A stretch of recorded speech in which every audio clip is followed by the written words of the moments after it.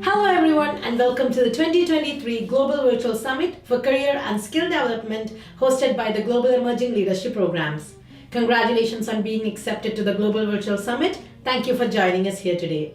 My name is Ashita Khan and I'm the Program Manager for the Global Ambassador Program here at GELP.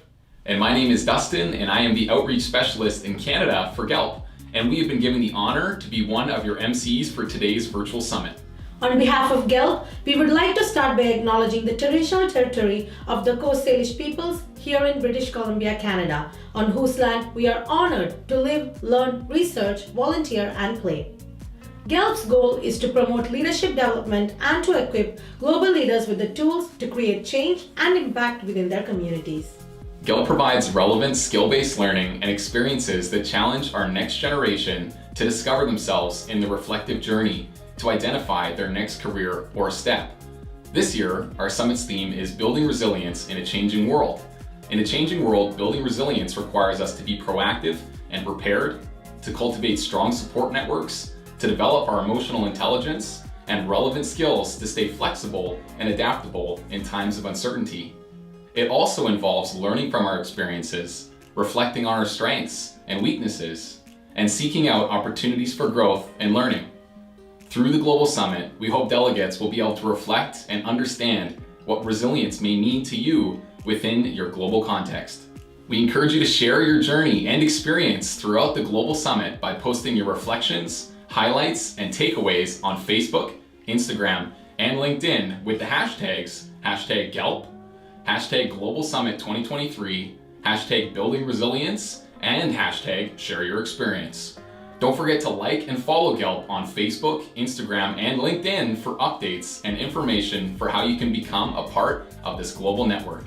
If you haven't filled out the pre-summit information survey, we encourage you to fill it out shortly.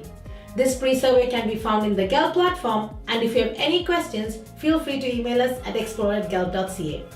In addition, each of you will have the opportunity to win up to $2,500 Canadian in tuition scholarship to any university, college, or professional development program in Canada, South Asia, or the world. You may be wondering, how do I apply for tuition awards? Firstly, you must attend the summit in its entirety.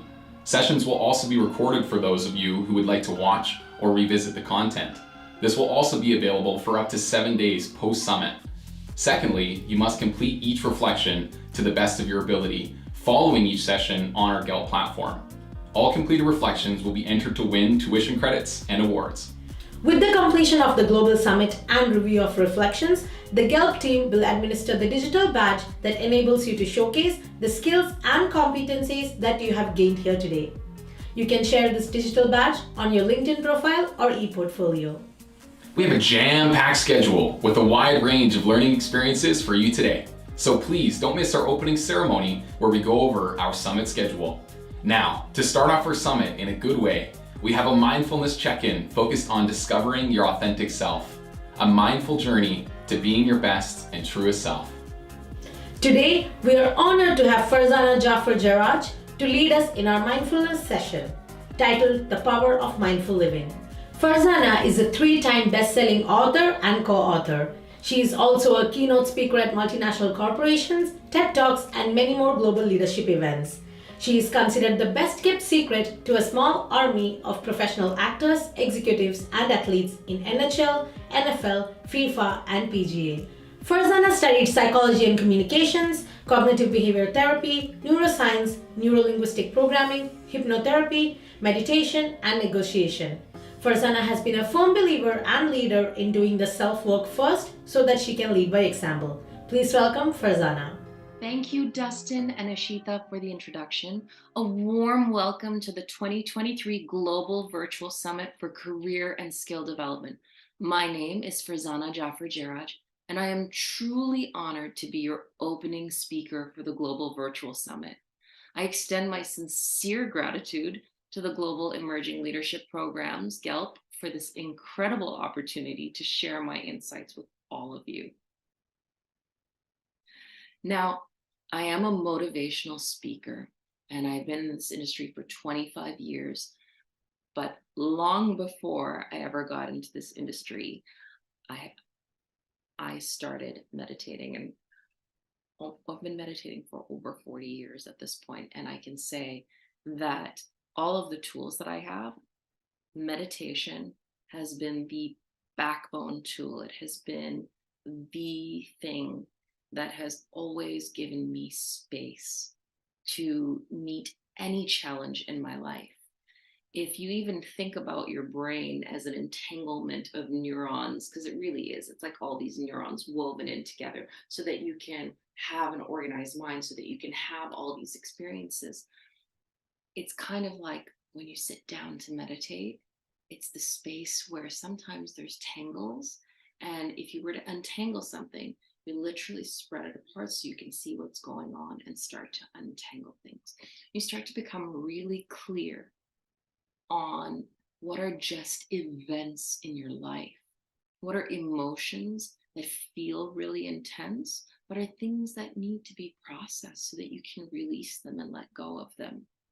And there are so many things that I can say to you about meditation, but you can always tune in and follow me on all the socials at Farzana JJ is my handle, and you can ask me any questions at that point in time.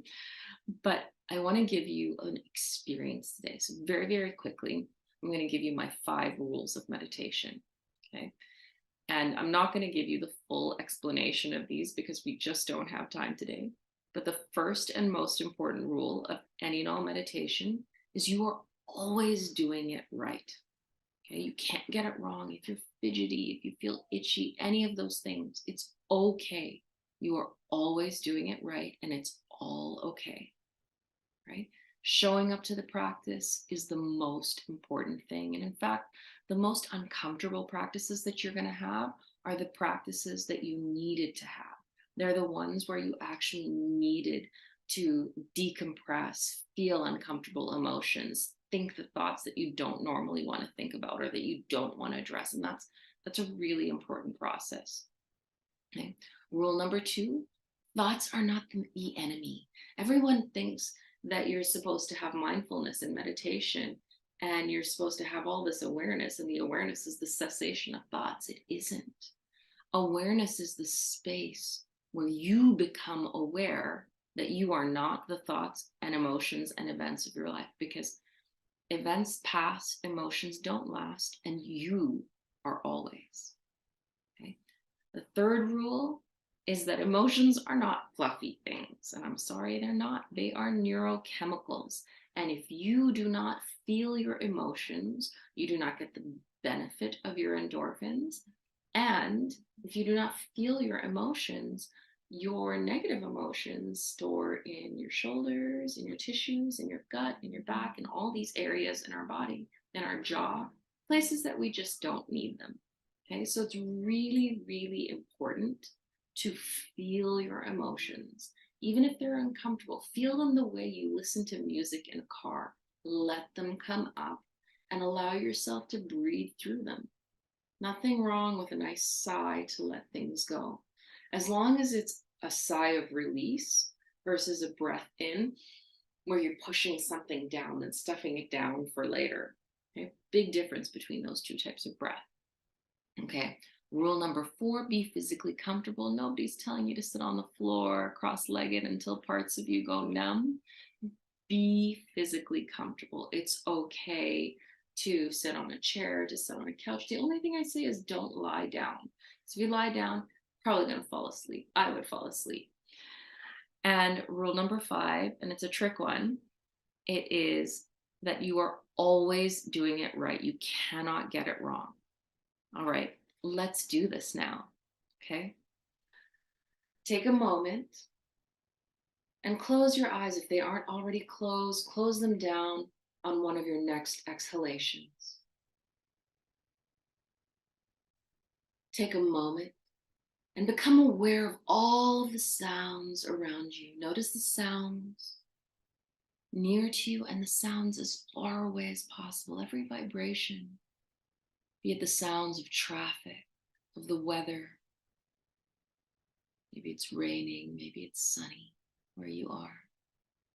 Even sunshine has a sound to it. just as rain makes sound on pavement. Maybe you hear birds in the distance, the hum of appliances, the little creaks and cracks of your walls. Perhaps you're noticing the sound of my voice, or the sound of your own voice in your mind as you take in all the sound, as your mind flits around between things that have just happened and things that are about to happen.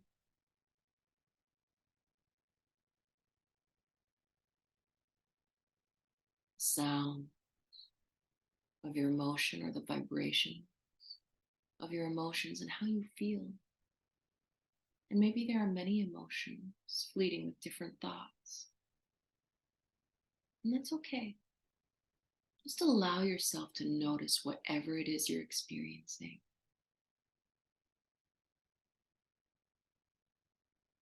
Take a moment to become aware of your physical body. Every part of yourself, from the hairs on your head, your eyelashes, down to the tips of your fingers and the soles of your feet, every bone, every muscle, every fiber. And become aware of your body and the way it breathes for you. Nothing to do. Just notice your breath. Notice how your body breathes for you naturally, easily, and effortlessly. Without any effort at all, your body breathes in, drawing in oxygen, life force, chi, prana, into your lungs. And that life force moves to your bloodstream, and with every beat of your heart, flows into every cell of your being. And as you exhale from your being whatever isn't serving you. Life force, prana, chi goes in, and carbon dioxide, and whatever doesn't serve you physically, mentally, emotionally, and otherwise flows out.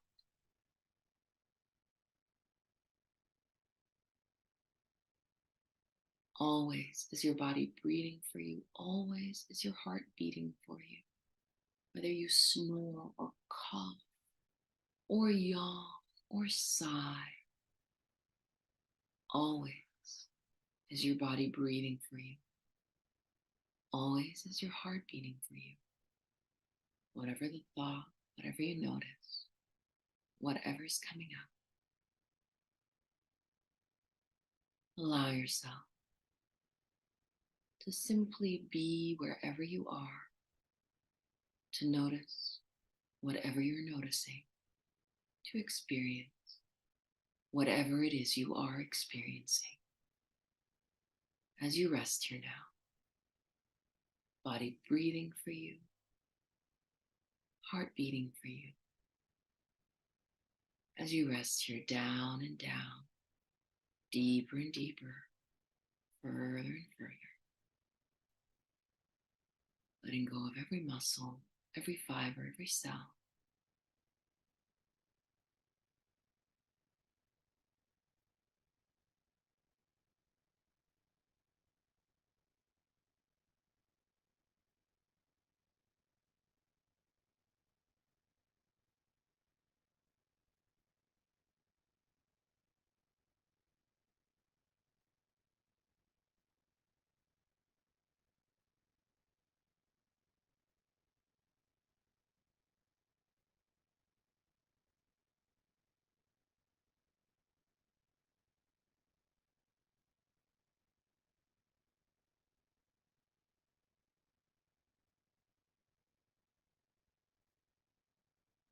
It's okay if your mind drifts or wanders.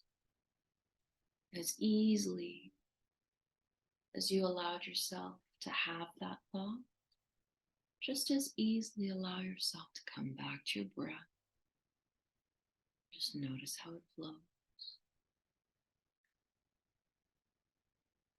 Your only job is to listen. So just as easily as you listen to the thought as you drifted up, Listen to where you are now.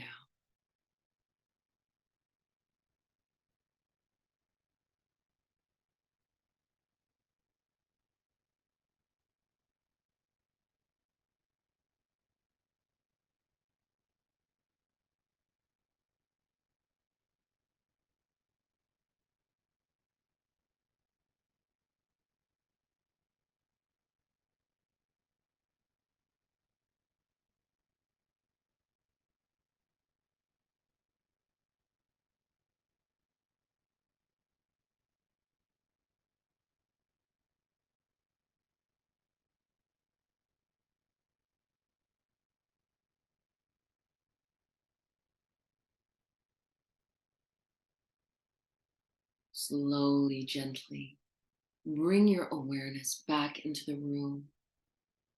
Bring it back into your physical body, to your breath as it flows naturally, easily, and effortlessly. You maybe find that your breath is so soft because it's so deep into your belly that you barely even notice it, and that's okay. Barely notice it until you notice that you need a bigger breath, and that's okay too.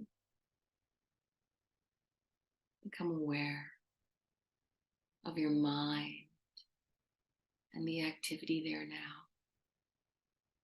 Become aware of your emotions and how you feel in this moment.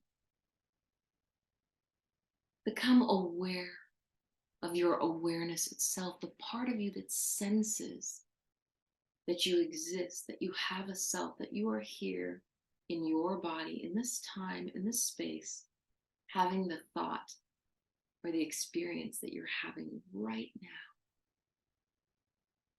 And with all of your awareness, I invite you to take the most beautiful, deep, deep breath into yourself and let it go. Take another beautiful, loving, deep, deep breath in. And sigh or yawn it out. One more big, beautiful, deep, deep breath in. And really just let it go. Slowly, gently open your eyes. Take a big stretch with your hands and look up to the ceiling and say, I feel wonderful. All right. I know you all did amazing because of rules 1 and 5. You're always doing it right. But also, I challenge you. So many people, even after I say it's okay to have thoughts, think that they shouldn't have thoughts. So here's my question. Even if you had lots of thoughts, how many of you, put your hands up, how many of you feel better now than when you started? And that is the real purpose of this. It doesn't matter if your mind is busy. It doesn't matter if there's lots going on. The more you can allow yourself the space to just simply sit and observe, it's like having an empathetic conversation with yourself.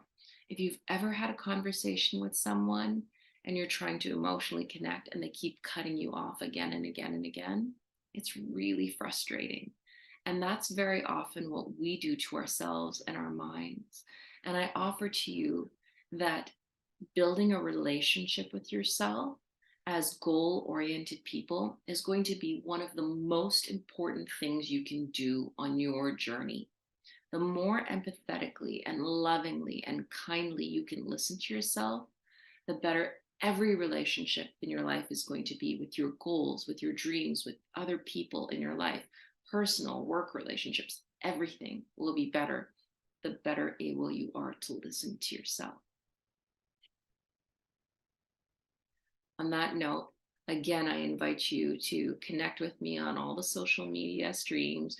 You can ask me any questions. I do have a book, I Cheat at Meditation, if you guys want it. But to all the summit delegates, I offer my warmest congratulations. Your presence here today demonstrates your commitment to personal and professional development. We encourage you to actively participate engage with the sessions, and embrace the wisdom shared by our esteemed speakers throughout the summit. As we conclude this workshop, I wish each and every one of you the utmost success on your journey of self-discovery. Thank you so much for allowing me to share this experience with you, and I will pass it back to Dustin and Ashita. Thank you, Farzana, for hosting and leading us in such a good way as we start today's summit. Summit delegates, as we conclude our first session, we encourage you to think of how you can prepare your mind, heart, and body to learn and share from what you experienced today. Think of how you can apply these learnings to better yourself as a leader, but also how you can take these learnings into your local community and create community impact. All right, delegates, be ready to transition to the opening ceremony found in the GEL platform under Summit Session 2. We encourage you to take some time to fill out your reflections as each session concludes. See you at opening ceremony.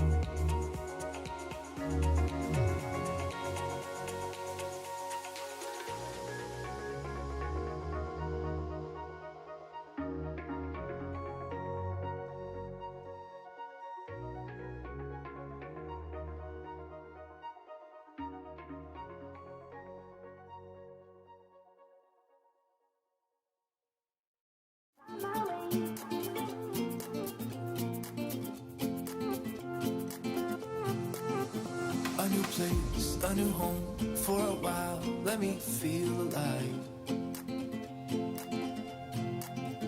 Nothing to hold me back, take my time, just enjoy the ride. A new man passing by, life is good, best I've ever felt.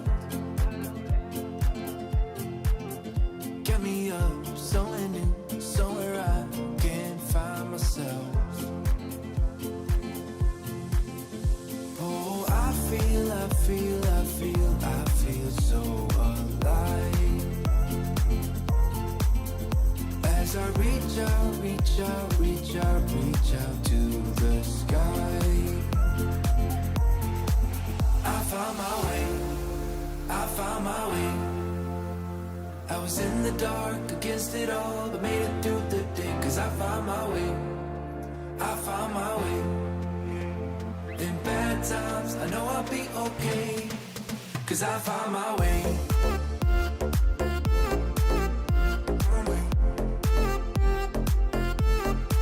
Cause I found my way.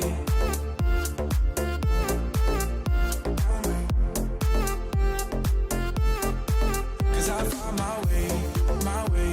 Found my way. Cause I found my way. My way.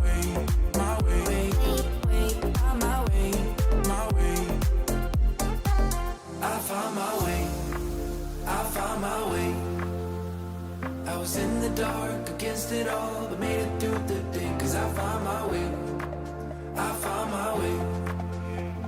In bad times, I know I'll be okay. Cause I found my way.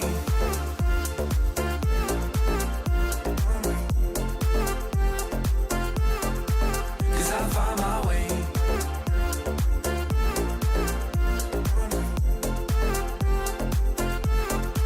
Cause I found my way.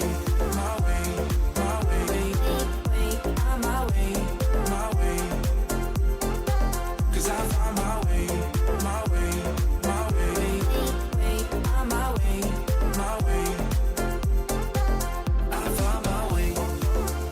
found my way. I was in the dark against it all, but made it through the day. Cause I found my way. In bad times, I know I'll be okay. Cause I found my way.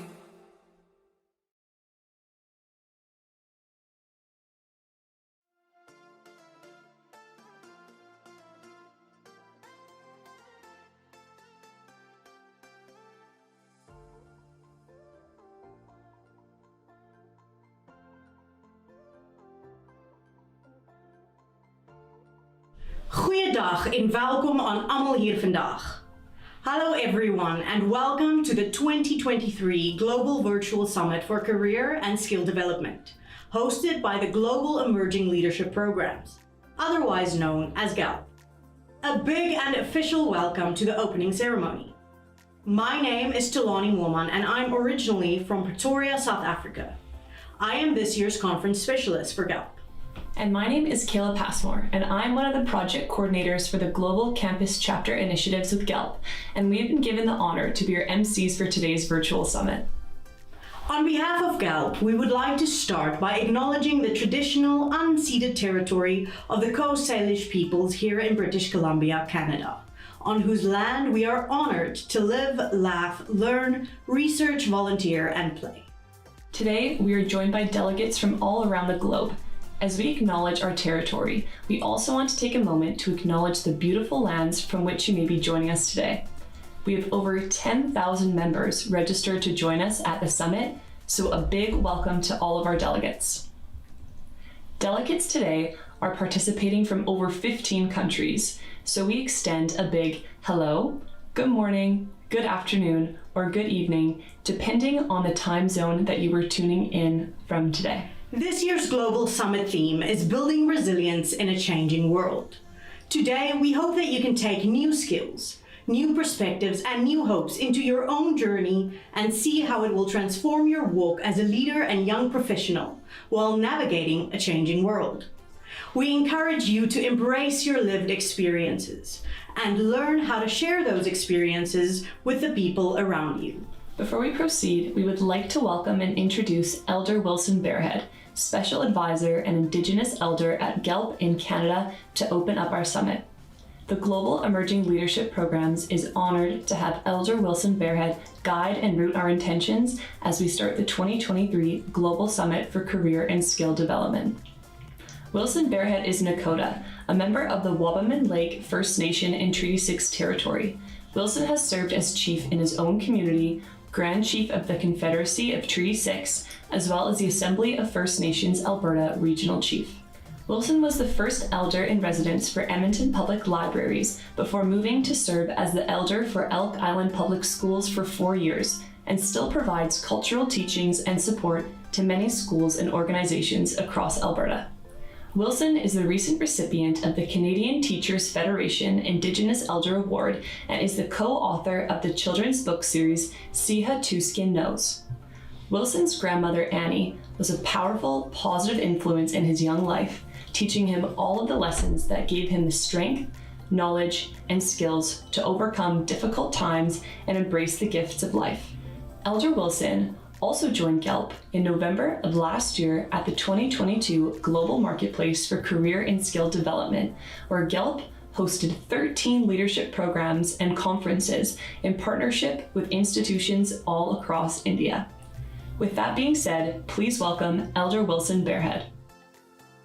On behalf of the Global Emerging Leadership Programs, we are so honored and humbled to welcome Elder Wilson Barehead with us here today. Elder Wilson, or as we know as Uncle Wilson, is Nakota and from the Wabamun Lake First Nation. And part of their tradition is honoring their elders with a tobacco tie in providing a welcome and sharing the knowledge. So we're so honored today to provide this tobacco tie to Uncle Wilson for him being here with us today and sharing his knowledge with us as we open the Global Virtual Summit. Thank you.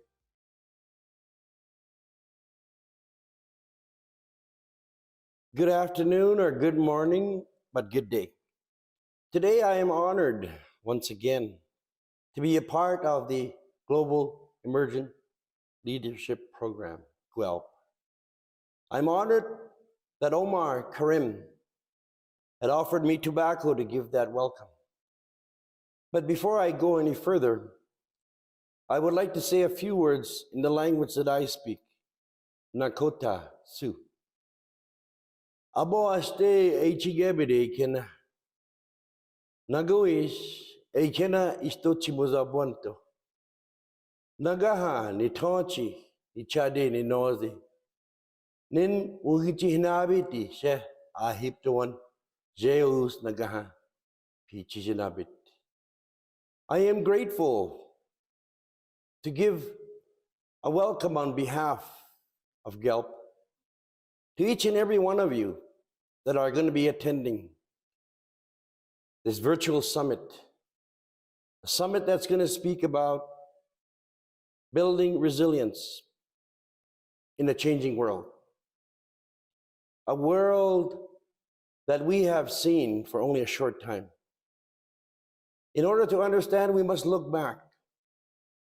What does resilience mean? The experience that our ancestors felt, and the lessons learned. Not only did we get that experience, but we also learned the strength that came with it, with that experience. And for many of us, the belief that our people had, from which part of the world we're from, that is very important.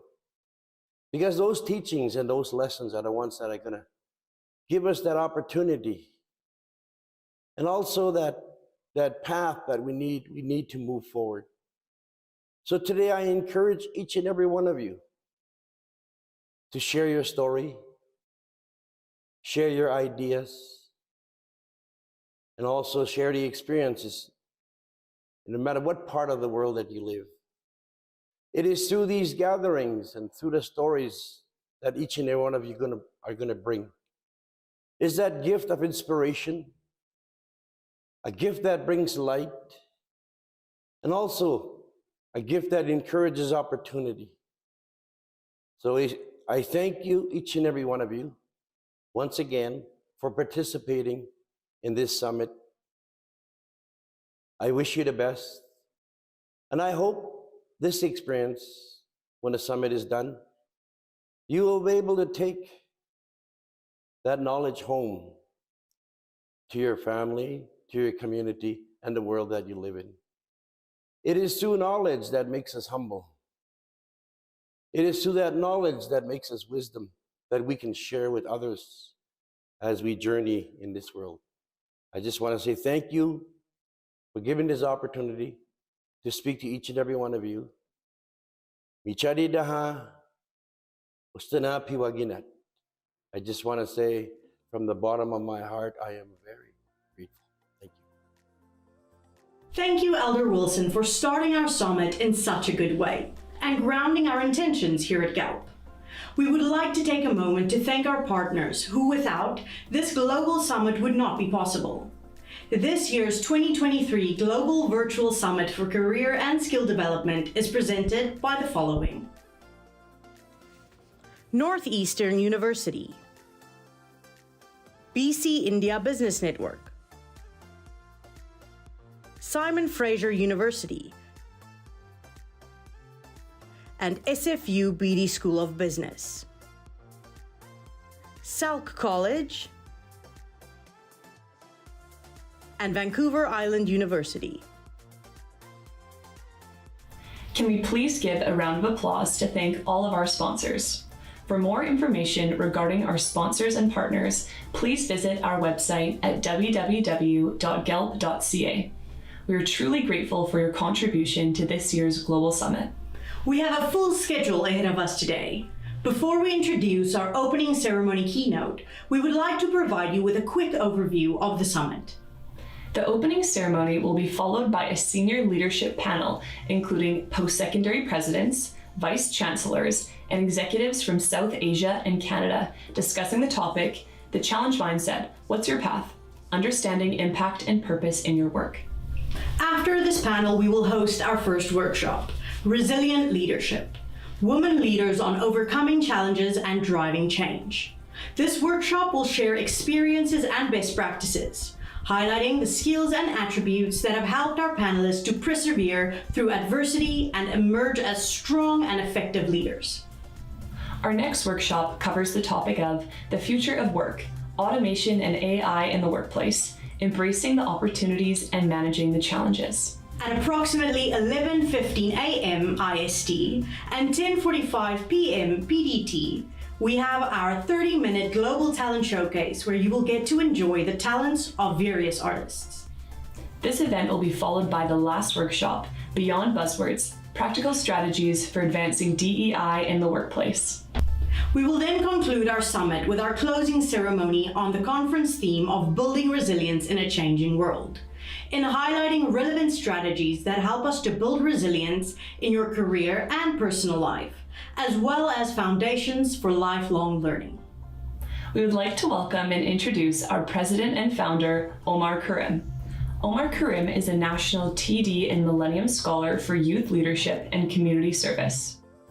He is an I-STAR national recipient and received multiple awards for arts, culture, youth leadership, and community service. Omar is a recipient of the TD Champions Award and was the MVP at Canada's Next Impact Apprentice Business Competition and received the Citizenship Award. He is a National Director and National Education Lead in Canada for Post-Secondary Engagement and Initiatives for the Moose Hide Campaign Development Society.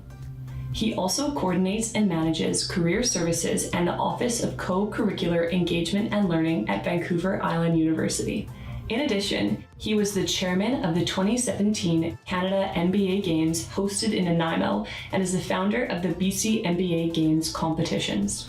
Omar has traveled internationally and works with young leaders from post-secondary institutions to create pathways to support skill and career development. Omar has completed his Master of Business Administration, his Master of Science in International Business, and he is currently completing his doctorate in higher education with a focus on understanding Indigenous perspectives in co-curricular learning and engagement in Canada. Please welcome Omar Karim. Kemcho, Jambo, and Ya Alimadat. and welcome to the 2023 Global Virtual Summit for Career and Skill Development. My name is Omar Karim, and I'm the founder and president here at the Global Emerging Leadership Programs, GELP. On behalf of GELP, we would like to start by acknowledging the traditional territory of the Coast Salish peoples here in beautiful British Columbia, Canada, on whose land we are so honored to host the 2023 Global Virtual Summit for Career and Skill Development. Thank you, Elder Wilson, or as we would say at GELP, Uncle Wilson, for starting us off in such a good way and for grounding our intentions here at GELP. An official welcome to all delegates attending today's Global Virtual Summit. We have delegates coming from 15 countries, close to 10,000 delegates who are joining us here today. So official welcome to you all and acknowledging the lands and territories that you are joining us here today for the summit. For those who may not know, GELP is a social enterprise aimed at developing leadership programs for students and young professionals. Our goal here at GELP is to promote leadership development and to equip global leaders with the tools and skills to create change within their communities. GELP's vision is to support young leaders to build global connection and to bridge the gaps between relevant skills and new careers. We are all about igniting the new skills economy through global conferences, workshops, and leadership programs. GELP values lifelong learning as a fundamental principle to leadership development and personal growth. Today, we gather from every cornerstone of the world, connected through technology and a shared vision to explore the importance of building resilience in a changing world. In this era of rapid transformation, our global community faces an array of challenges that require us to adapt and thrive in the face of these challenges and in the face of uncertainty. From technological advancements and economic fluctuations to social and environmental shifts, the winds of change blow fiercely, demanding that we evolve alongside them. At GELP, we believe that resilience is an important aspect to unlocking your door of success in this ever-changing landscape. Resilience is the capacity to bounce back from adversity, to face challenges head-on, and to find opportunities within setbacks. Building resilience is imperative for individuals, communities, and societies at large. Today, as we embark on this remarkable journey together, let us recognize the significance of resilience of our personal and professional lives. It is with this notion of resilience that allows us to navigate through uncharted territories, to embrace uncertainty with courage, and to transform challenges into stepping stones towards growth. When we speak about the Global Virtual Summit today, building resilience goes hand in hand with career and skill development. It's not just about learning new techniques and acquiring knowledge. It's about fostering the mindset and skill set necessary to adapt, to innovate, and to thrive in the face of change. Today, the Global Virtual Summit provides us with a unique opportunity to come together as a global community to share our experiences, insights, and best practices in building resilience. Throughout the summit, we will engage in thought-provoking discussions, interactive workshops, and collaborative sessions that will empower us all to face the future with confidence and adaptability. This year at the Global Virtual Summit, we are excited to announce GELP's new inclusion partner, the Delegates School for Blind Girls. We had an amazing opportunity to visit the students at the 2022 Global Marketplace for Career and Skill Development, which was an in-person multi-city leadership tour in partnership with universities, colleges, and corporations all across India. Introducing the Delegates School for Blind Girls and the work that we did at the Global Marketplace.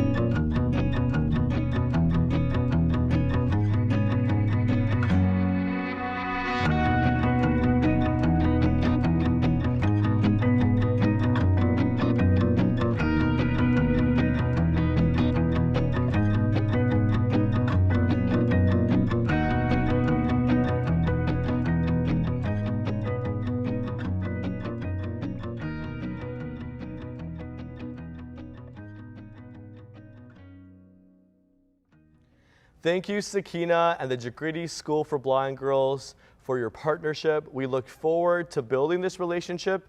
And for everyone who is tuning here today, stay tuned for more details as this partnership unfolds with the Jagriti School for Blind Girls and GELP. The 2022 Global Marketplace was an event and leadership program that took place across 9 cities with 22 global speakers, which included Indigenous elders, Indigenous knowledge keepers from Canada, academic professionals, academic researchers, and social innovators who conducted panels and leadership programs in partnerships with universities and colleges all across the country. The Global Marketplace met over 22,000 students and young professionals in person and hosted programs that allowed for leadership and skill development programming to sharpen their understanding of cross-cultural Indigenous knowledge and skill development initiatives. Many of GELP's universities and college partners in India include, but are not limited to, and today we'd like to acknowledge some of our Global Marketplace partners: Mumbai University, as mentioned earlier, the Jagriti School for Blind Girls, Christ University, Rajagiri Center for Business Studies, Sri Sairam Group of Institutions, Loyola Academy, Ames Institutes, Chandigarh University, CIIS in Chandigarh, Sastra University, and ITM Group of Institutions. These were some of our partners that we'd like to recognize in terms of the Global Marketplace. And we've talked about this marketplace, but you're probably wondering, what really was it? So we'd like to take a moment right now to showcase to all the members who are attending the virtual summit today highlights of the 2022 Global Marketplace for Career and Skill Development.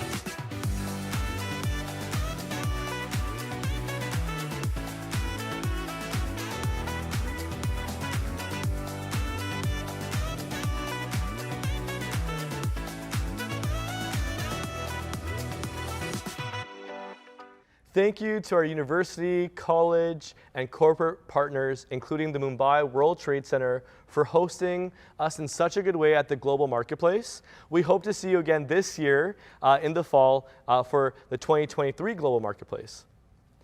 Today, as we end the opening ceremony for the Global Virtual Summit, we'd like to leave you with 3 questions.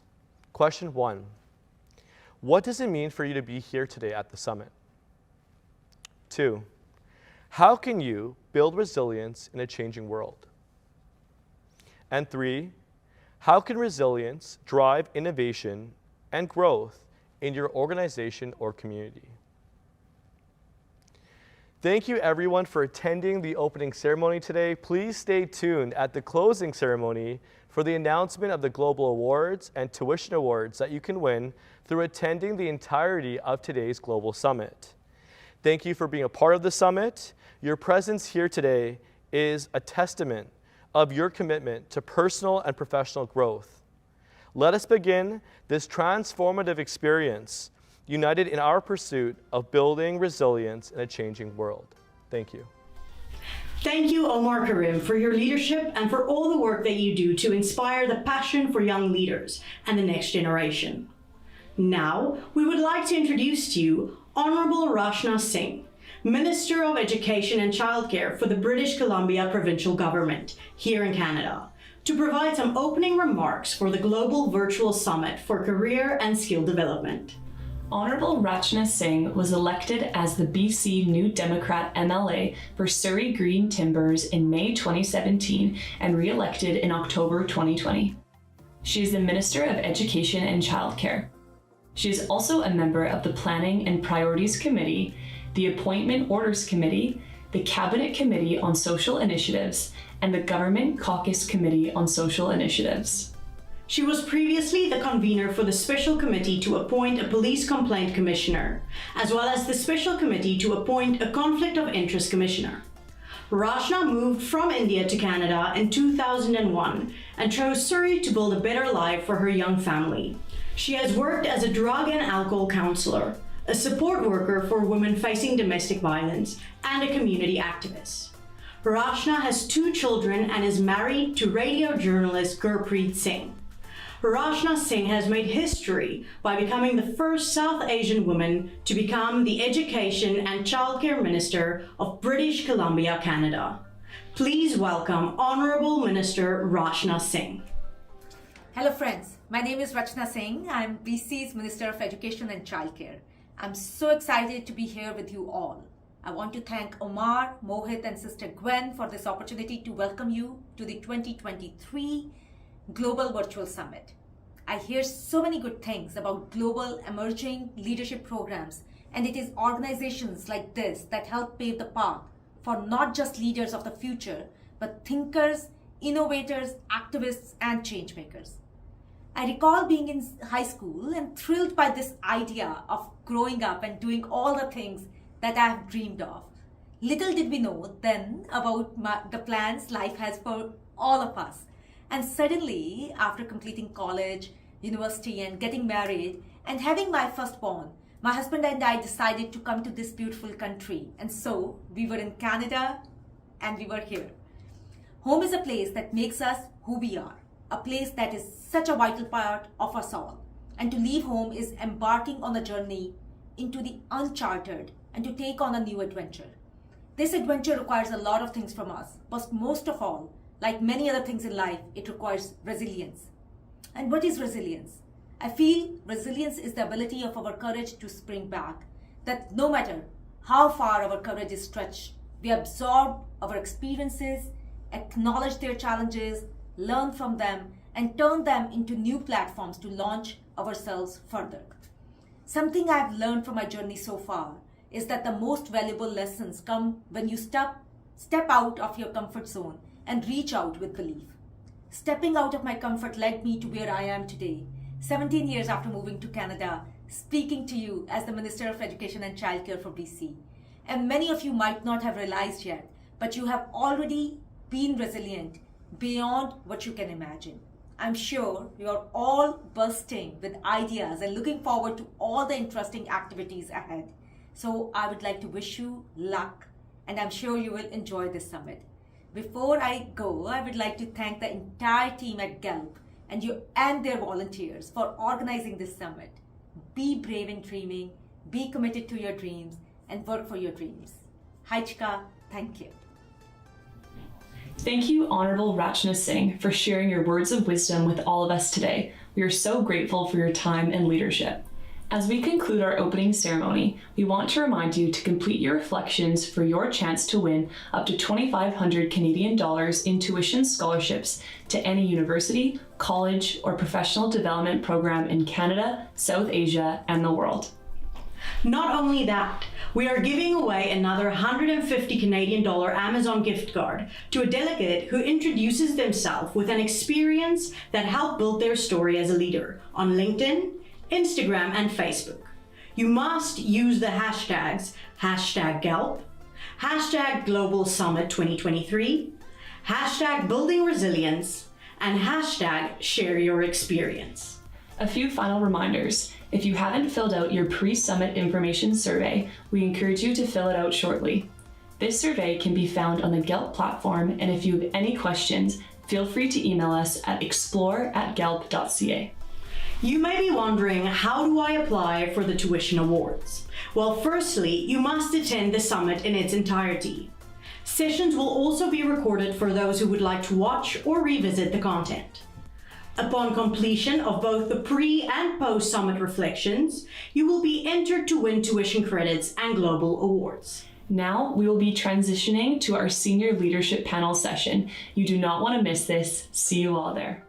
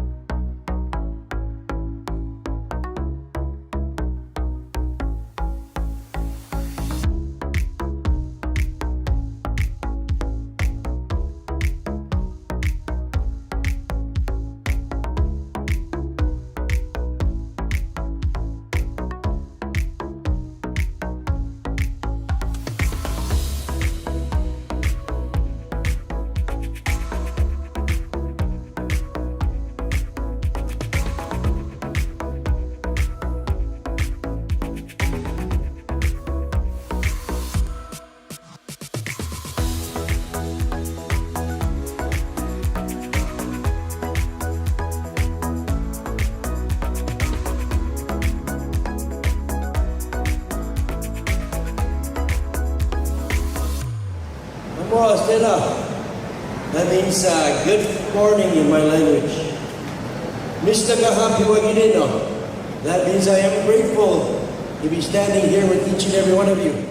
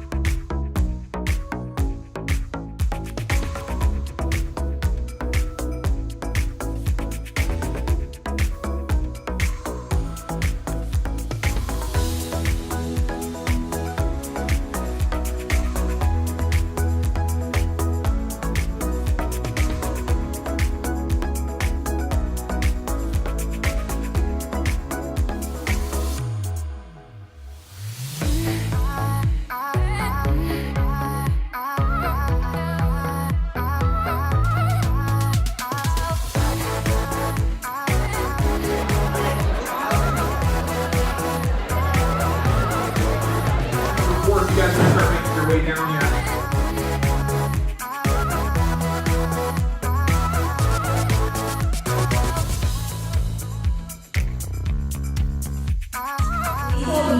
Welcome Omar Karim. Start the video on my traditional language by saying Kemcho, Jago, and Ga'alimuda.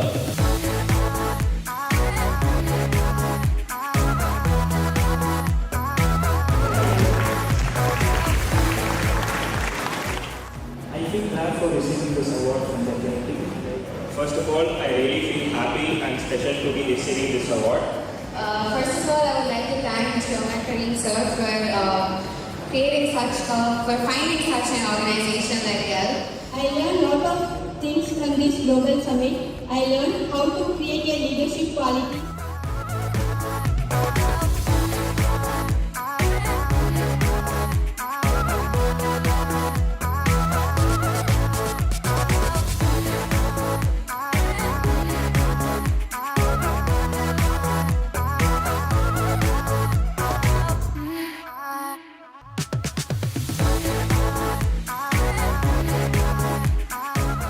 Cultural, tradition and technology will win. Communists are accepting it. And Sara is always giving equal importance for cultural, technology and tradition.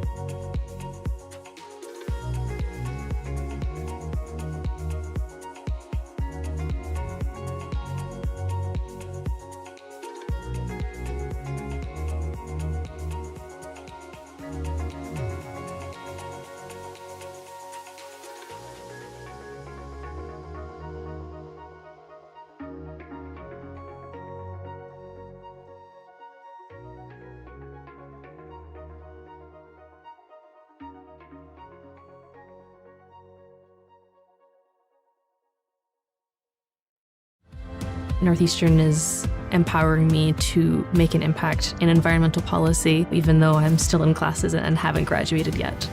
At Northeastern, my job isn't just to teach, it's to connect our graduate students to real opportunities. I'm not only an executive, I'm an alumni. My connection with Northeastern is to find talent, and that talent could be you.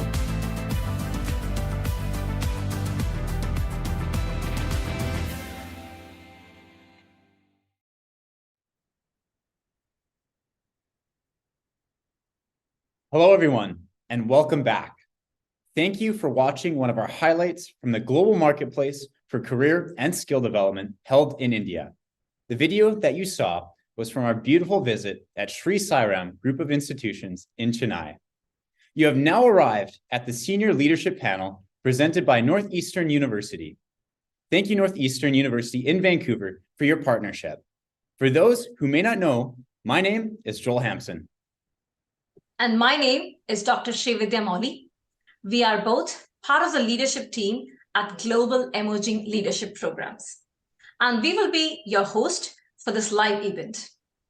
Our team is excited to get started. But first, we wanted to say thank you all for tuning in from around the world. It is an honor to have so many of you in our live audience today. Make sure to tag us in your social media posts for LinkedIn, Facebook, and Instagram using the hashtags #GELP, #Global Summit 2023, #Building Resilience, and #Share Your Experience to be entered in our social media contest to win a $150 Canadian Amazon gift card, and also to receive your digital badge for attending the Global Virtual Summit. You must fill out your pre- and post-summit survey. Now, a quote from Praneeth Kumar Gurappu, who's one of our delegates, share their experience on what does building resilience in the changing world mean to you. And I quote, "Building resilience in a changing world means equipping oneself with the skills and mindset needed to adapt, overcome, and thrive in the face of adversity. It entails being able to respond flexibility and constructively to challenges, setbacks, and unexpected changes while maintaining a positive outlook and a sense of purpose." Thank you, Praneeth, for your submission. At this moment, it gives us great pleasure to introduce our moderator for the leadership panel, Dr. Carrie Chassels. With a PhD in education administration, Carrie Chassels has been leading transformative change in post-secondary education for more than 20 years. As an educator and senior leader at the University of Toronto, Vancouver Island University, the University of Guelph, and Northeastern University, Dr. Chassels has a proven track record of teaching and executive leadership with emphasis on social and educational equity as foundations for organizational change, continuous improvement, and student success. Dr. Chassels is particularly committed to fostering educational and workplace ecosystems that optimize the strength of diversity, especially the cultural, linguistic, experiential, and humanistic strengths of Indigenous peoples and newcomers to Canada. Dr. Carrie Chassels is one of our special advisors at GELP. She has been such an inspiration to the GELP team. That being said, please put your virtual hands together for Dr. Carrie Chassels. Welcome, and thank you so much, Joel and Dr. Mooley and the GELP team for welcoming me in such a good way. I'm so honored to be here joining you from Canada in the city of Mississauga, which is part of the Greater Toronto Area, located on the treaty and traditional territory of the Mississaugas of the Credit First Nation, the Haudenosaunee Confederacy, the Huron-Wendat, and the Wyandot Nations. This region is stewarded by the Dish with One Spoon Covenant, established by the Anishinaabe, Mississauga, and Haudenosaunee peoples with the deep understanding that Mother Earth has provided us all with the same bowl from which to eat and one spoon to use for our human sustenance. The Dish with One Spoon Covenant is a commitment to taking only what is needed from the bowl so that others may also be nourished, and leaving the spoon clean for those who come after us. We have some well-distinguished panelists today who will share their thoughts, perspectives, and learnings around our theme for this session, the challenge mindset. What's your path? Understanding impact and purpose in your work. Today, our hope is that our panelists will inspire and equip you with actions and reflections to embrace challenges, navigate uncertainty, and find meaning in your work. The panel experts will share their insights in how to develop a challenge mindset, find purpose and fulfillment in one's career, and how to make a positive impact in the world. I would like to now take the opportunity to introduce our panelists and their opening remarks. After the panelists provide their opening remarks, this will then be followed by a short question and answer session. And we ask you to submit your questions on the GELP platform under the discussion post tab. Joining us from South Asia are Dr. Sunil Birud, I must apologize, Dr. Sunil Birud, Acting Registrar for the University of Mumbai in India. Dr. Birud is an established academic and professional in the dynamic realm of computer engineering and IT. He is the Acting Registrar of the University of Mumbai, and as Deputy Director and Registrar at VJTI Mumbai, he inspires young minds while also serving as a revered professor in the Department of Computer Engineering and IT. With an impressive academic background encompassing a PhD, ME, BE, and DEE, Dr. Birud brings a wealth of knowledge to his diverse roles. His passion for education extends beyond teaching, as evidenced by his exceptional leadership as the former head of the department and director at AICTE. Dr. Birud's extensive industry experience as an R&D engineer at Bosch India Limited adds practical expertise to his academic prowess. Recognized for his exceptional contributions, he has been honored with prestigious awards in e-governance and research. Dr. Birud's bio serves as a testament to his accomplished career, making him an inspiration for young delegates in the field of computer engineering and IT. Thank you, Dr. Birud, for being here today. Also joining us from South Asia is Dr. Mohan Rao, who is the chairman of the Western Region Education Task Force at Confederation of Indian Industry, CII. Dr. Rao is a pioneer in social media and has played a catalytic transformational role in the field of education by investing and actualizing his potential. Dr. Rao is an electrical engineer from BITS Palani, PGM-SM from Delhi University, PGDBM from XLRI Jamaspur, with a gold medal in economics and a PhD from the University of Mumbai. He has over 3 decades of experience in a variety of products and markets as Vice President, Dishnan DSL, CEO, Datamatics, and Deputy General Manager at Godrej & Boyce.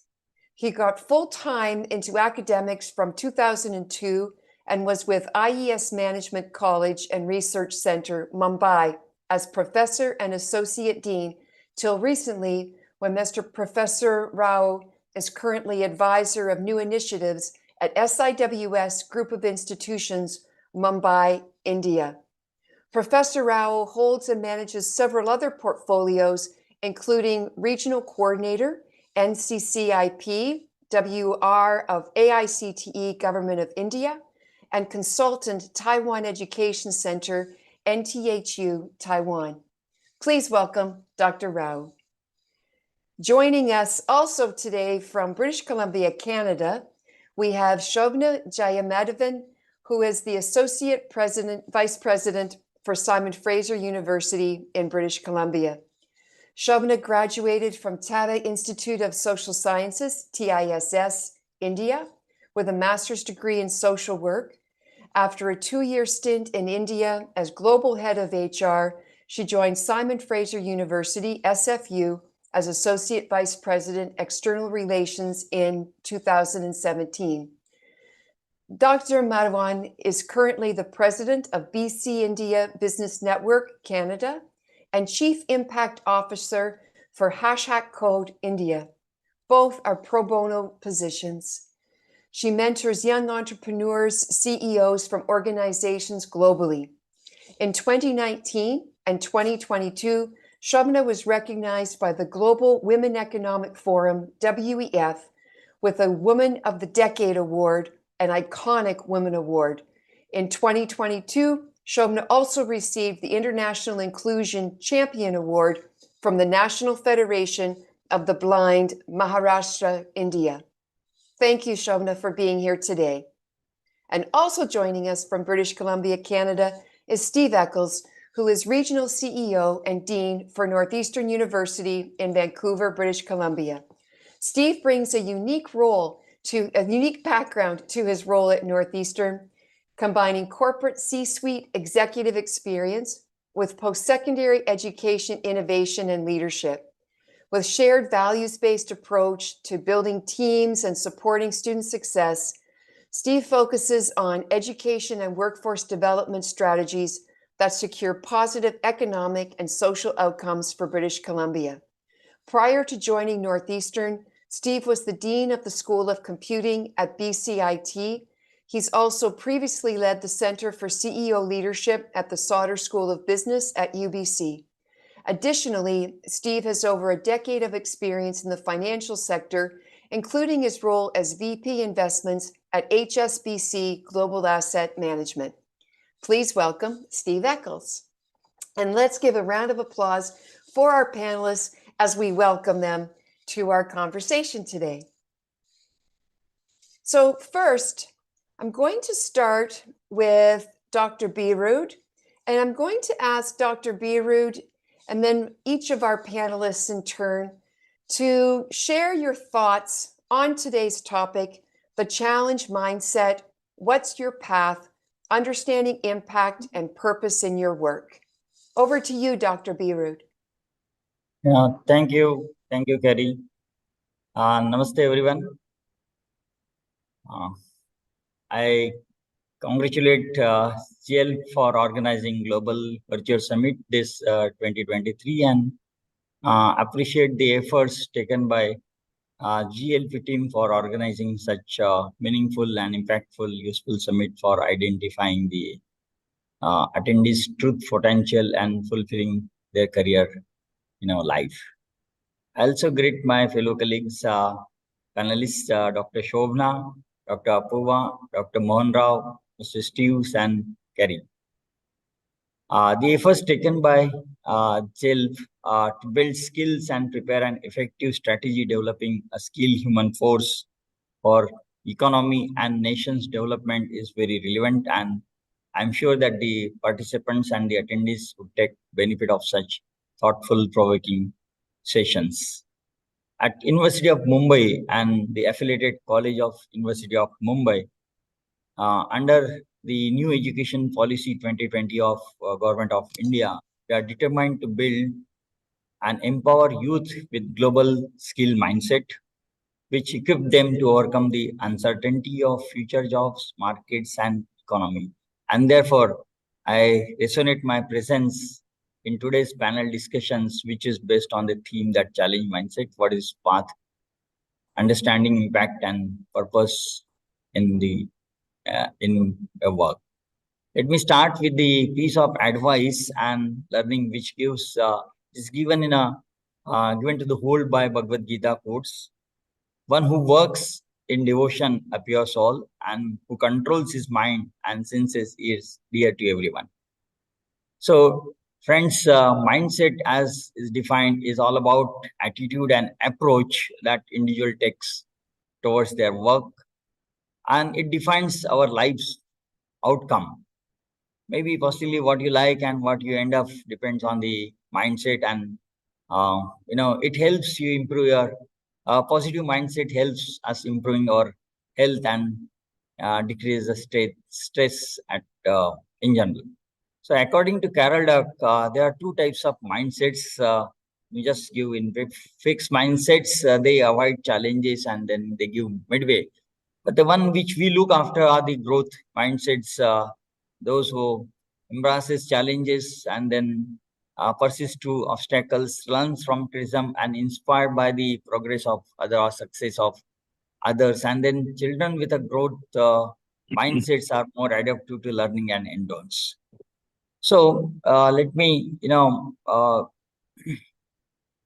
you, today the major challenges which we are being faced in society, nation, or workforce in general are not work related, but they are mindset related challenges. And the ILO OCD report states that in many G20 countries, the composition of employment is shifting towards jobs that require high level of cognitive and socio-emotional skills or are characterized by non-standardized tasks, while jobs with high routine kind of contents are being automated.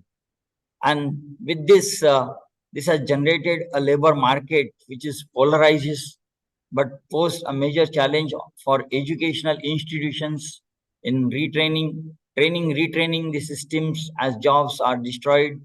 Every 3 years, the job profile is changing, and that has created a requirement for very different skill sets and the skill trainers as well. A transition which is provoking, particularly challenging for low-skilled peoples needing a significant reskilling, retraining, and facing major financial and non-financial barriers to participate. So the National Education Policy 2020 of India, it emphasizes on development of creative potential of each individual and is based on the principle that education must develop not only critical thinking and problem solving, but also social, ethical, emotional capabilities and dispositions among the students. There's a need to develop mindset which not only helps individual to lead their fulfilling life, but to encourage them to create their own path for success. So these are some of the inputs for developing a challenging mindsets which improves performance. What I'll say is beliefs are the keys to happiness. I have my own experience when, in India we have diversified, diversified, demographic base, and then there are more than 10,000 plus technical institutions across India, and around 30 lakh students, taking admission every year. And then all those institutions were working in silos, and then as a director at AICT, I could lead a team to manage, and brought all of them on a single portal. We developed a portal for all those institutions and captured each and every minute details, all the details of the faculty, students, teachers, and then the infrastructure facilities available for teaching, learning, research, and all that. And the end effect is with a single click of a button, the institution can print their report. Students can visualize, they can walk through the institutions and then find out what is good and what is bad in that institutions. And that's how we believed that yes, we can do, and then that we did in 2010, and the same is still in working. What I also believe is interaction and collaboration within the people that also helps us in changing mindset, specifically interaction with teachers, trainers, professionals that would help to develop the challenge mindset and clearly develop the pathway for the life and the purpose of life.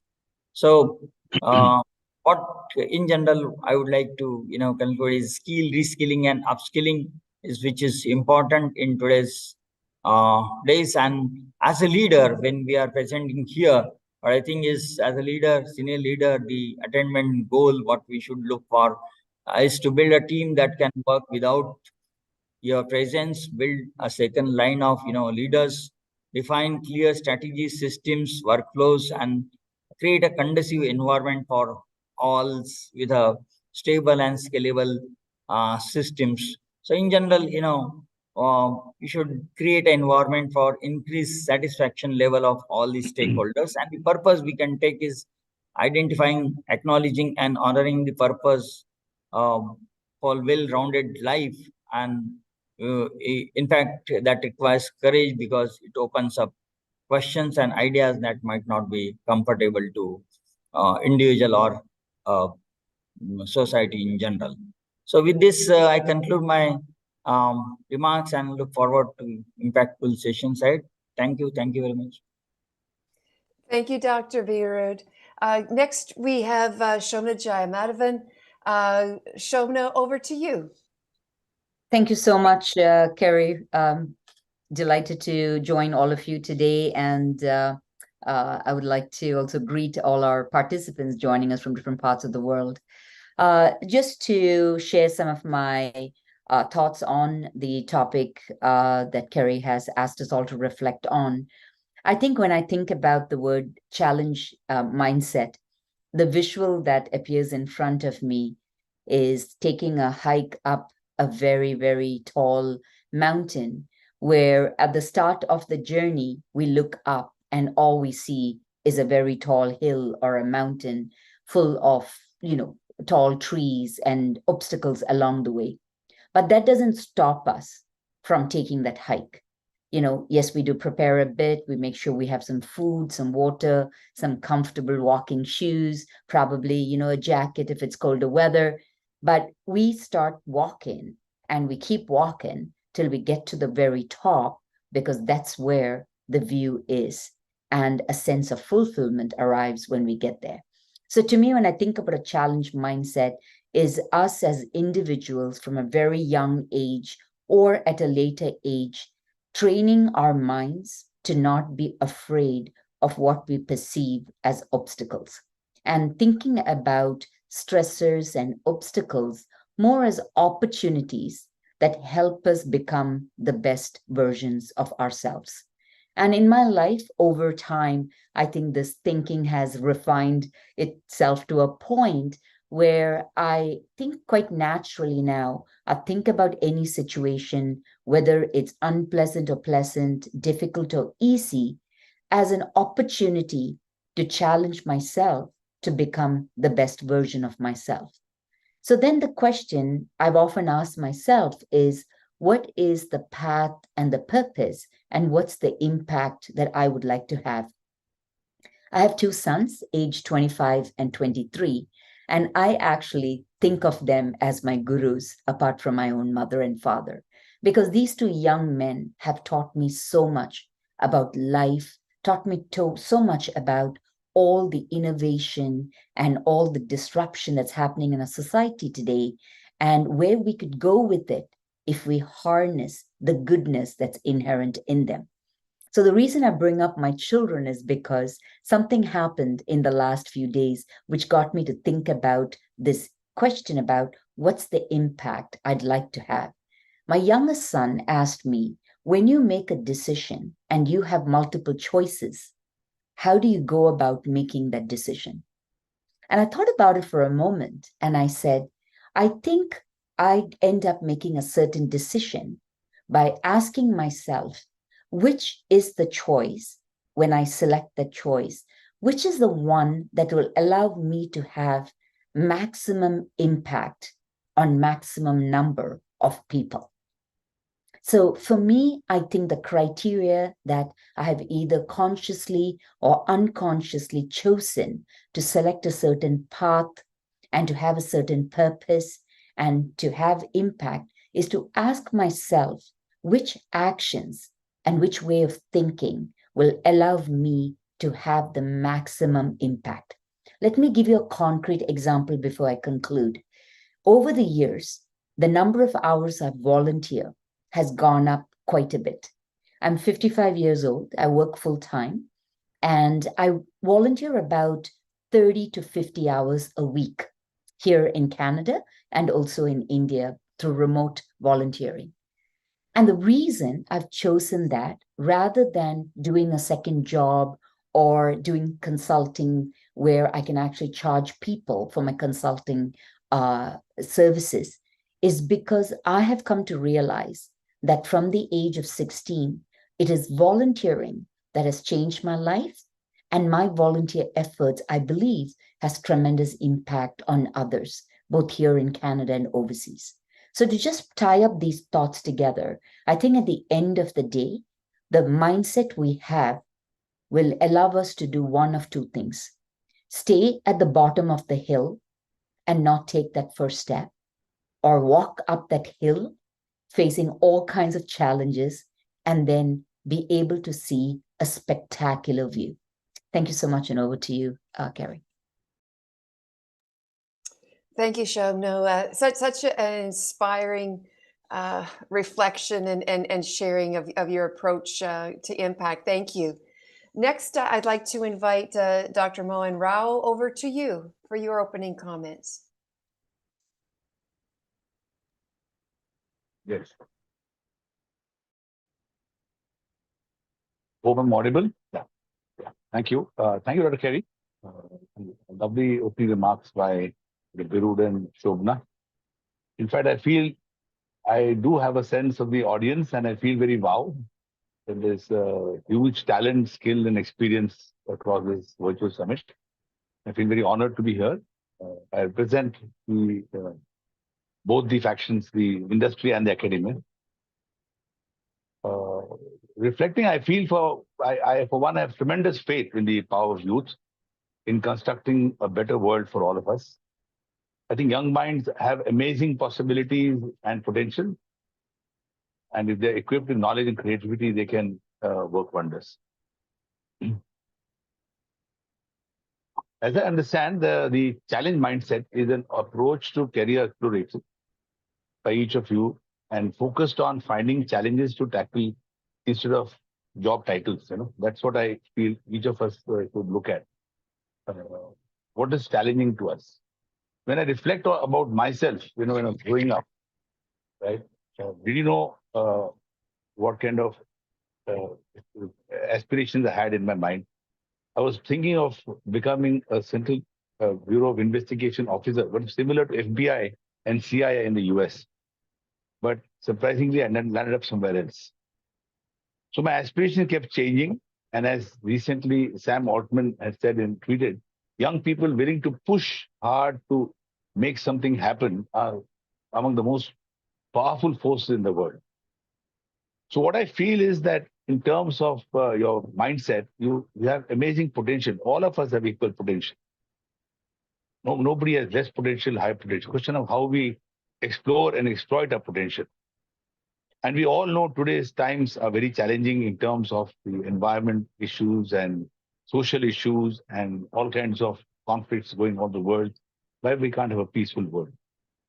So you need to work on that aspect of challenge, right? What do you want to be when you grow up, right? When we ask this teens, many of our teens around us, they want to be what they want to be when they grow up. They think they need to pick up just one thing for the rest of their lives. That's quite bad. That's not very correct. So you young people should see that your future as full of opportunities. And you should not get hung up on a job title or in terms of a position in life. Things can keep evolving and things go on.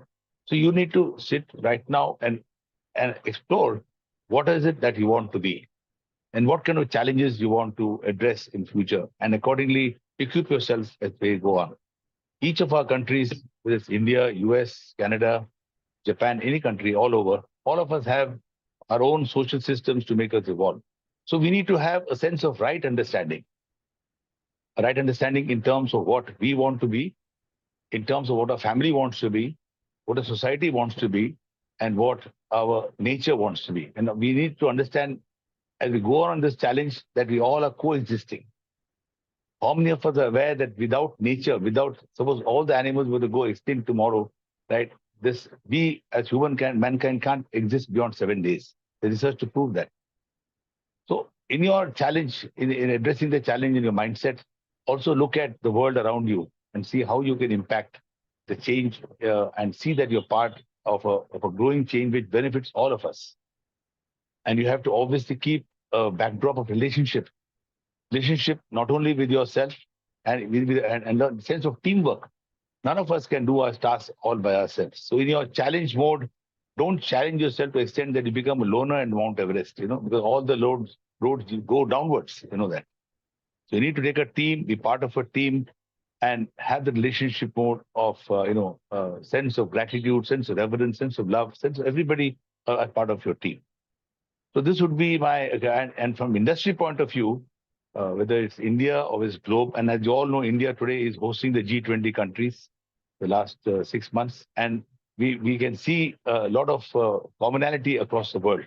And that is that the industry is no exception to who you want. They want those who are clear about their aspirations, about their goals, right? They're not going for titles, right? And if I reflect on what I've become and how I evolved myself, I never looked at title, looked at challenges, and keep growing with the challenges as the world goes on. Because the world will go on with or without us, but we have to make a better world for all of us. Thank you so much. Over to Dr. Carey. Yeah. Thank you, Dr. Rao.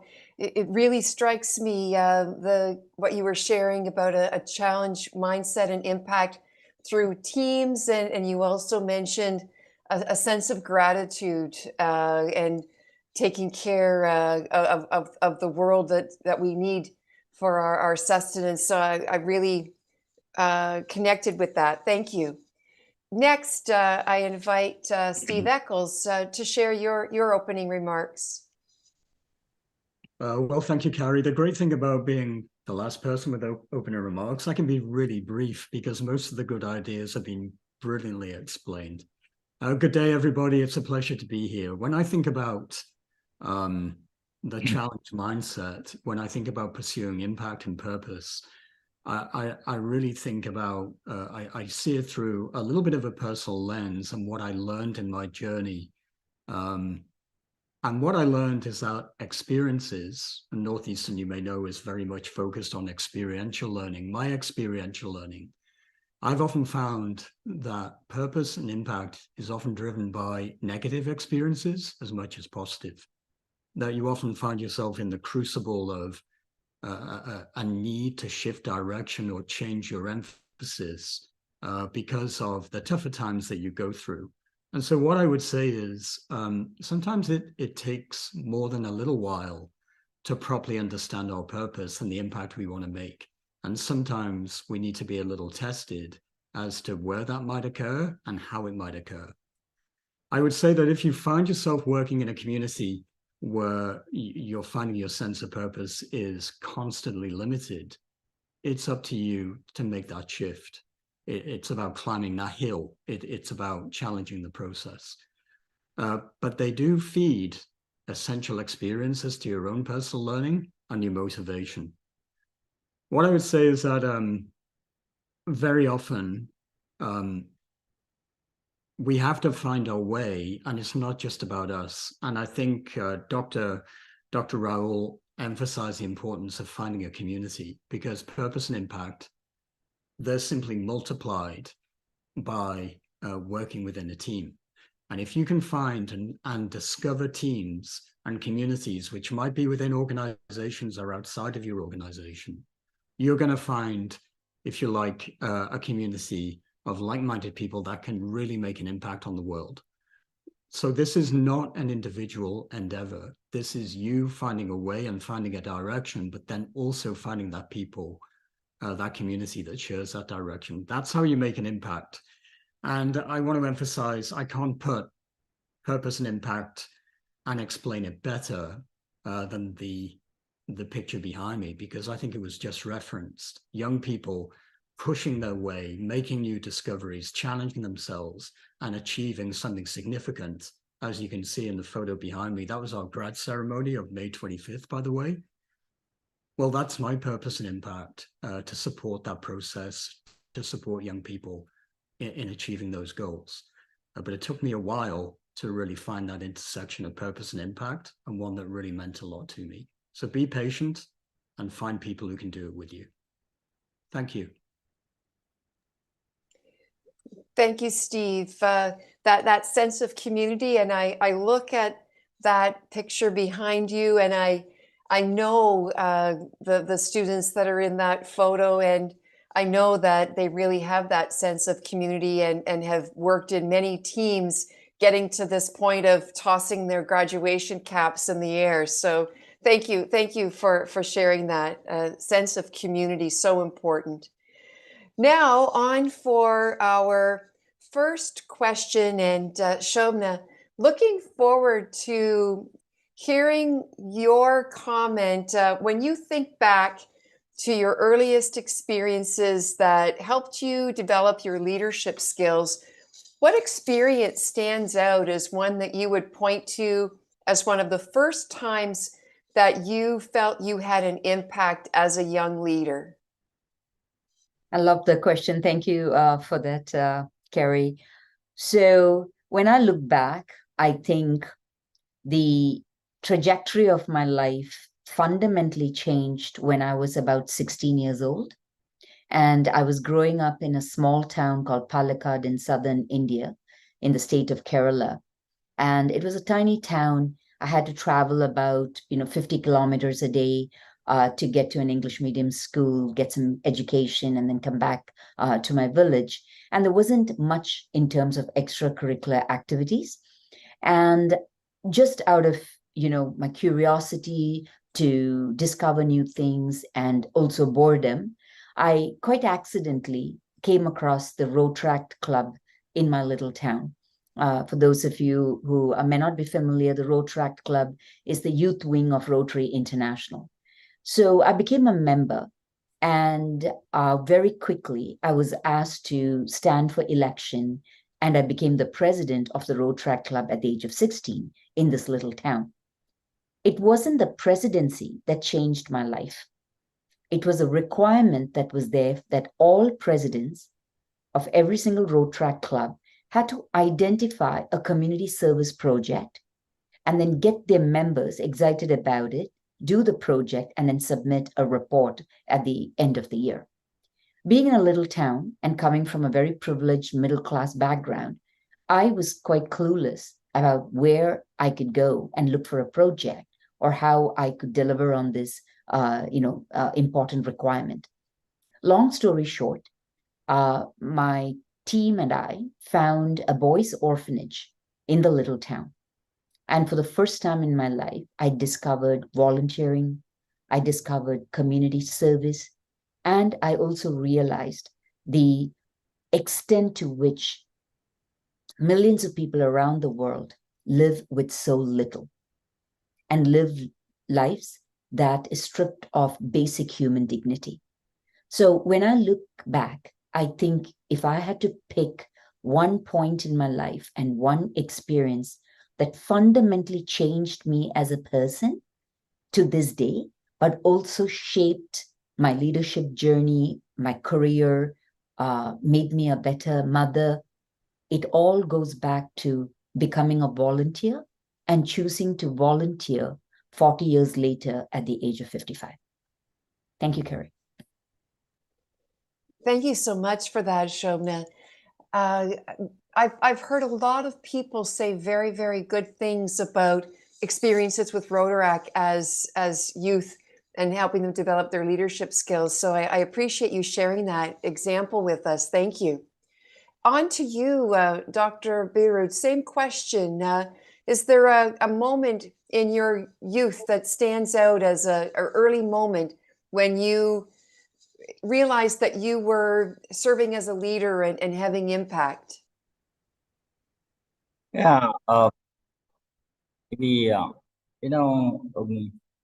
as as a professor, faculty in a institute, there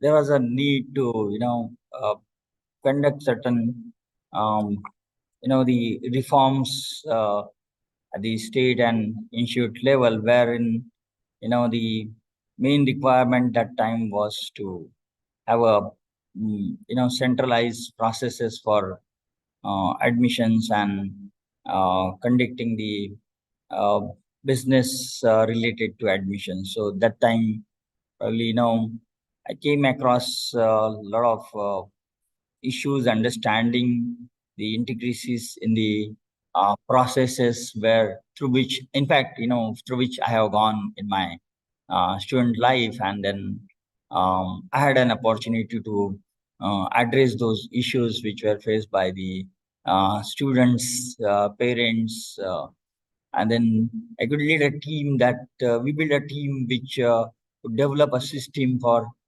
centralized admissions for the state of Maharashtra, and that gave me a courage to work.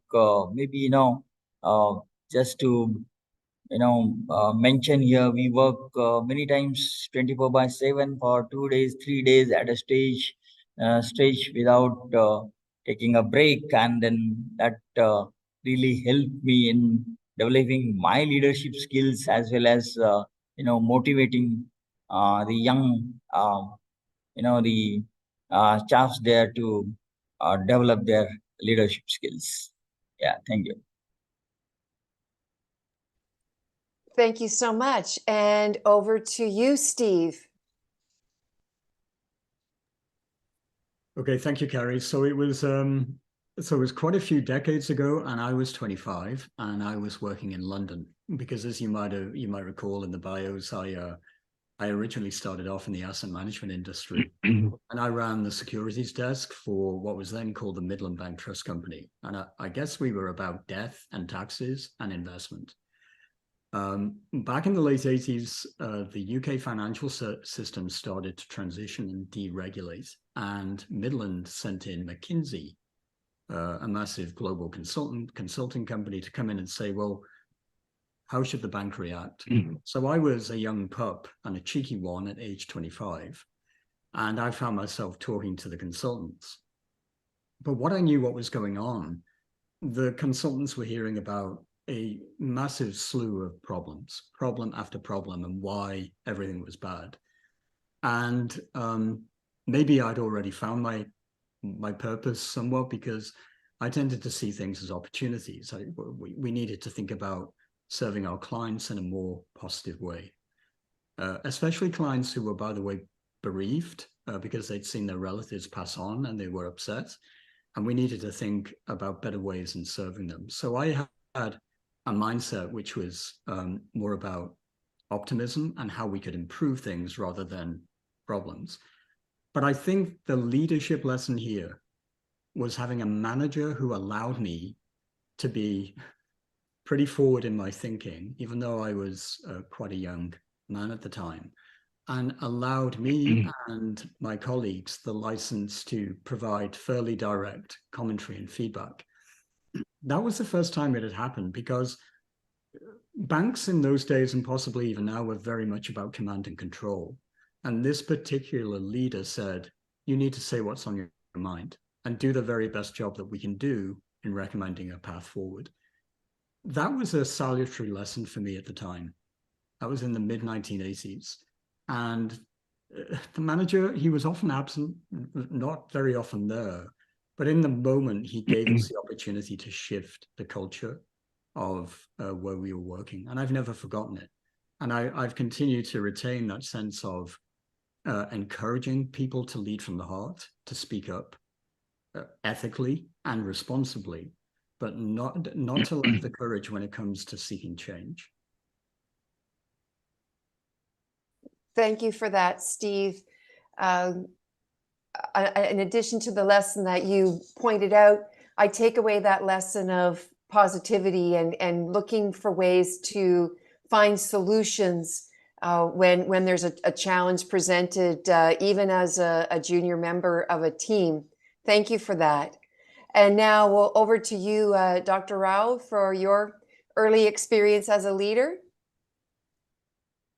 Sure, yeah. So I'll put this in a different way. Everybody shared experience till now. I would say, what were the traits that I saw in me that got onto my leadership ladder? Way back after completed my engineering, I was a trainee engineer in Godrej. I discovered I got very good analytical skills.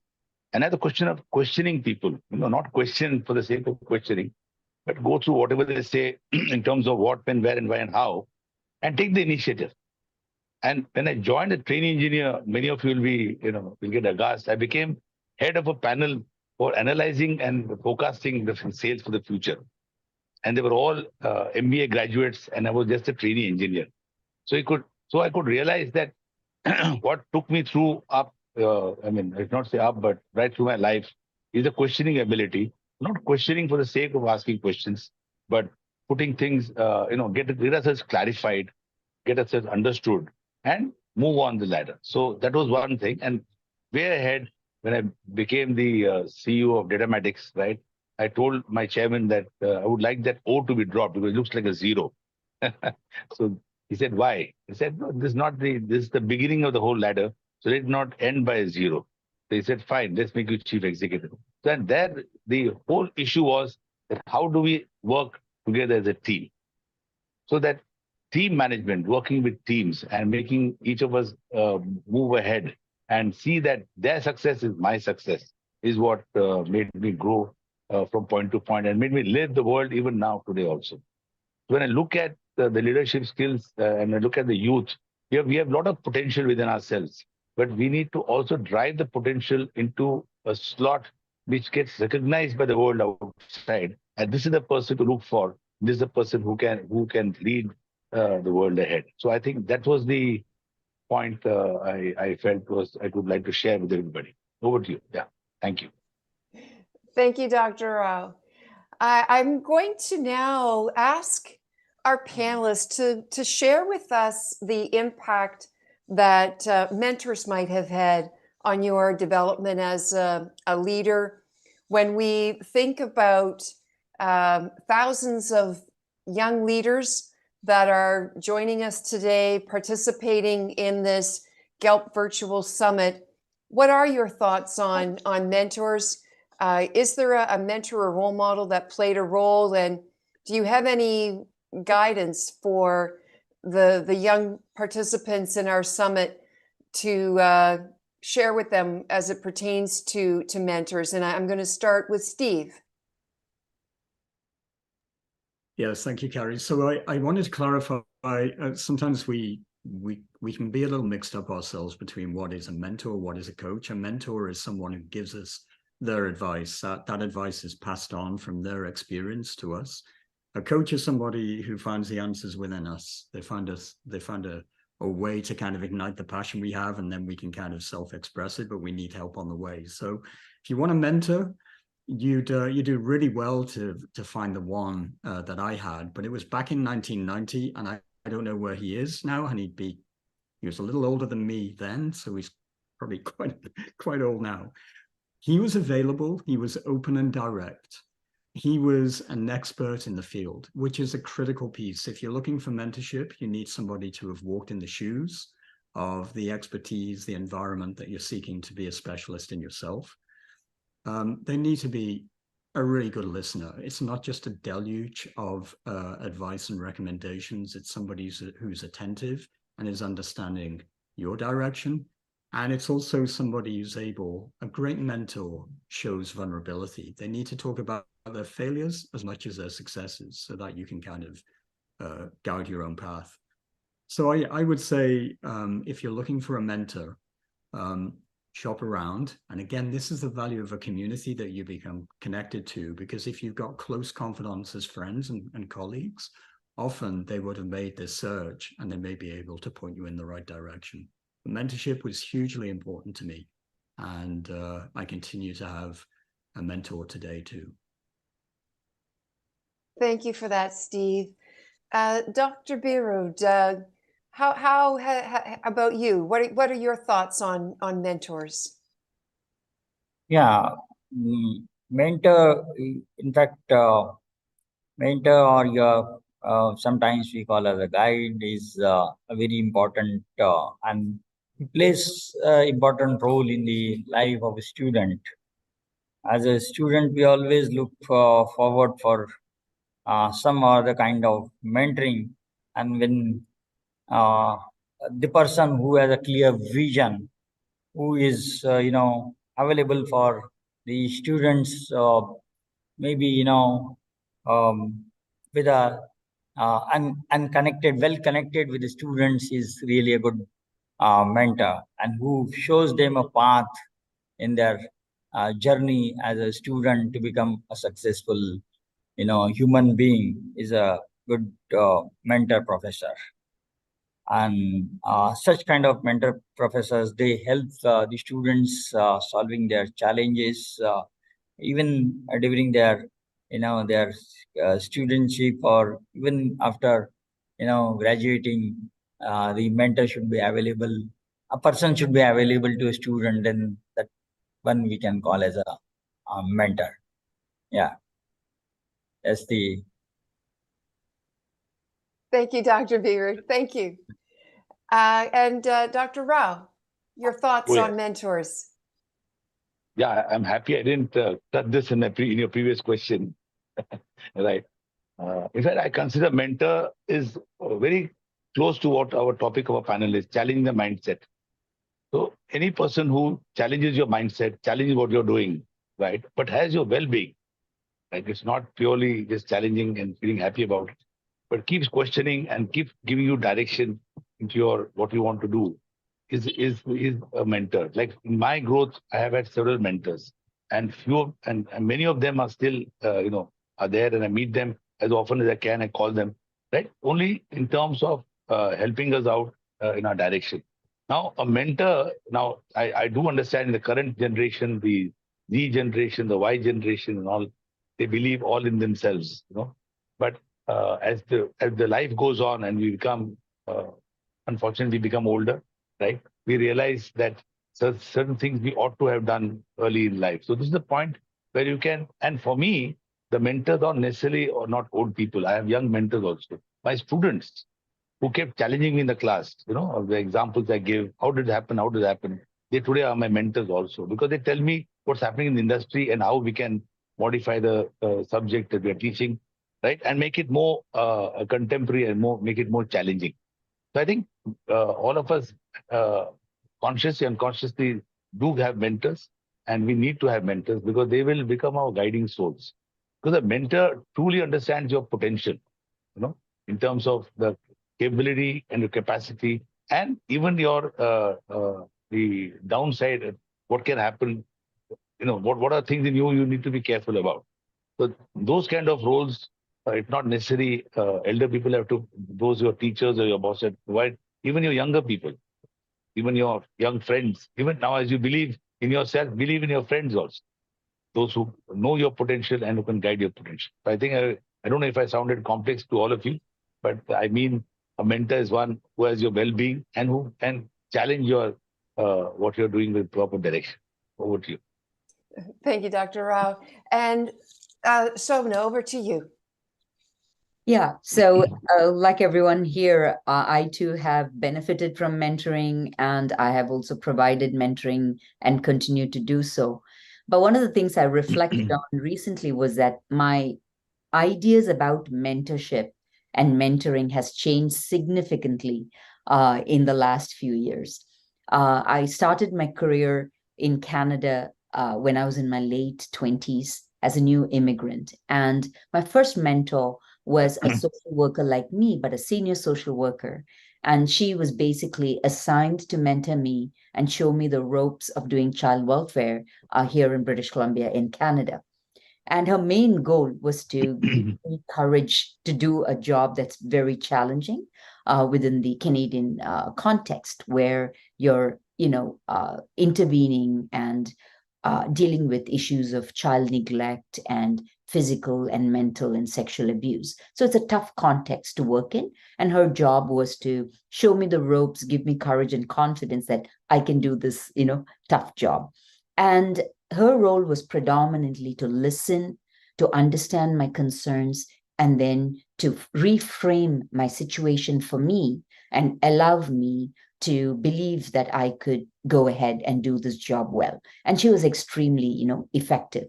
Fast forward in my 50s, like I said, I'm 55. So about 5 years ago, both my sons, who are now in their 20s, got very involved with disruptive technologies, blockchain, cryptocurrency, AI, and all of those things. And they tried to encourage me to basically, get up and get excited about these things and learn more about it. I was a resistant learner. I will admit to it. because as a social worker, and someone who's been involved in leadership work, I just couldn't see why I should get so involved in this space. But what ended up happening is they started to play a mentoring role without me even realizing it.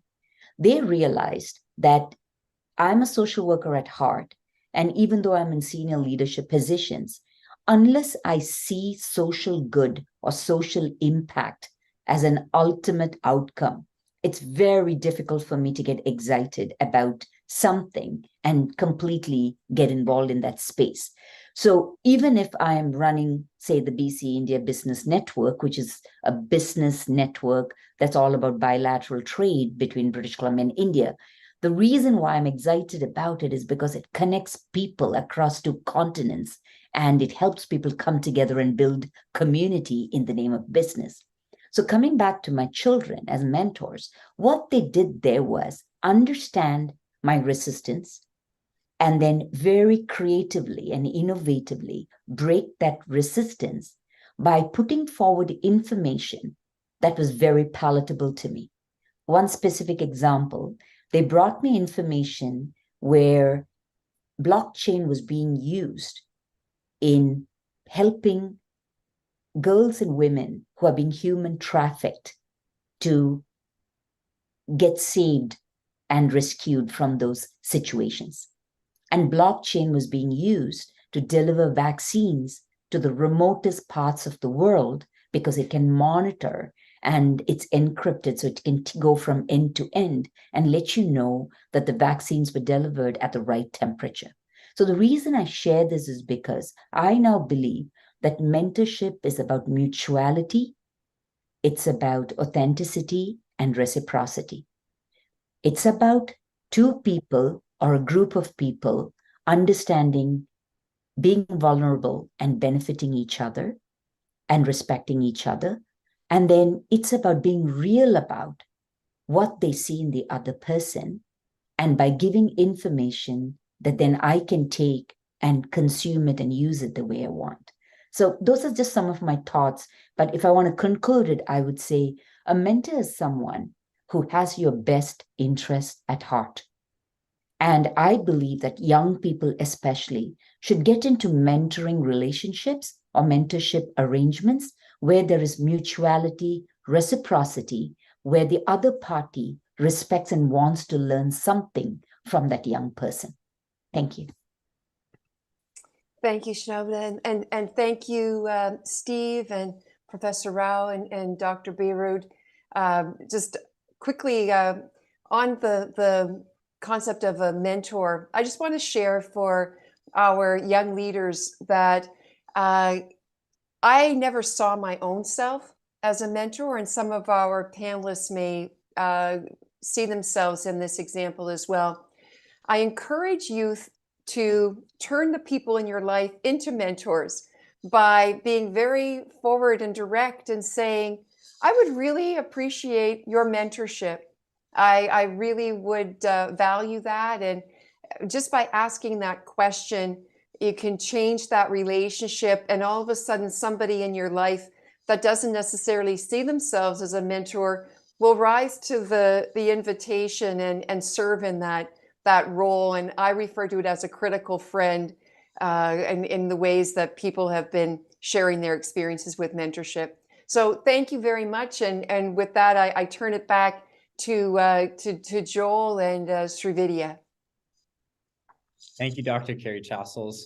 And wow, thank you all for such an insightful and important discussion. Let's give some virtual round of applause one more time for all of our amazing panelists and moderators. We hope you enjoyed this very special senior leadership panel. And we look forward to seeing you for our first workshop, Resilient Leadership, Women Leaders on Overcoming Challenges and Driving Change. Before we head to the next session, we would like to share a social media post from one of our delegates, Sujata Sharma from Chandigarh University, who shared that a global resilient leader is someone who is not reluctant to the incessant changes happening around the world. He is versatile, agile, and embraces all the changes around him. Thank you, Sujata, for your insights. A reminder also to everyone when you are sharing your reflections on social media, be sure to use the tag @ Global Emerging Leadership Programs on Facebook, Instagram, and LinkedIn, along with the hashtags. Thank you, Sai Shakti Rajamani Surendran from Sri Sai Ram Engineering College, who shared that being a global resilient leader means having the never give up attitude, even in the face of daunting obstacles. I believe in finding creative solutions and making the most of what I have. Just like how we find simple yet creative solutions in our everyday lives, I apply the same mindset to leadership. Thank you, Sai Shaktivel Rajamani Surendran, for your inspirational words. We look forward to seeing you all in our next session.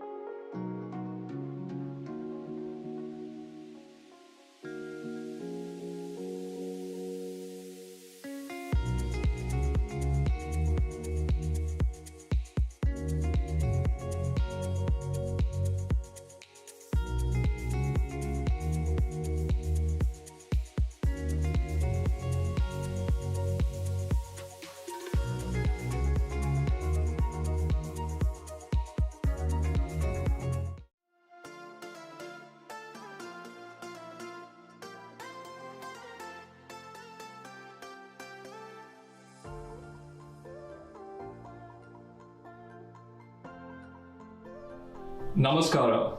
Hello everyone, and welcome to this summit session titled Resilient Leadership, Women Leaders on Overcoming Challenges and Driving Change.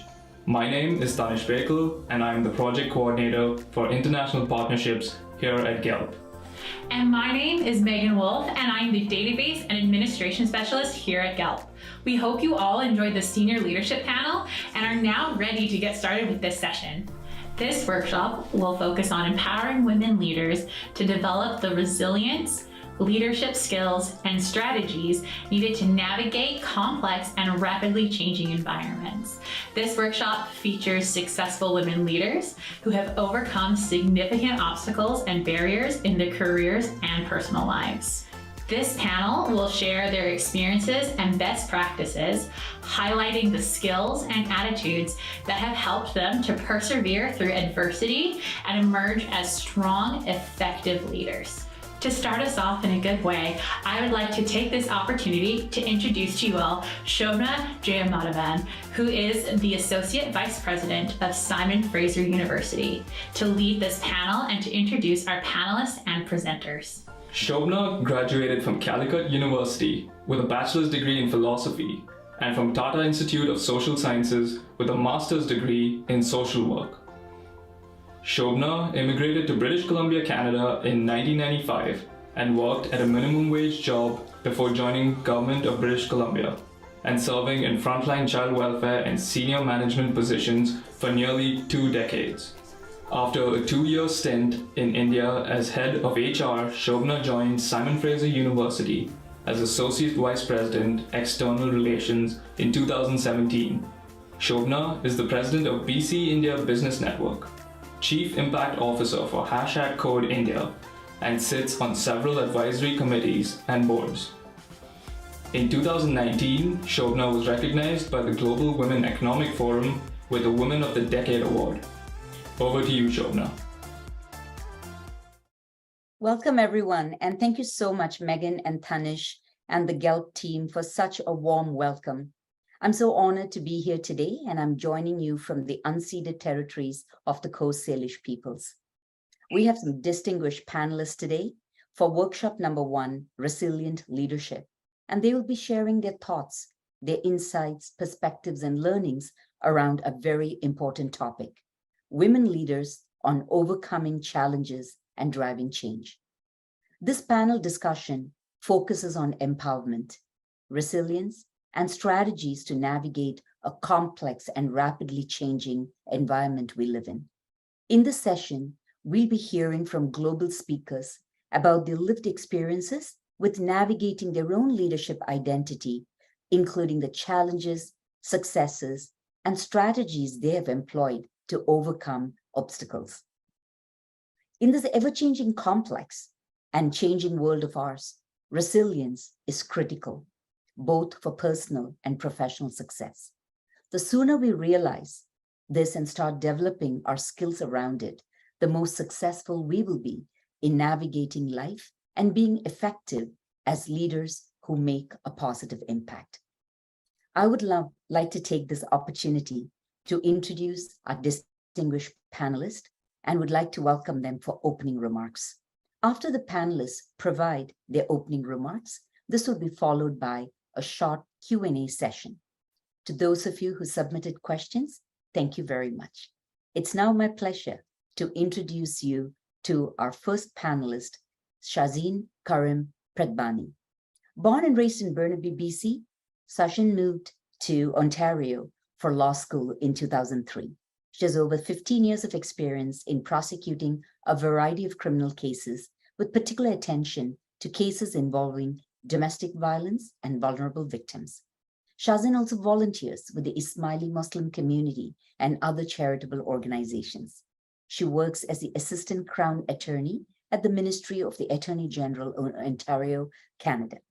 Please welcome Shazin and onto the virtual stage, and we look forward to your opening remarks. Thank you. Thank you, Shobna, and to the GELP team for having me here today. It's an honor and a privilege to be here today. So just a little bit about how I got to where I am and some of the challenges that I had to overcome. I grew up in a family with, there's 3 siblings. I was the oldest, and I had 2 brothers. And I grew up in a family where I was always told that if somebody tells you you can't do something, that's not something that you're going to listen to. So I always knew that if there was going to be challenges that I was going to be facing, that if somebody said you can't do something or you shouldn't do it, whether it was because of my gender or just because, you know, you're not qualified to do this, it wasn't something that I was going to be listening to. I'm quite confident that that's caused me some issues in the past, but it's also something that I have valued growing up and even professionally and personally, because it's really helped me to get to where I am today. I started when I was really young, as like 5, 6 years old. I always knew I wanted to be a lawyer. I can remember sitting and watching Matlock with my grandfather, and I knew I wanted to be in the courtroom and not practicing as a real estate lawyer or as a corporate lawyer and doing a lot of paperwork and sitting behind a desk. So for me, when I came to law school, having done my undergrad SFU in criminology, I knew I wanted to go into criminal law. I had done a program with the Justice Institute of BC as well with respect to, can't remember the exact phrase right now, but it was dealing with sex offenders. So dealing with violent crime and then also dealing with vulnerable victims as well. So moving into law school, I already knew what niche I wanted to go into, whereas a lot of individuals who come into law school really take a lot of the introductory courses just to get an idea of what they wanted to do and then kind of follow their path from there. I took my introductory courses because I had to, but then I already knew where I wanted to go. For me, a lot of the challenges that I faced were not necessarily being a female entering the legal profession, but a female entering the legal profession working in the niche area of criminal law. So, you know, you don't, at that time, back in 2006, when I graduated from law school, there was a lot of females who had graduated, but not a lot of them were going into the area of criminal law, whether it was for defense or whether it was for prosecution. And I was working as a prosecutor at the time. So there was a lot of challenges because, you know, when you're working with individuals, whether it's within the criminal justice system itself, or whether it's with defense counsel or other members just within the courthouse, sometimes you kind of felt like you had to be twice as good or be even more prepared because they were looking at somebody who wasn't, you know, a typical, quite frankly, a male walking into the courtroom. And that, I think, for a lot of individuals, myself included, at times was difficult. But again, it was one of those kind of going back to that, you know, equality from, you know, when I was younger, what my parents told me, just because somebody said you can't do it doesn't mean you can't do it. Just forced me in my own way to just forge ahead, really, whether it was relying on my colleagues who helped me along the way, and my colleagues were amazing, they still are to this day, or my family or my friends, just in supporting me and saying, you know, you're doing the right thing. Obviously, what you're doing is difficult, but if you didn't love what you were doing, you wouldn't be doing it. And that's what it kind of came down to. So that's kind of some of the challenges that I faced in a very kind of brief synopsis. And that's kind of where I find myself today. 16 years later, I still love what I do. If I didn't love it, I wouldn't be doing it. Had a lot of challenges along the way. But I've just kind of gone with that mentality of, you know, just because somebody says I can't do something doesn't mean I can't do it. I may not be the most efficient at it. I may not be somebody's first choice, and I may not necessarily be the best at it, but I'll get there and I'll be able to do that, whether it's on my own or whether it is as a result of assistance from my colleague or my friends or family in terms of whatever support I may need to get me to that stage if I'm not already there. Thank you so much, Shazin. I really appreciate, you know, just you walking us through, you know, some of the sort of the personal and professional parts of your journey. And I'm sure in the questions that are going to follow soon, we will learn more about you. So thank you so much and a warm welcome to you. I now have the pleasure of welcoming Shafina Juma, who is the National Medical Education Manager for Jensen Incorporated.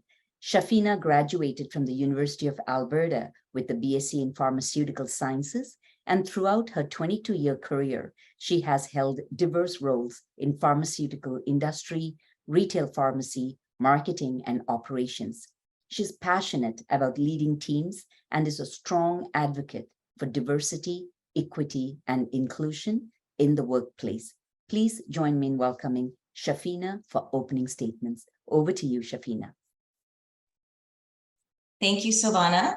It's a pleasure to be here. And thank you, everybody, for being here, interested in learning about resilience and hearing our personal stories of how we overcame resilience in our personal and our professional lives.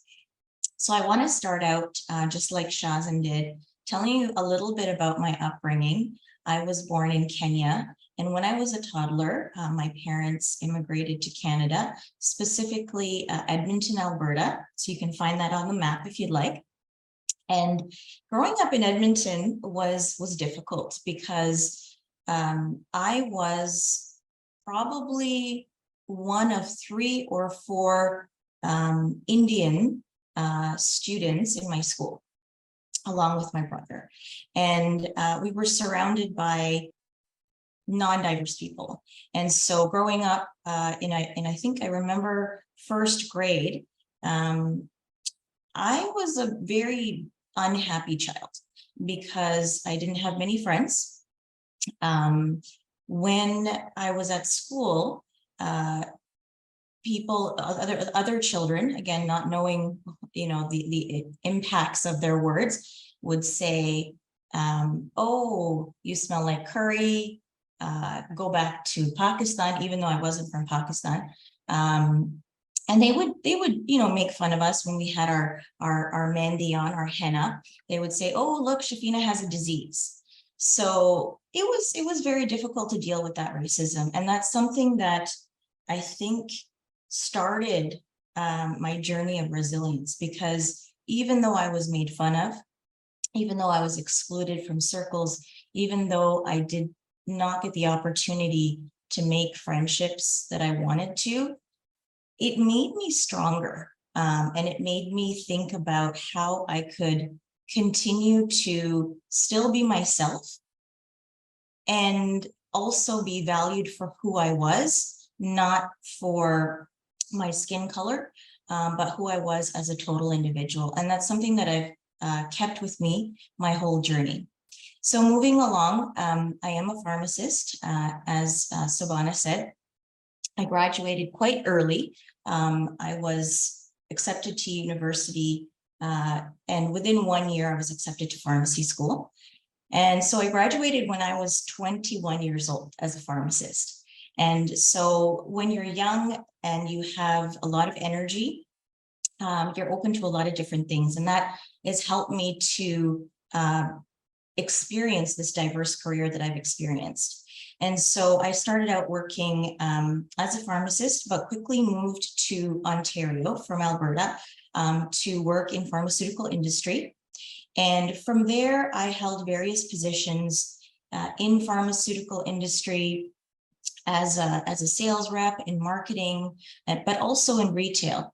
I also got an opportunity to work in operations, and everything was working out great for me. So every job that I applied for, I would always be considered, I would always be successful.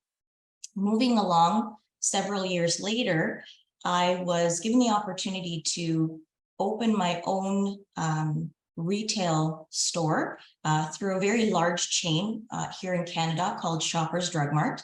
And that was a distinguished opportunity because very few people were selected to do that. And so I really put my heart and my soul and all my time and energy into growing that business, working with my patients. I also had in the store a large beauty boutique, an area of over-the-counter medications, an area of food. It was a 8,000 square foot building. And so, I spent a lot of weekends at the store, spending a lot of time, doing deliveries for people, trying to grow business, whichever way that I could. And I was very happy.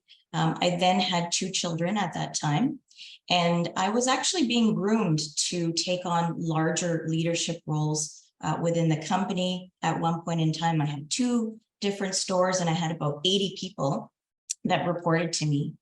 And then in March of 2017, I was given some very bad news. And that was, Shafina, we're sorry to say this, but due to the company being bought out by a larger company, we are actually closing your location.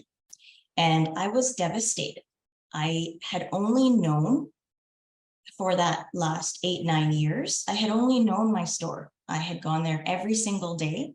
I had seen all of my patients and I developed, they were like my family. My staff were my family. My patients were my family. And so I remember being told that my store would close within a month. And I remember going home and crawling into my bed and not wanting to leave. And my 5-year-old daughter at the time, she came up to me and she said, "Mom, this is the best news ever." And I kind of, smiled, because you smile at a 5-year-old, right? Because they don't understand what the world is like. And I said, "Why would you say that?" And she said, "Mom, because you get to spend more time with us now." And she did a little dance, and she's the one that gave me the strength to manage through that 1 month where I saw, everything that I worked so hard for sort of come to a close. And so some of the things that I want to share with you that I learned through that is don't have a straight path that you think that you're going to be on for the rest of your life. Have a backup plan. You want to plan 5 to 10 years ahead, but you also don't want to limit yourself to other opportunities. I thought that I was going to stay at my store forever. So what I did is took some time to reflect, and I took a year and a half to be able to understand where I wanted to go next. Because even though I was offered the opportunity to open another store, I actually realized that I wasn't learning as much as I thought I was. I was on sort of a very flat learning curve. So it was actually, like my daughter said, one of the best things that ever happened to me. And so the other thing that I wanted to talk about is making sure that you, throughout your career, also keep your network alive, because it is very important to have people that you can talk to outside of your industry that can help you when something like this happens. So I took a lot of time to reflect, like I was saying. You'll be surprised when I say this. I am a pharmacist and I have owned a business, but I looked into opening a daycare. I looked into opening a fast food chain. I looked into STEM, like teaching kids how to do STEM, young engineers. I was all over the place. And at first I thought, wow, I'm all over the place. Like I need to focus. But it was actually the best thing that happened to me, because I got to understand where I was passionate and where I wanted to go next. And it gave me a fresh start. So don't forget to do that as well. Don't forget to take time to reflect on, am I currently happy in my job? Am I feeling fulfilled? Am I learning something new every day? And am I being challenged? And so those were some of the questions that I asked myself. I'm now very happy at Johnson & Johnson, Janssen Canada, where I work in medical affairs and develop the strategy for medical education across the country. One of the things that I continue to do is reflect, like I was saying before, keep my network alive outside of my industry. And I also always put up my hand to get involved in other initiatives, which I see all of the other great women on this panel do. I'm also the enterprise lead for an employee resource group called EDGE, which stands for Employees for Diversity, Growth, and Excellence. And going back to the story I first told you, when I was a child, we represent visible minorities who have experienced barriers and challenges within the workplace. And so we develop programs, webinars, talks just like this to share our stories and to learn from others on how they overcame these challenges. And so I think I've shared enough about my story of resilience. And I want to say thank you again for letting me be here and share that with you. Thank you so much, Shafina. And it's always a bit difficult to go back in time and think about experiences such as racism, especially when we were very young, and then to fast forward into where we are today and all the obstacles we have overcome, and such a powerful sharing. And I thank you for that. And it's my pleasure now to move on to our next panelist, Salima Ladha. Salima is the global ergonomist at Ford Motor Company. With a career spanning over 20 years, Salima manages the development of global ergonomics assembly strategies, standards, and processes. She's a subject matter expert and oversees the ergonomics process in all global regions at Ford. Prior to her current role, Salima was an ergonomics engineer responsible for assembly ergonomics in the upfront new model design at Ford. Salima is a Canadian certified professional ergonomist, and her academic background is in biomechanics and ergonomics from the University of Waterloo, and a master's in manufacturing engineering from the University of Toronto. She's also a part-time professor in the Advanced Ergonomic Studies Graduate Certificate Program at the Fanshawe College in London, Ontario. Please join me in welcoming Salima, and over to you for opening remarks. Thank you, Shobna, and thank you to the GALP team for the invitation to speak today. So I'll take a little bit of a different approach. Shazin and Shafina started with how they got into their profession.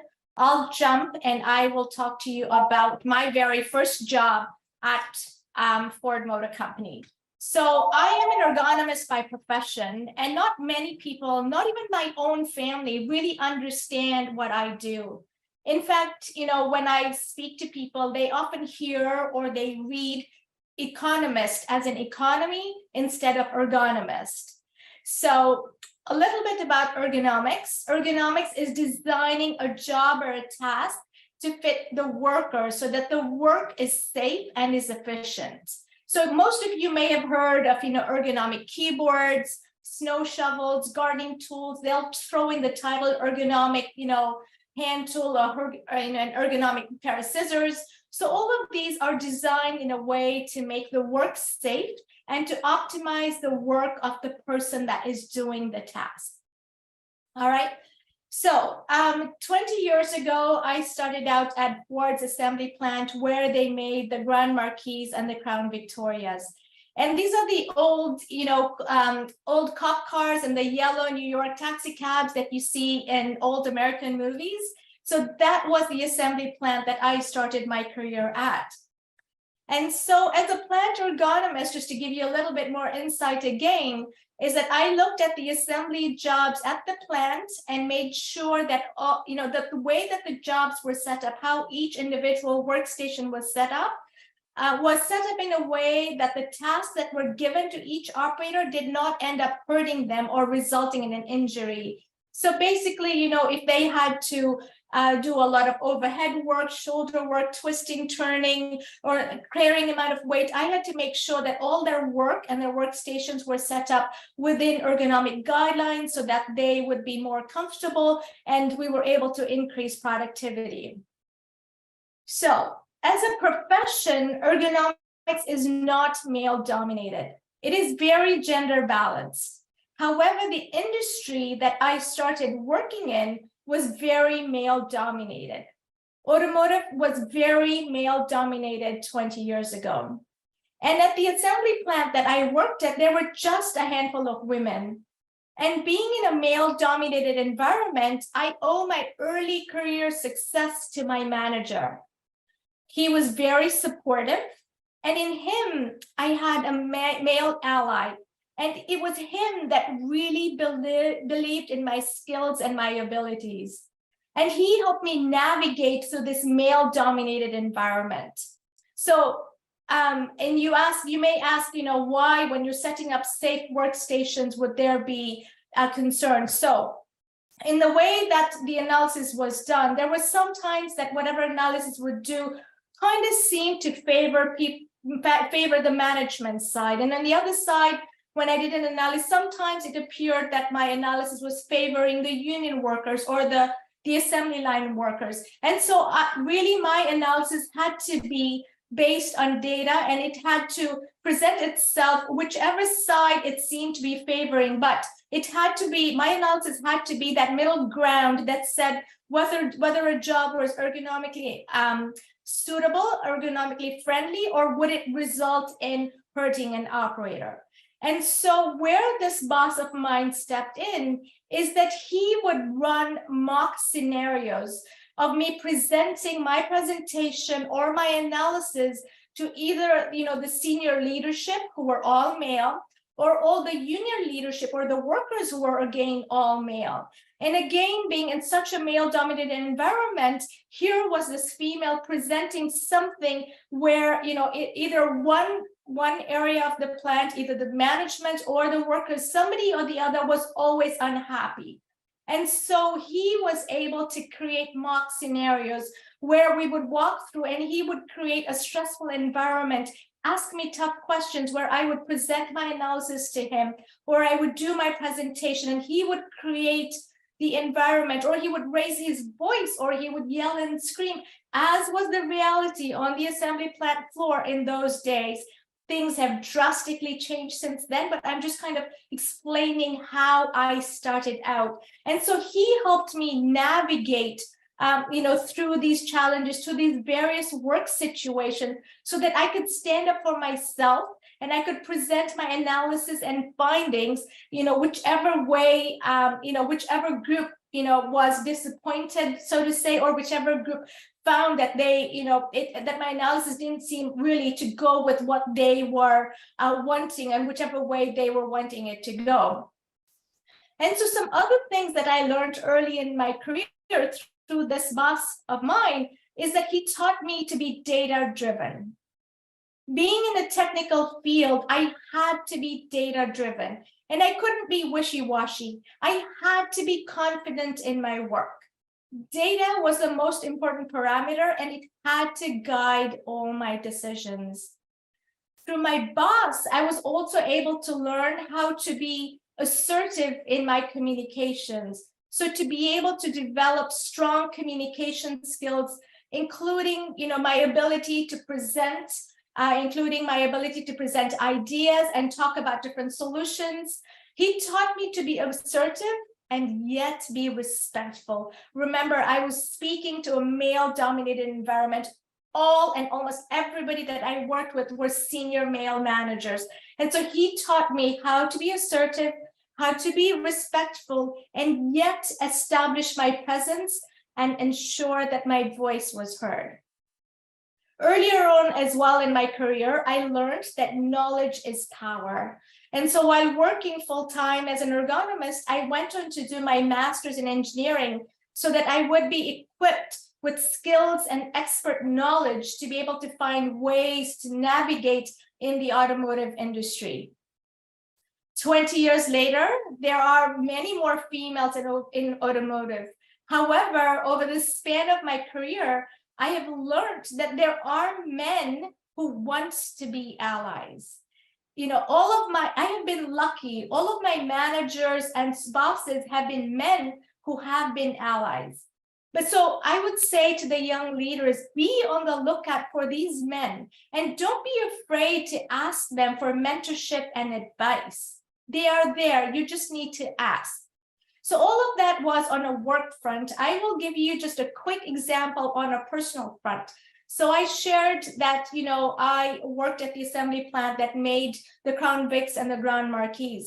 So my brother, my husband, and I, we rented a Grand Marquis and took it on a road trip to New York City, so from Toronto to New York City. And on the way back, my husband was loading the trunk with all our luggage. And of course, all my shopping from New York City, all the bags, putting all of that into the trunk. And he goes in and tries to slam the trunk, and the trunk wouldn't close. And he tries again and tries to slam the trunk, and it wouldn't close. And so I said to him, hey, you know what, maybe I can help. And he says, I've got it. And he tries again, it wouldn't work. My brother steps out of the car and he too goes and he looks, tries to look, is there any luggage handles, belts, anything slipping out? Is there something that's preventing the deck lid from closing? He tries a couple tries different things. And I say, hey, you know what, can I help? I think I may know what it is. And again, they ignore me. And then, 3-4 minutes, finally in frustration, my husband says, okay, fine. You know what? You think yeah, here, come on over, see if you can close this deck lid. We've tried, we can't close it.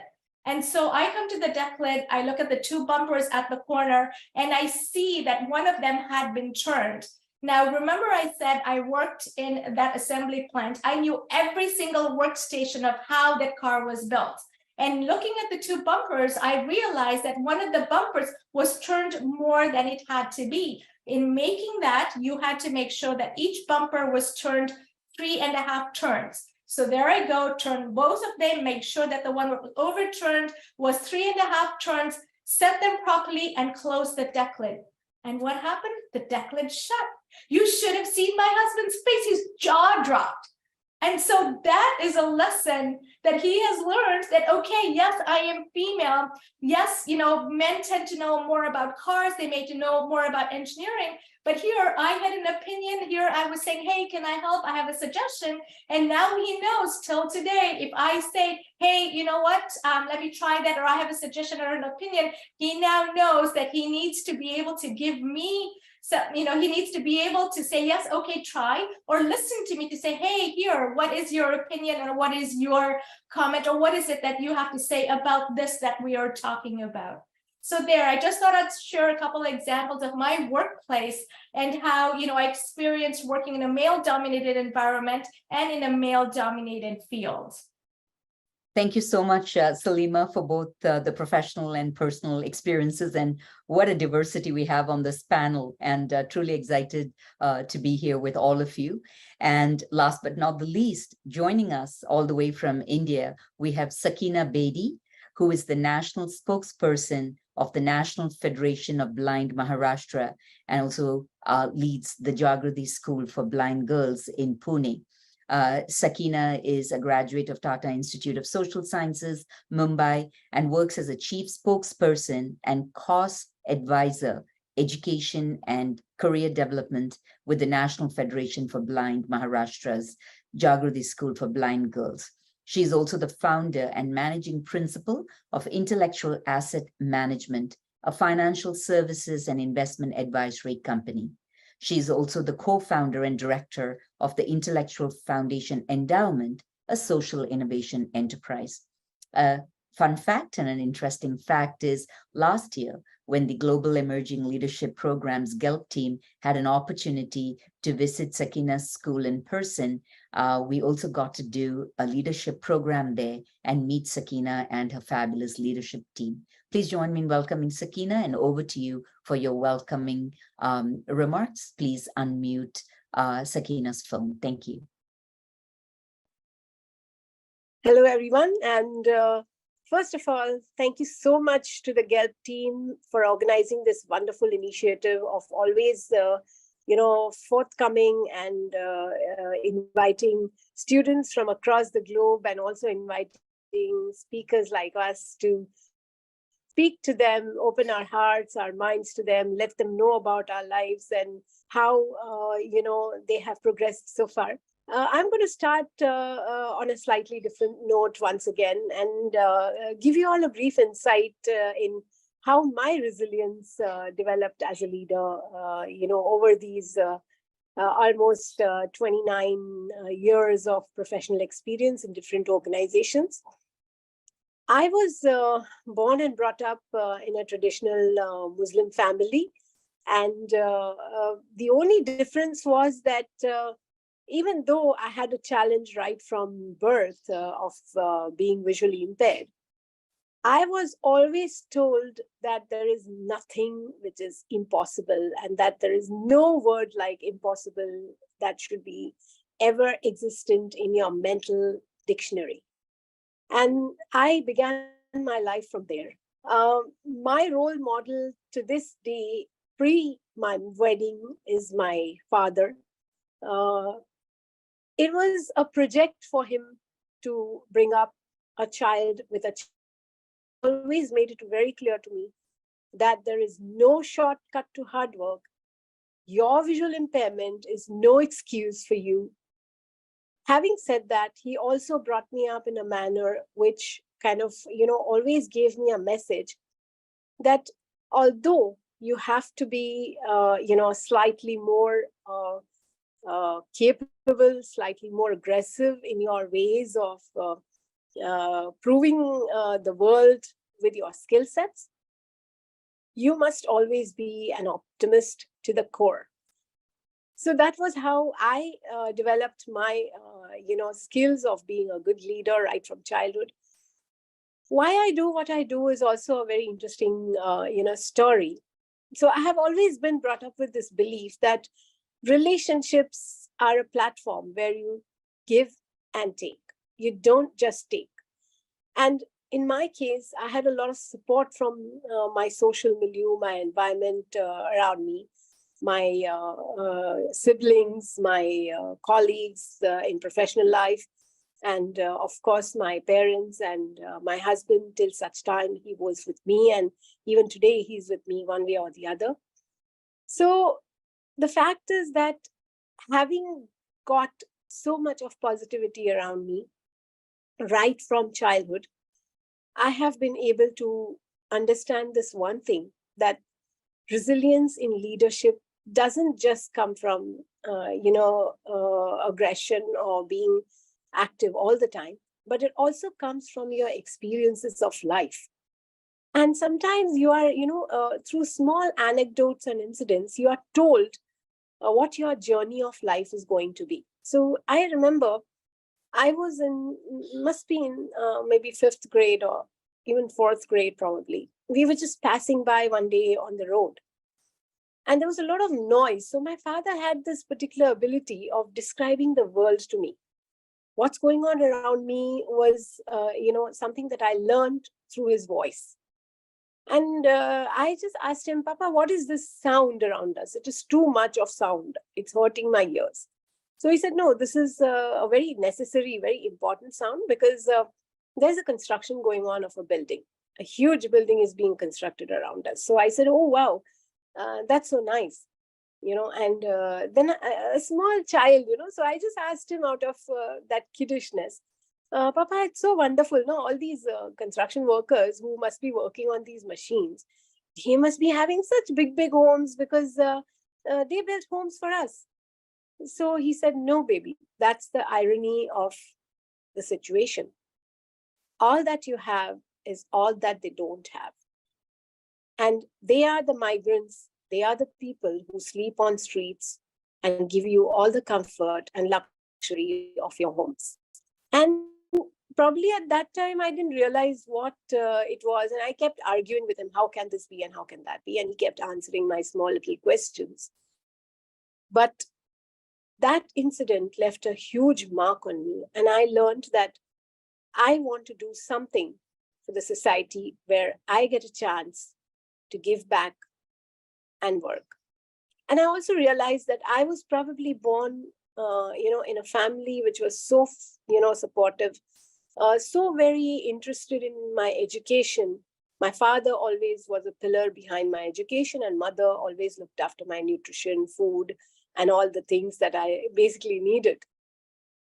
And what I felt was, as I went around life, as I went to college, as I went to school, I started exploring a world where I saw a lot of inequalities. I saw that what I had was not many of them had.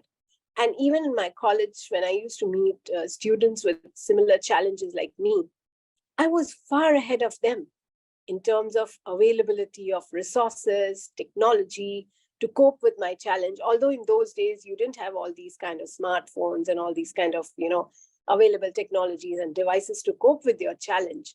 It was a very difficult time in the 1980s to take admission to any college or school, to convince your, faculty that you are going to be capable students and able to do some things. But having said that, if it was so difficult for me, how difficult it must have been for students who had no support from their parents is what I thought. And what occurred to me was that a girl child is even more vulnerable than male children with challenges.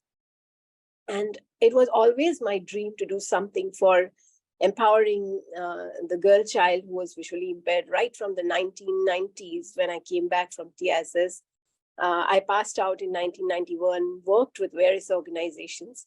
And then, of course, I got this opportunity to work with the Jagriti School for Blind Girls and be one of the pillars of, strength for that institution. I'm eternally grateful for that. And that is how I have, kind of developed my, resilience and leadership skills over the years. So the message before I conclude my opening remarks to all the delegates who are attending this, webinar conference would be that be perseverant, be passionate, be dedicated, be committed about what you want to achieve in life, and be clear about your goals in life, and be a thorough optimist, and you will be a fascinating, fantastic leader.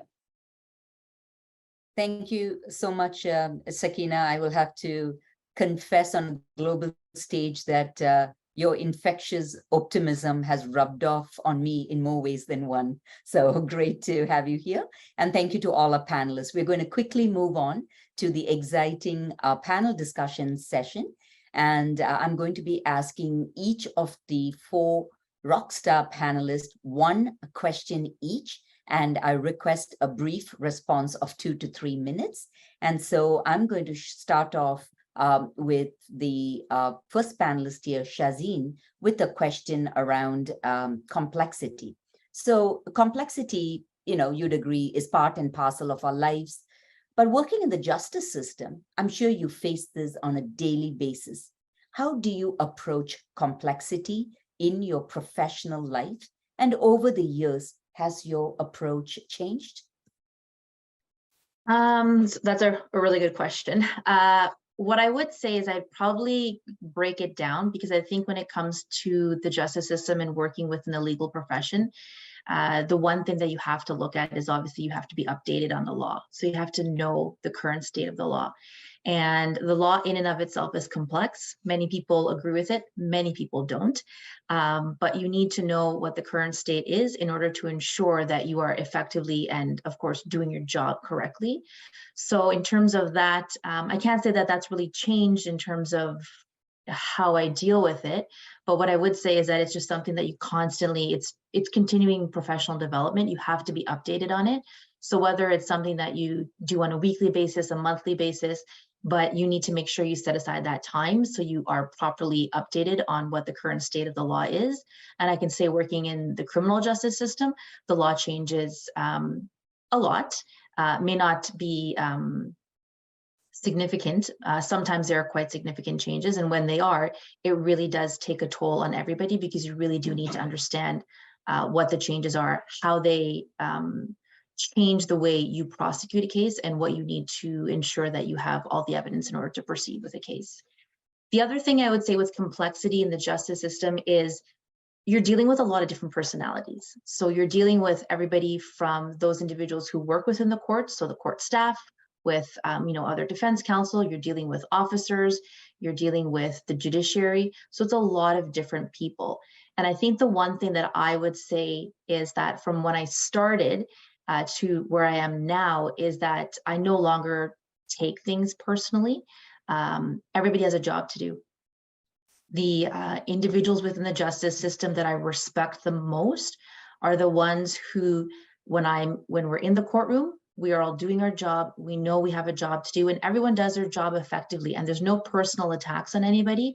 And we all know that, submissions we're making, questions we're asking, any comments that are being said are related to the job that we have. It's not something personal against this individual who's seated next to me or before the judiciary, that's seated on the bench, regardless of whether I'm really good friends with that judge or whether I don't know him or her.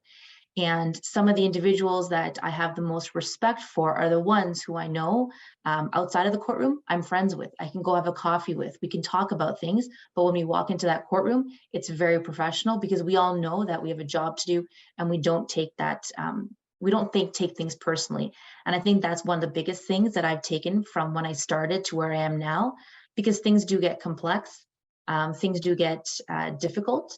And even in those cases that aren't difficult, even those, everyday types of situations that you have to deal with, it's one of those challenge. It's a challenge regardless.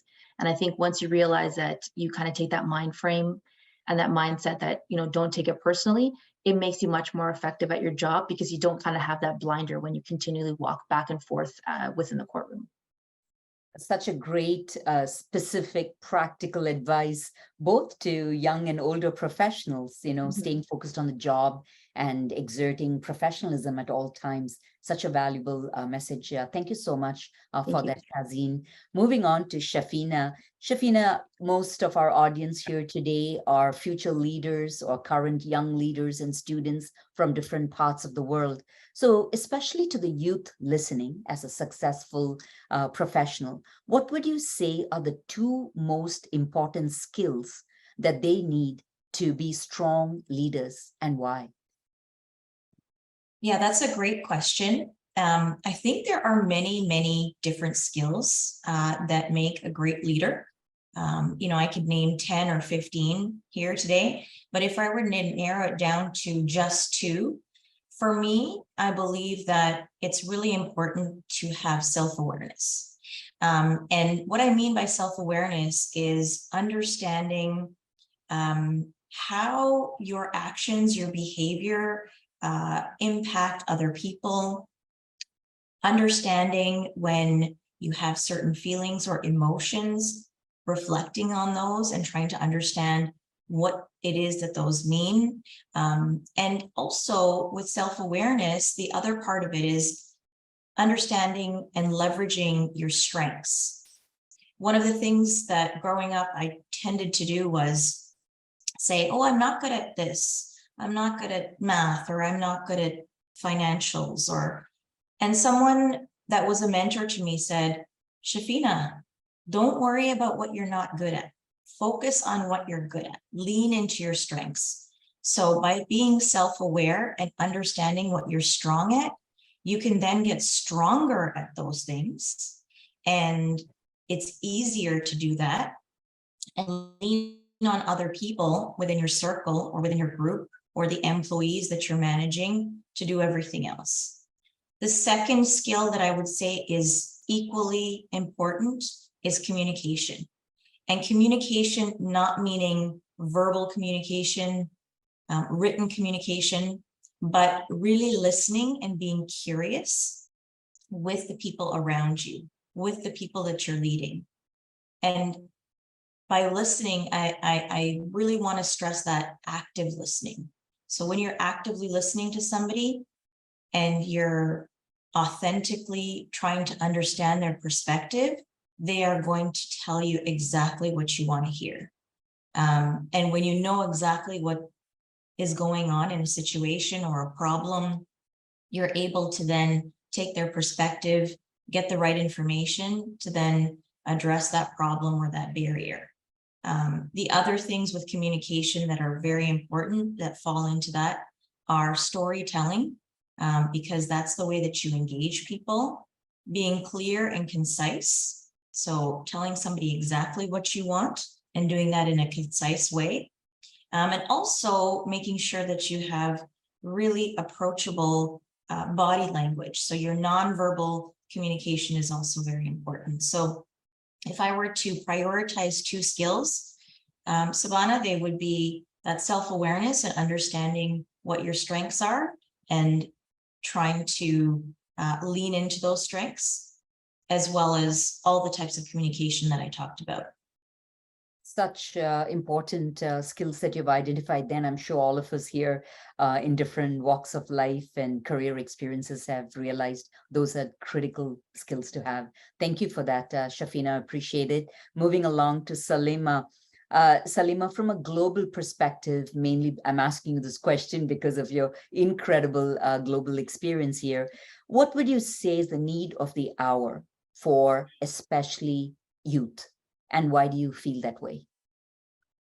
That's such a great question. In my role as a global ergonomist, I manage a lot of the ergonomic strategies and as well as ergonomic processes in the assembly plants globally. So I'm going to frame my response from that perspective. I would say two things. There's one is sustainable manufacturing, and the next is adaptation to new technologies. And what I mean by sustainable manufacturing, environmental sustainability is a global priority. The youth need to focus on that. We need to focus on that. And young leaders in manufacturing, they should learn to incorporate practices that align with sustainable principles. So this includes, for example, designing energy efficient workstations, reducing waste and emissions, and promoting the use of sustainable materials. An intentional focus, that is the key, that there has to be an intentional focus from every one of us to consider and contribute to a more sustainable manufacturing ecosystem, as well as the world that we live in. And the second thing was adaptation to new technology. So again, bringing this within the manufacturing framework. With advancements in automation, robotics, artificial intelligence, manufacturing processes are evolving rapidly. And young leaders need to ensure that the human component, ergonomics, human factors, all these principles are integrated into the design and implementation of all these new technologies that are coming in.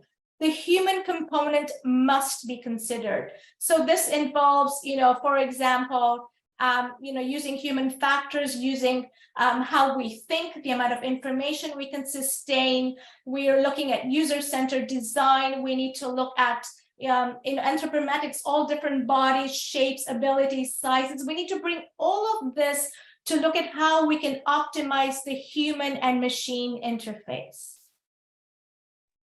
Thank you so much, Salima, for sort of grounding us all in thinking about the planet and people, and such a strong message for all of us to hear. Greatly appreciated. Last but not the least, moving to Sakina. Sakina, the GELP team and the GELP delegation, including me, had the pleasure of visiting your school and meeting you in person. And this question starts off by congratulating you on receiving the Indian President's Award and national recognition for your work there. And the question is, as a differently able leader who has received this kind of recognition, how do you go about acquiring and developing knowledge, skills, and abilities and attitudes that has led you to become a resilient leader? Interesting question. In today's day and age, with all the assistive technology that is available at our disposal, it has become a relatively easier task to, acquire knowledge about, certain things that you may not be aware of as a leader. So, for example, when you're constructing a state-of-the-art, barrier-free, user-friendly campus for the visually impaired, you need to know where do you fit in, with relation to the accessibility parameters and guidelines set by the UNDP in its Sustainable Goals strategy for differently abled. So how do you get that knowledge? How do you get that right attitude to come across and build a complex of this nature? The best way is the internet, which gives you so much information about where you stand in terms of your current strategy of making these parameters available to your students and what you need to do to improvise upon them. So I have been using a lot of, technology, reading up, doing a lot of reading up. And also I have a, huge amount of assistance in doing that kind of research, where we as an institution are a very forward-looking organization. At Jagrati School, you will see every piece of technology that is currently available to make the life of the visually impaired students more meaningful, accessible, enriching, and empowering. And that has been achieved only because all of us at this institution, including myself, have a vision of dreaming big. And when you want to dream big and when you want to achieve your goals, you need to be constantly alert. Forget about your special challenges, forget about your inabilities to do so many things, because you're not really unable to do anything in today's day and age. With all the advances in our times, when I was taking education, it was extremely difficult. But today, 26 years down the line, when I look back at life, I feel I have been very fortunate to see all these developments taking place. And I have been very fortunate also to have the opportunity to be able to provide those facilities to my students and make their life a more empowered one. So my goal of leading my students to be financially, emotionally, and to a great extent, socially independent citizens is being fulfilled because of all the efforts that my entire team is making under all our leadership. So we are three of us who are pretty passionate about what we want to provide to these kids.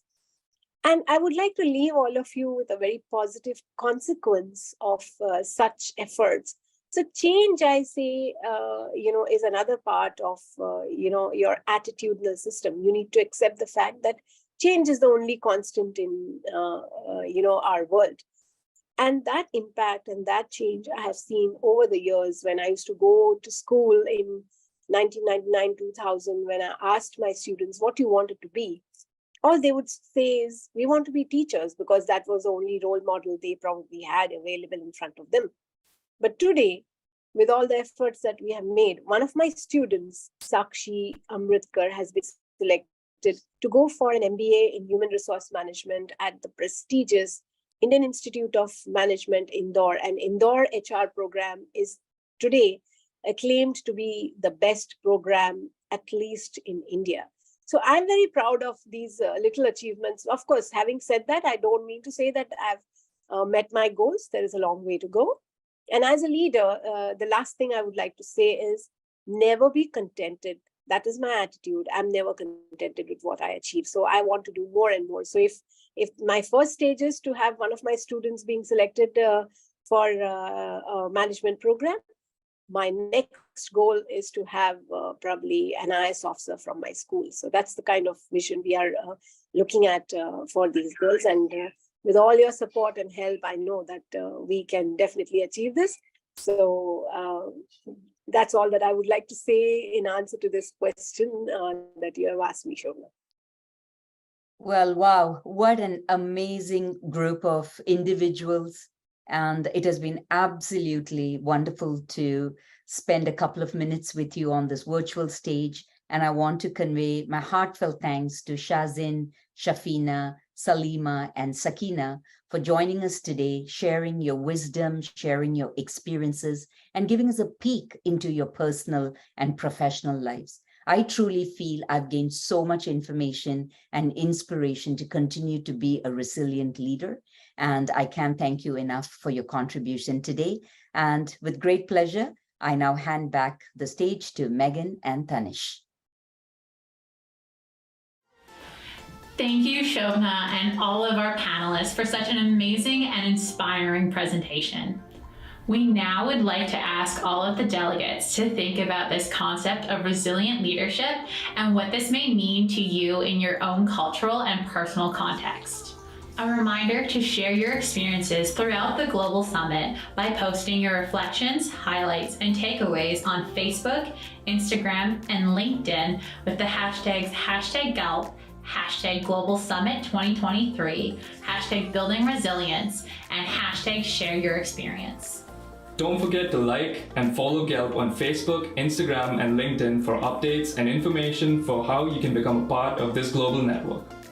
We will now see you all at Workshop 2, The Future of Work, Automation and AI in the Workplace, Embracing the Opportunities and Managing the Challenges.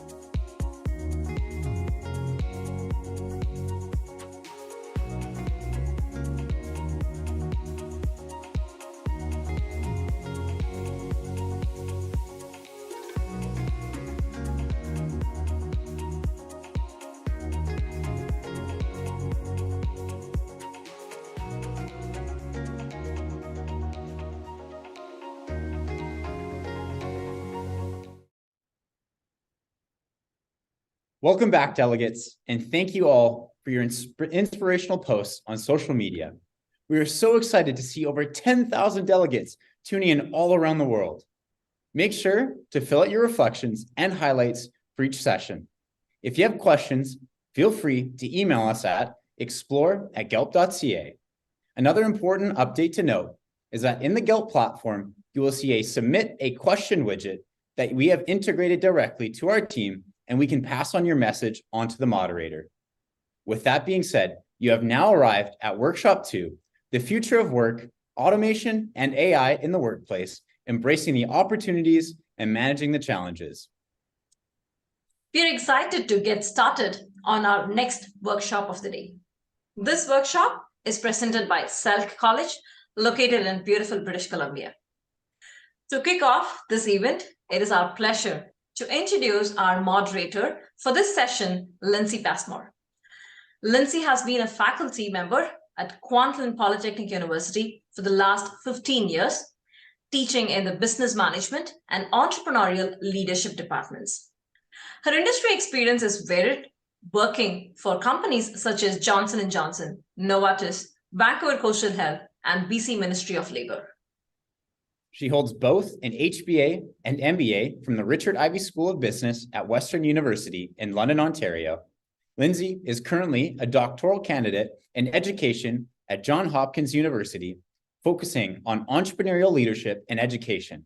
Lindsay has a special interest in accessible and equitable post-secondary education, and her dissertation focus is on improving the international student experience in Canada. Please welcome Lindsay Passmore. Hello, thank you. I am so honored to be the moderator for today's session. And I'd like to thank you, Joel and Vidya and the Gelp team for the wonderful introduction. I'm very grateful, as I mentioned, to be your moderator for this workshop, The Future of Work, Automation and AI in the Workplace, Embracing the Opportunities and Managing the Challenges. I did want to start the session with a territory acknowledgement. I'm actually traveling today, so I'm not in Vancouver where I normally am. I'm just outside of Seattle, Washington in the United States. So I had to take a moment to learn a little bit more about the people of the lands I'm visiting on. And so I'd like to acknowledge that I am on the Indigenous land of the Coast Salish peoples, who have reserved treaty rights to this land, specifically the Snoqualmie Indian tribe. And I thank these caretakers for this land, who have lived and continue to live here since time immemorial. So this panel discussion focuses on the transformation of work through the use of automation and artificial intelligence.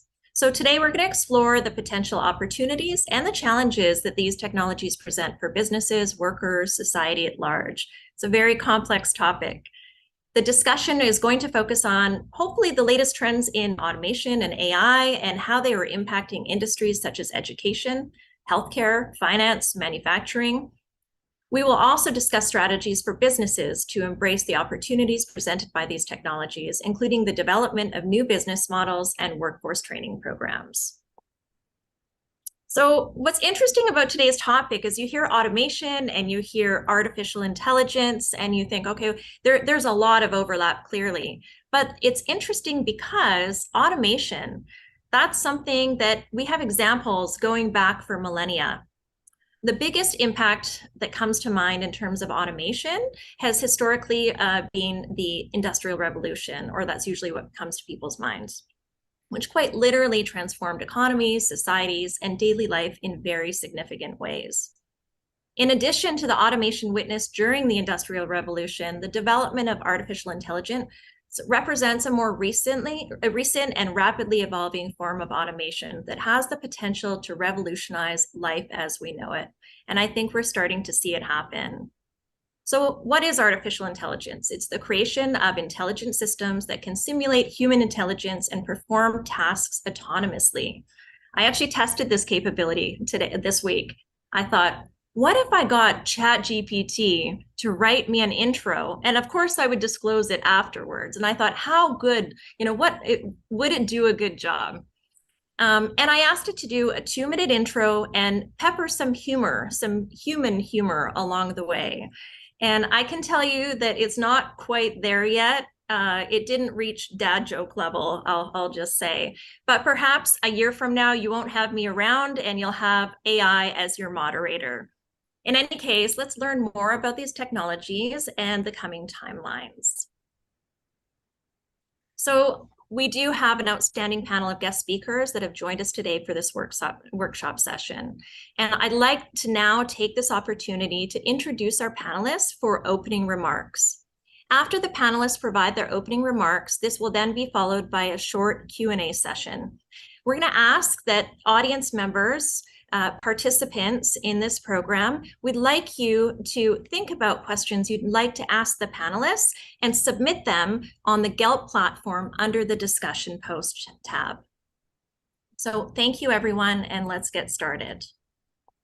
All right, Avi, we're going to start with you. Our first guest, hello, are you? All set. There we go, okay. I am not. My technology is kind of messing up here. Maybe you do need an AI as a moderator. Okay. Our first guest today is Avi Arya. Avi is a father of 2 girls, 6 dogs. He's a streetcar racer turned hotelier turned social media influencer. He is named amongst the top 25 influencers by Influencive, ranked as one of the top 100 digital icons of the region by Impact Magazine, and credited for creating $100 million in revenues for his clients. After first discovering the internet in the 1990s, Avi now shares his knowledge about social media, digital marketing, and revenue generation. He has delivered talks at various forums in India and overseas, some of them being the Social Media Camp in Victoria, the Arabian Travel Market in Dubai, the National Summit of Small Business Digital Marketing in San Diego, Social Media Mastery Conference in Canada, with several Best Speaker Awards along the way. So please, let's have a warm welcome for Avi. And Avi, I'll give you the floor. You have 5 minutes to provide some opening remarks on this topic. Thank you. Lovely. Thank you, Lindsay. Thank you very much for your introduction, and a big acknowledgement to my fellow panelists over here, Patrick and Millie on screen. Ladies and gentlemen, boys and girls, I'm 46 years old, and one of the things that I've learned in life is the shortest distance between 2 human hearts is always a good story. You tell a perfect stranger a good story and you win a heart for life. We are all here to win hearts, make friends, and make relationships, and then talk a little bit about AI as well. So my introduction, which I like to give in 5 seconds, is my name is Avi Arya, father of 2 girls, 6 dogs, husband to a superwoman, a streetcar racer turned hotelier, now social media marketer and founder of Internet Moguls. My dad wanted me, my dad lost everything in his business when I was just about set to leave to study abroad. In my head, I'd lost everything. The world seemed to be coming to an end. I had no option, and being overly emotional, I bought into my parents' promise that as the eldest son, I need to take care of the family. And with that in mind, I started working in my business. During that time, we discovered a new phenomenon on the market, which was called the internet. Just like crypto is today, or AI is today, everybody wants to know what it is. Very few people know exactly what's going to happen. So chartering on uncharted territories, not knowing what would happen. My first book that came out 10 years later was called The Accidental First Mover. Ladies and gentlemen, I share this story with you because when we find ourselves slightly lost in a new environment, I'm reminded of what Steve Jobs always says, that the dots will only connect looking back. So if you find yourself confused as entrepreneurs or students, congratulations. It's a good space to be in when you're trying to figure things out. Second, the first chapter was story. Second thing that I'd like to share with you in my opening marks is always remember something new that keeps you challenged is going to keep you alive, keep you relevant. And one opportunity from there is going to catapult you into the future. There are 2 types of entrepreneurs and students and human beings that I met in the world. Very few of them have said that I've had a vision and my life worked out exactly according to my vision. Everybody else said, I just woke up every morning, dusted my clothes from yesterday, looked at myself in the mirror and said, hang in there, just one more day, and life works itself out. Ladies and gentlemen, today when we're talking about artificial intelligence, I'm guilty of doing exactly what Lindsay did. I too try to see I've got 4 different chatbots that I've subscribed to, and I put all of them on the job. And one of them came up with a very humorous speech. And I was trying to compare which chatbot I will be working with. So one of the borrowed stories that comes out if I put all those stories together was a lot of chatbots were working together for this one founder of a tech company, till one day they said, you know what? Data shows that human beings work well when there is one person who's leading the charge. So they formed, all the chatbots got together and they formed a union, and they said we need a board at the seat. And so what's going to happen, ladies and gentlemen, is AI is going to become strong, it's going to become smart, and when it starts assisting us, something tells me it will know very well that it has that value in our ecosystems. And so figuratively, for now, it'll ask for a board seat, which means that we will co-make decisions with AI in the near future, which I find myself very, very empowering. Since we have been through multiple landscapes since Y2K, I don't think we have anything to worry about. We only worry about being left behind if we take no action. And before I finish my 5 minutes, the one thought that comes to my mind after watching 2,500 YouTube videos on how AI is going to affect the world, the one thought that comes from everything is AI is not here to take away opportunities. The people who learn AI will take opportunities from those who have not invested the time to be in this new future. So we are all here. I thank Gelp, I thank Lindsay, I thank Millie, I thank Patrick, I thank Omar, I thank Mohit, all the panelists, and all of you, thousands of people from around the world who are joining us, because this is how learning begins. Thank you all for your time. Once again, my name is Avi Arya, father of 2 girls, 6 dogs, husband to a superwoman, founder of Internet Mogul. Thank you for your 5 minutes. Thank you so much, Avi, and thank you for sharing your story with us. And I look forward to hearing everyone else's story as well. So next up is Leocardia Millie Sandeep. Welcome. Welcome, Millie.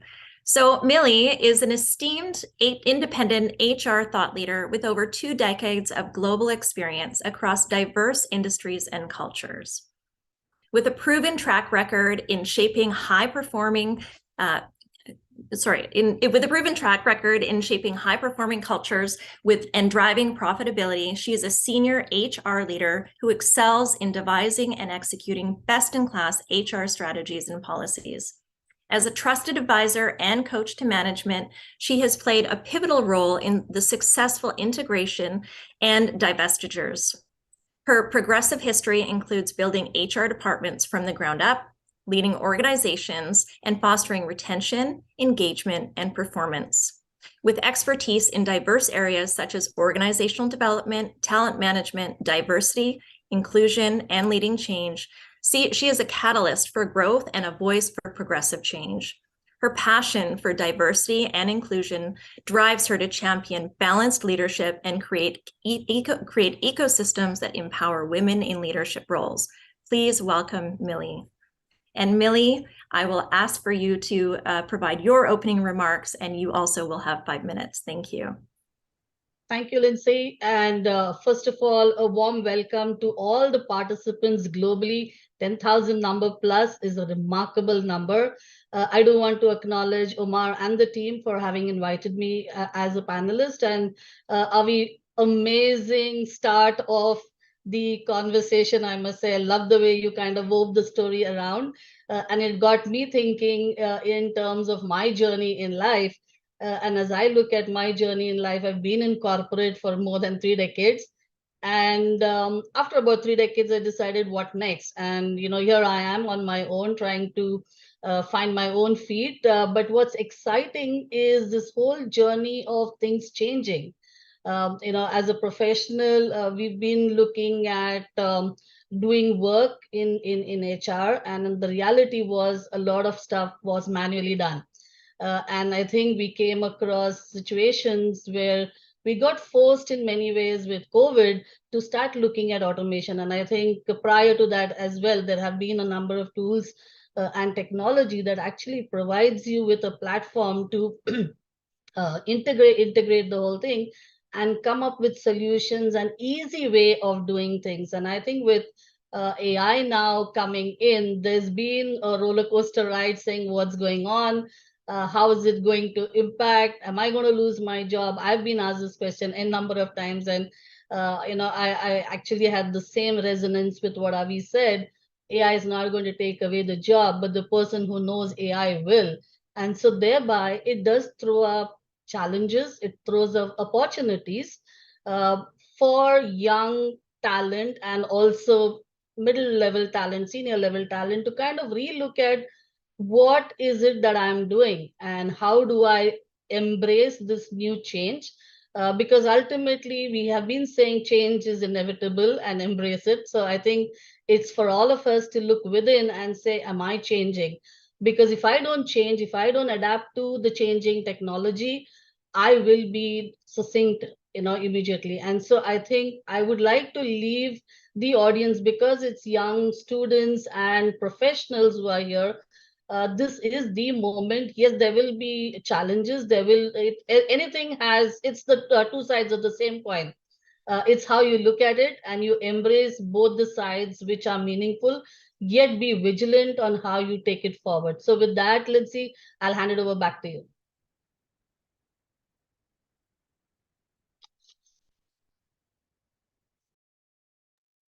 Lindsay, you're on mute. I did press it. Rookie mistake. Thank you, Millie. Our final speaker for this workshop is Patrick Dang. Welcome, Patrick. Patrick Dang is an accomplished leader with a rich background in management and a passion for education. Hailing from South Africa, Patrick's journey as an athlete shaped his drive and determination. As a national level basketball player and a semi-professional soccer player, he learned the value of discipline and teamwork. After relocating to Canada, Patrick dedicated nearly 3 decades to the education sector, holding prestigious positions such as vice president and president of private institutions across British Columbia, Manitoba, and Alberta. He has pioneered an internationally focused education model, establishing partners with universities and colleges worldwide. Patrick's vision and his leadership have positioned Canada as a top choice for global learners. As the CEO and president of Selk College, he spearheads strategic growth and innovative programs to meet the evolving demands of Canada's skilled labor market. Join us at the conference to learn more from his transformative insights and to be inspired to shape the future of education. So Patrick, like the other panelists, I will welcome your opening remarks, and you have the floor for 5 minutes. Thank you. Thank you very much, Lindsay. Avi, thank you for joining us. Millie, thank you. Omar, thank you so much for putting this on. And thank you for Joel for also being the MC. We really are privileged to be able to address 10,000 students today, as you've all mentioned. And, the future has never looked brighter for our future learners. And I just want to say that, with learning comes growing. And with learning becomes your evolvement as a person, and your potential keeps exploding into the future if you keep learning. One of the things that really struck me when I, as a young man, when I left and went into the corporate world, was that you quickly find yourself reaching levels and stagnating and wanting more.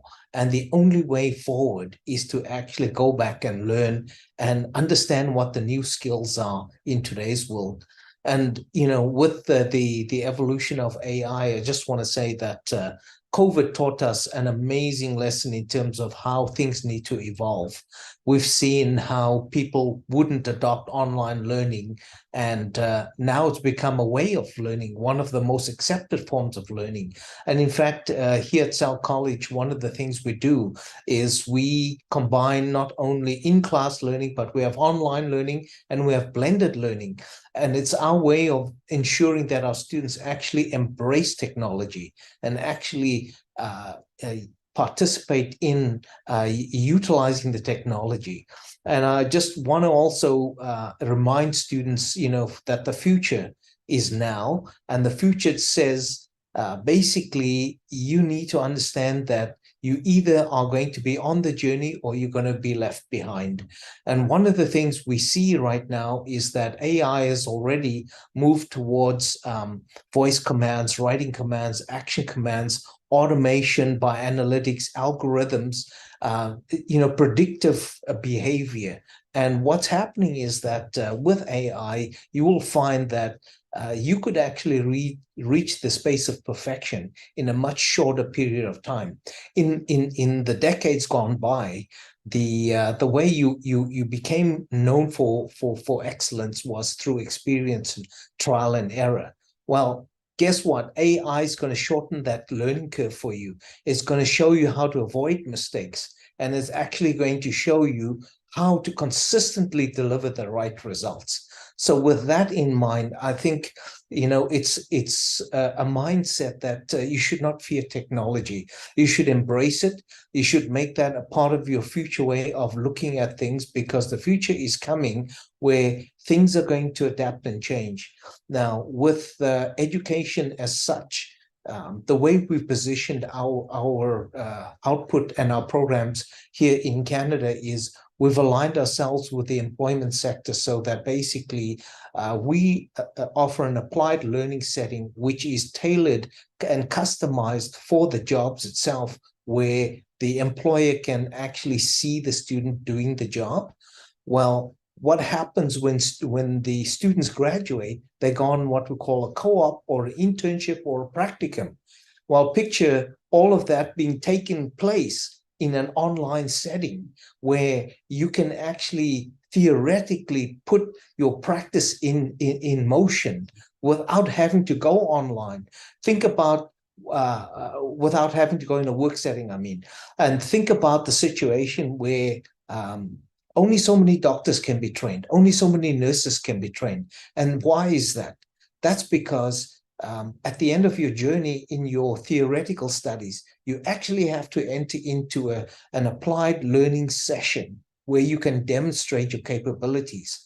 Well, I can tell you that's all going to change, because you're going to be in lab settings where you're going to be given analytical situations where you have to demonstrate theory and decision-making and critical thinking.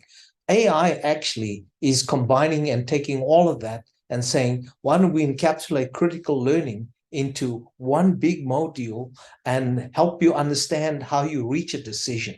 So for all of us, as Steve Jobs said, you're either going to be an early adopter or you're going to be a laggard. And the laggards are the ones who are going to be left behind, not be able to compete for those wonderful jobs. And so I'm encouraging all our 10,000 students to totally embrace technology, totally utilize it to your advantage, and empower yourself to be ahead of the curve in the years to come. Thank you, everyone, for this wonderful session, and appreciate being part of it. Thank you so much, Patrick. And I love that with every panelist, I'm madly writing down a number of quotes, because they're very insightful. And I think especially on this topic, this complex topic, if you can kind of summarize it very briefly, I think that's quite helpful. And I like that, Millie, you said it's like you're on a roller coaster ride with this technology. And Patrick, yeah, like you're on the journey or you're left behind. So let's all get on this roller coaster and throw our hands up and, try and have a little bit of fun along the way and, enjoy the thrills. Okay, I have a question for each panelist that is really more customized towards your background and expertise. And so I'm going to start with Avi. Avi, I'm going to give you 5 to 7 minutes. And given your expertise, what current trends are you observing with automation and generative AI within marketing? And the next question is, looking ahead, what changes do you anticipate over the next 3 years that consumers and professionals should be aware of in relation to their interactions with generative AI and the future of work as employees or entrepreneurs? Lovely. So this question could not have come at a better time, because on the last whole week from Monday to Friday, I've had multiple discussions with the companies that I consult with in the education space, and my own company, and the lady who joined us in HR. The conversations were as follows. 70% of the departments have the risk of becoming redundant if they don't follow what has already happened in AI in the last 30 days within the next 30 days. I repeat, 70% of the departments may become redundant if whatever has happened in the last 30 days is not incorporated into the system in 30 days. And I repeated this 3 times before I started my talk with my town hall with the companies that I consult with, because in the education space where I do a lot of consulting and I work online, Zoom, students in India and abroad, what I've seen is a lot of people are spending a lot of quality time trying to figure out things and then take breaks. After they say take a break after every 90 minutes, your mind becomes fresh, take your weekends off, go for the gym and all of that. I believe today the real 4-hour day has just begun. You can take a 4-hour deep dive day, make it happen. So what are we doing? So we did a workshop with our own teams. We got the head of marketing, head of paid search, head of social media, head of SEO, head of content writing, and the project manager. Obviously, everybody comes with a huge level of skepticism and some human resistance that comes to every level of change. We went, Lindsay, with 11 tools, one for content writing, one to create social media posts, the third to create PR newsletters, the fourth to create videos, outreach videos, and so on and so forth. And one by one, we showed everyone what happens if your competitor or your client finds these tools and then looks at you and says, hang on, why am I paying you this retainer again? So we need to be the first people to reach out and say, I found this, and here is a use case that I brought with it. Great. We go back to creating relevance in our audiences and our clients' minds. So that was learning number 1. Learning number 2 was that when it comes to being able to create a campaign in terms of marketing, create a campaign, 90% of the times a marketing campaign flops because it is not ready in time. There are multiple departments that need to speak to each other and get approvals. And then it goes back to the drawing board once it reaches the senior and somebody says, I don't like the plan. And there you go. And you at the end, you again are only have 3 days. And every marketing company for the last 20 years has been saying, I've always worked on deadlines because the final approval only comes 3 days prior. Today, AI can tell you what are the 3 options you can have ready with 15 different variables. 15 variables, 15 types. You can have 625 different types of variables ready. And I'll give you an example of this. So I do a bit of mentorship with UBC, and I talk to a lot of their students. And when I see students there, and I see students in India, and I teach and I coach and I train, I find a lot of information coming from these students. So we did an exercise. We said, let's create a startup business plan to pitch to investors, and let's create a social media strategy around it. So here's what we did. We went to different chatbots and we said, let's create a social media strategy, keeping in mind that the investor will have less than 5 minutes, out of which the first 30 seconds has to be the most impactful, and the last 30 minutes has to be the money that he will make back in how much time. Keeping all of that in mind, here is my brief. And then AI obviously gave few options. We went back and forth. We created the business pitch plan.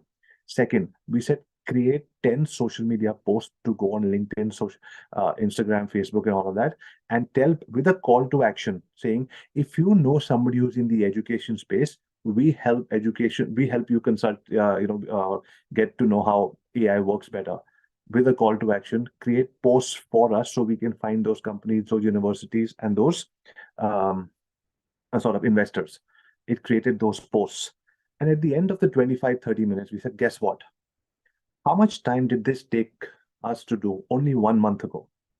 They said 3 months. You know why? Because it took 2 months to think, and then again 3 days to only do it. So how are we going to do it? Who's going to be involved in all of that? So that is second. Third was, we said, let's create a social media calendar for a company showing that the Marriott Group, showing that their customers are half Indian and half international tourists. They're on the beaches of Goa. Some are wearing a hat, some are not. The ladies may be carrying a purse. The men are wearing slippers. Show some in shorts, some in wearing a towel, and make sure that you have the New York Times Square at the back in some places, and maybe the Vancouver Stanley Park in some places. Enter, and you started creating. Those social media posts started coming up, and finally we went back and we said, what is the most important thing that an entrepreneur needs today? I feel most entrepreneurs have good ideas. They just do not have access to the right people. Today, if I could reach out to all the top companies in the world, and every day my secretary told me that, Avi, here are the 5 top appointments which are already set for you, and the decision maker is going to come. Every company will do well. Outreach. I started doing outreach 6 years ago. In fact, we wrote a huge case study on outreach, create multiple videos where I reached out to 100 of the top multimillionaires around the world, internet millionaires. Between me and my 2 teenage daughters, we wrote a book together. It's called The Internet Moguls of the World, and we emailed, we sent personalized videos to 222 people. It took us 6 months. 62 people said yes, and we published that book, and we sold 8,000 copies. And till 2 months ago, I was so proud of this hustle that my daughters and I put in only 3 years ago to publish that book and reach out to the who's and who's of the world. Ariana Huffington loved us, and she featured us in Huffington Post and Entrepreneur Magazine and all of that. Guess what? 2 weeks ago, I found a tool. It's called Be Human, just the alphabet B and human.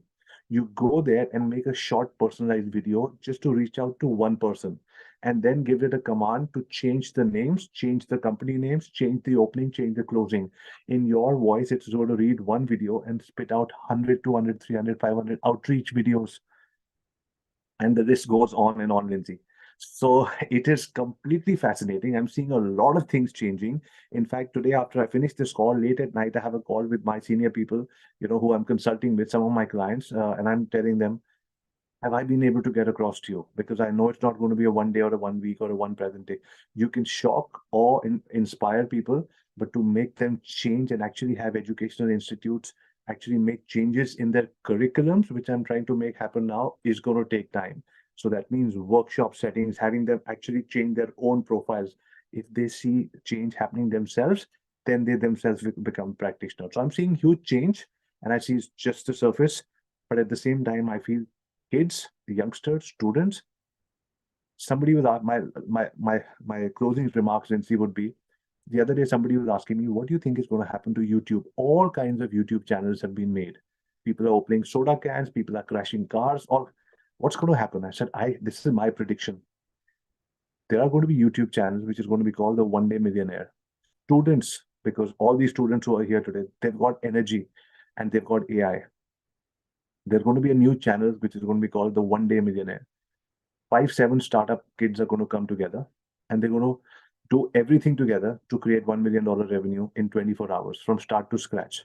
And I'm pretty certain that's going to happen, because you can research a product, you can do Facebook ads, and you can start selling it within 24 hours today. So that's how crazy the world is. I'm excited. Thank you all for having me. And those are my 5 minutes, or 6, or 7.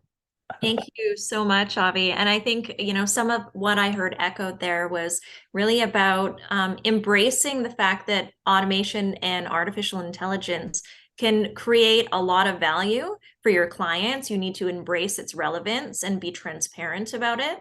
And then also how it can create value for you as an entrepreneur, as a worker, as long as you're willing to kind of go along for the ride, per se.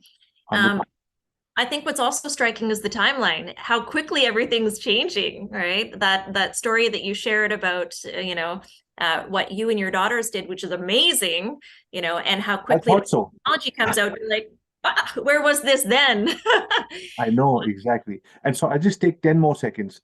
Many years ago, somebody told me a story, a couple of 100 years ago, when somebody had any form of knowledge, that person was considered a guru because he had knowledge on anything: family, wealth, relationships, health. And he used to be on a camel or an elephant, travel to another city and, impart knowledge.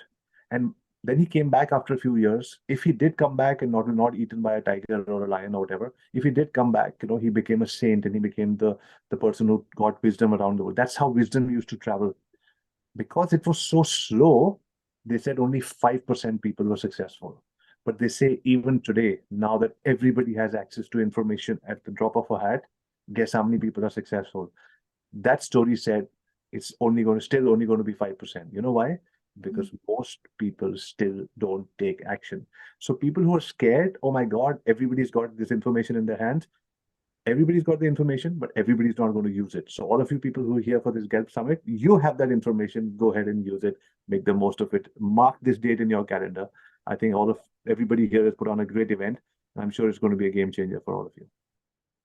Thank you so much. And perhaps the next, if I may propose it, the next GELP meeting could be all of the participants getting together, for a 4-hour session and making $100 million. I'm just marking my calendar, sending you a calendar invite. Yeah. I'm in. Just give me 1%, okay? All right. Thank you so much for your comments. And Millie, I have a question for you. And again, 5 to 7 minutes. And your expertise is really in HR, amongst other things, but I'm going to focus this with HR because we have many young professionals in the room, I think, that would find your answer very relevant. Many people are worried about the future of work. So my question is, will chatbots take our jobs or just change them? So what do participants need to be aware of in terms of the coming changes to harness the power of these disruptive technologies? Thanks, Lindsay. And a good question. And I kind of had talked about it or touched upon it earlier. But, to kind of give a little more perspective to it, I think my perspective is ChatGPT is not going to take jobs away. As I said, it is those employees who are not prepared to learn and embrace this technology. They will end up losing, they will be actually gaining in taking away jobs of those people who have actually not embraced it. So what does it mean for a newbie or a professional? I think given the challenges that are there and given the embarkment of everyday new technology, new processes coming in, every employee has to be adaptive to change. They need to look at how can I upskill myself. So the first element would be upskilling themselves. So yes, I may be an expert in something, but lo and behold, it's not true anymore because of the changing scenarios, because of technology and the vastness that it provides. That job is going to be redundant. A lot of manual work that employees have been doing, and I'll give an example of HR because many a times I've heard recruiters say, "Oh, is my job going to go?" And the reality is that it could be that you're screening resumes, you are actually just sourcing candidates. That can be moved to a chatbot or it can be moved, to a ChatGPT. Whereas that time and effort that these employees were putting in, they actually harness it for upskilling themselves. They look at newer and better ways of interviewing, understanding how you can actually do a behavioral interview, ensuring that how do you do interview-based, video-based interviews, right? So some of those things are very, very important in today's life, and it actually helps in saving time. It makes the candidate more effective, more productive, and the employees are going to use their creativity, bring in more innovation, and also look at how they can deliver better. So that's one. As I said, the other was in terms of looking at routine work or routine stuff that they've been doing. Can that be automated and moved to AI or a chatbot? What happens is in a chatbot, there is a consistent messaging that is going. So I can be one employee or I could be 500 employees. I just ask that question and I get a consistent answer.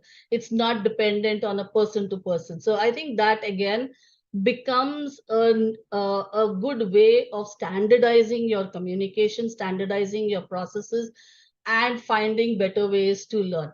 Now, so what happens to the recruiter who finds, oh, my job is gone? Actually, they have to upskill themselves and find newer assignments, which also means that they need to educate themselves, which only means that they need to learn new technology, look at what's happening. And, like Avi was saying that, in every 4 hours, things might change. I personally do believe that, what I have learned today, I need to implement and inculcate within so that I can actually utilize that learning. If I don't utilize that learning immediately, it's going to move on and somebody else is going to actually take away your seat. So I think continuous learning is very, very important. Upskilling yourself is very important. One more area that I do want to touch upon is ethics. And there are two sides of it. I think very strongly, I believe that while AI can bring in a lot of these good things, one will have to be very, very cautious as to is somebody using it for their own advantage. I have seen it happening wherein you might actually have a pseudo candidate. And how do you really be alert that it's not a pseudo candidate, but an actual candidate, right? And so those are, I think, the pitfalls. But if organizations and businesses can find processes that can take care of it, create a guardrail to be vigilant about it, I think it's definitely going to help. Thanks, Lindsay. Thank you so much, Millie. And I think if I could say a theme throughout for you is really about embracing the change, right? And I've heard that echoed as well in different forms with our other panelists, but I think it's very pertinent for our audience to continue to hear that message in these times especially. And I really appreciate you bringing up the perspective of the ethics where, it can go either way, but we have to put these guardrails up to make sure that we're using it in the right way. And certainly there have been some large companies such as Amazon that bumped up against bias in their HR systems, which used artificial intelligence. So these are things that we do need to be aware of if we want to engage in ethical ways from an industry perspective, but also that our candidate or our participants in the room here are thinking about that in terms of how they may be interacting with HR systems as well. So I really appreciate your comments. Thank you. All right, Patrick. Yes, Lindsay.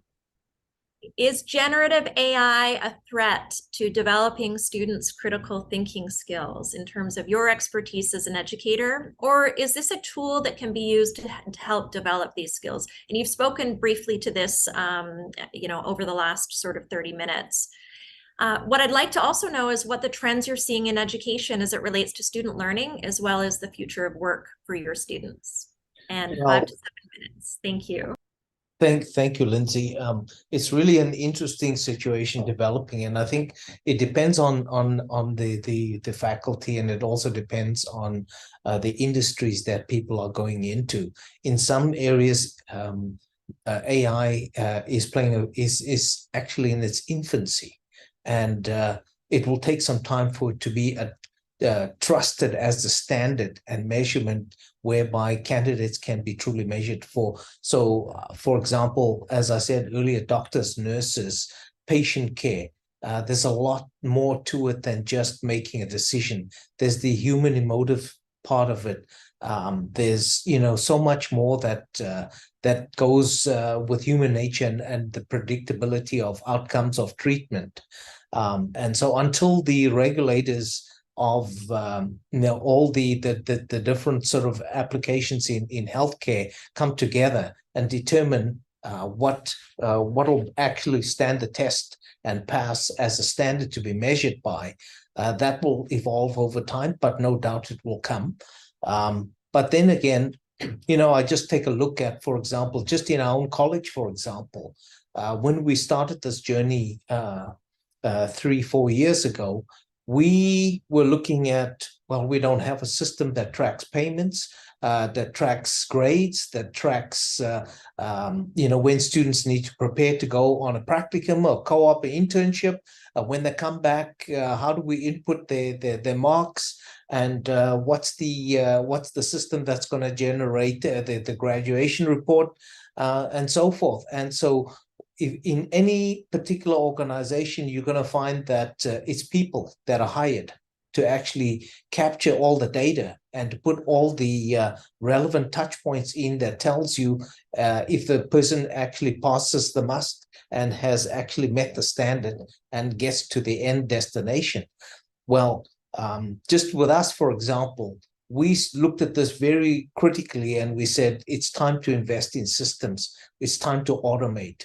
And with us having done that, I can tell you that, in every department, at least one or two jobs have been made redundant as a result of that.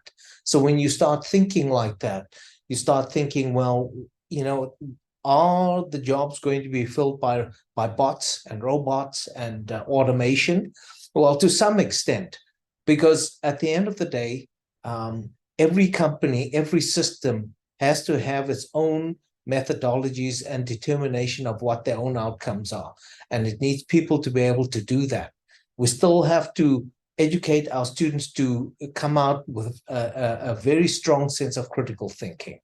And that is going to empower companies to actually hire people who can think and understand automation and understand algorithms in terms of how it needs to evolve so that they can understand what the machines are doing and what the outcomes are. And at the end of the day, in a lot of cases, the results of all this will still land up on a human desk in terms of making final decisions. So yes, in some cases, I would say that we could truly say that it's replacing humans, but I think it will just depend on which sector.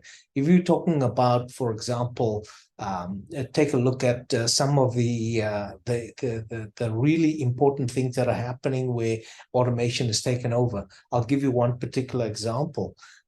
It used to be, I've traveled all over the world and I visit the embassies. And every time I visit an embassy, I visit with the consul generals, the trade commissioners, and the visa officers. And we have a general discussion in terms of what's the flow of visas like from international students. And it used to be that, well, we've only got 2 visa processing officers in the office, and we can handle maybe about 100 applications in a week. Well, you're getting thousands a day. So how do you manage that flow? Well, guess what? Canada has now changed, just like many countries where we've got the Chinook system, and it all is uploaded into a cloud base. And the machine actually takes over and is just looking for set answers and either rejects or accepts. It's not done by a human anymore. The only time it's going to a human is if there's a case where the result is not being able to be interpreted the way the algorithm has been set. Then it will actually shift it to a visa officer. So if you look at all of that, for example, we are now in a situation where thousands of applications can be done within a day compared to 100 in a day. It's a situation where if people embrace technology and understand it, it will actually eliminate the need for people to have to go and seek professional advice and help in terms of navigating applying for visas and things like that. So I would say that it's very, very important for us to embrace and get along this journey to understand how systems are actually designed to actually input and assess applications, and also for us to be able to understand that without us adopting this technology, we will be left behind. We will find ourselves looking at somebody else getting the jobs and us being on the outside looking in. Thank you so much, Patrick. And again, embracing the change and also understanding it. And as we've talked about, very quick timelines in terms of the rate of change, the pace of change. Also in certain industries like education or healthcare, there's also going to be, again, those guardrails or the regulations that are going to have to come into play that may slow that timeline down and give us a chance to kind of breathe and actually upskill in time as well. Thank you so much. I do have one question from the audience, and we only have time for one question. I am a student pursuing my engineering degree, and I'm a little confused of how to use AI in my learning journey. To what extent can we use these tools to support our educational assignments?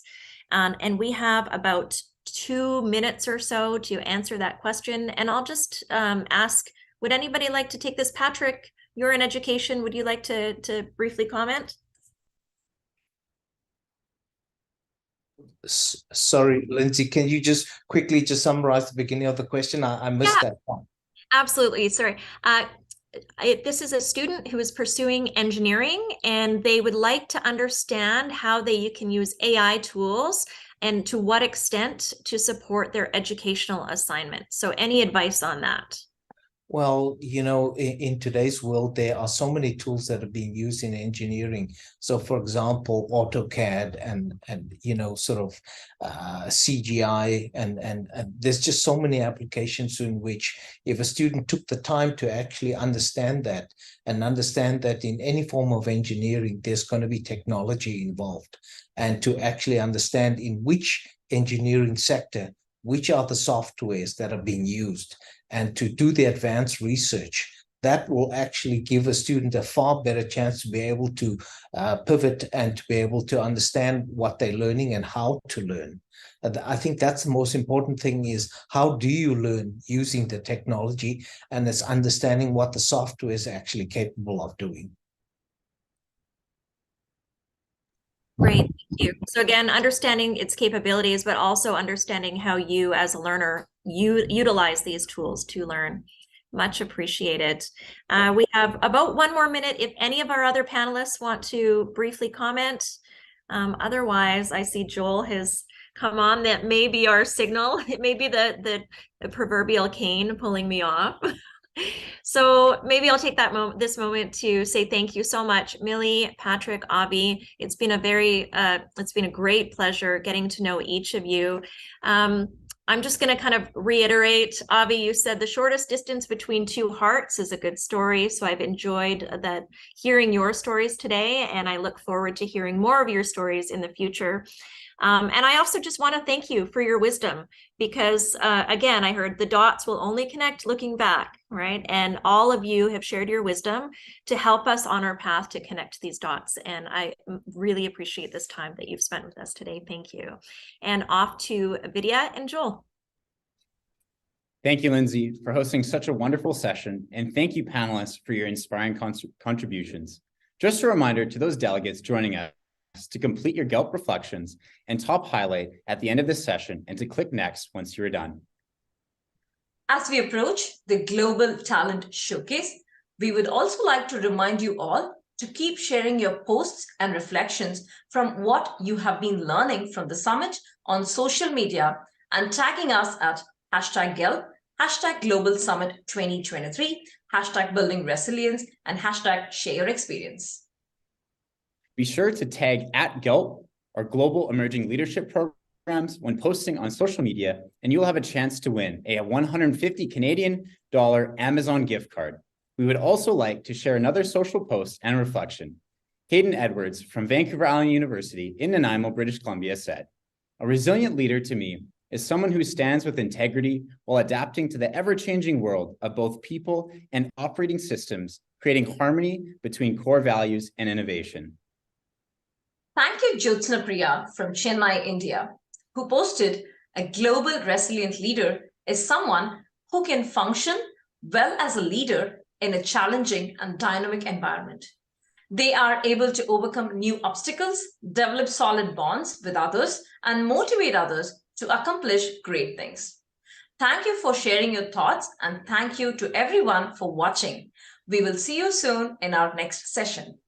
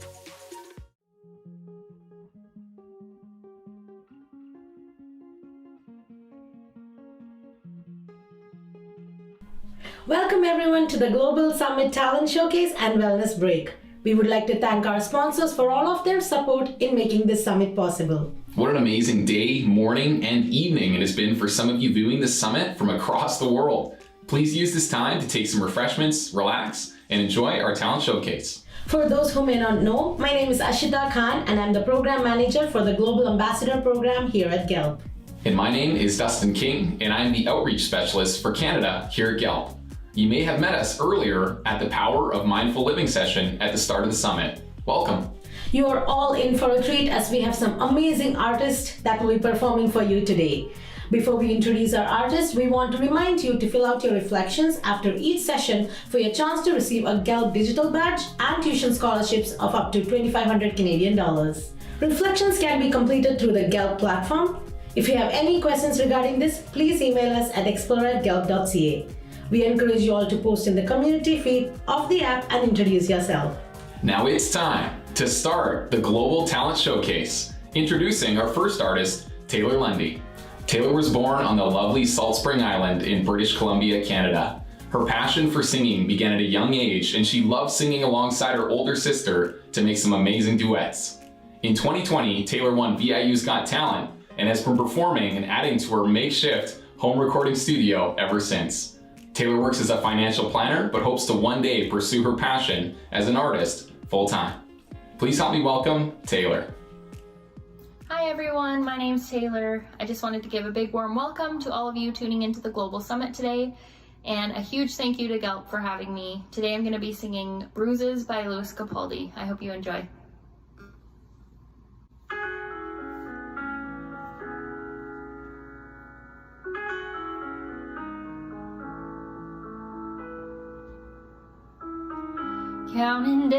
Counting days since my love will make lost on me. 'Cause every breath that I've been taking since you left feels like a waste on me. I've been holding on to hope that you'll come back when you can find some peace. 'Cause every word that I've heard spoken since you left feels like a hollow street. I've been told to get you off my mind, but I hope I never lose the bruises that you left behind. Oh my Lord, I need you by my side. There must be something in the water, 'cause every day it's getting colder. And if only I could hold you, you keep my head from going under. Maybe I'm just being blinded by the brighter side. From what we had because we lost it. Well, there must be something in the tide. I've been told to get you off my mind, but I hope I never lose the bruises that you left behind. Oh my Lord, I need you by my side. There must be something in the water, 'cause every day it's getting colder. And if only I could hold you, you keep my head from going under. Ooh, ooh, ooh,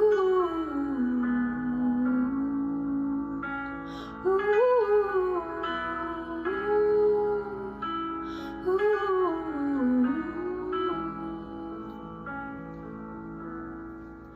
Your love I'm lost in, your love I'm lost in. Your love I'm lost in, I'm tired of being so exhausted. It's your love I'm lost in, your love I'm lost in. It's your love I'm lost in, even though I'm nothing to get down. Even though I'm nothing to you now. There must be something in the water, 'cause every day it's getting colder. And if only I could hold you,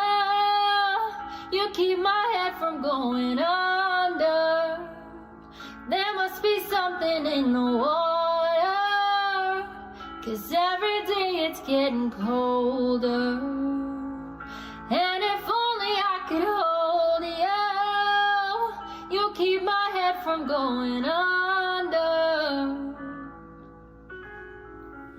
What a beautiful performance, Taylor. Thank you for sharing your talent with us. Let's give a virtual round of applause. Now introducing our second artist, Vedant Sitoke. Vedant has been singing since the age of 5.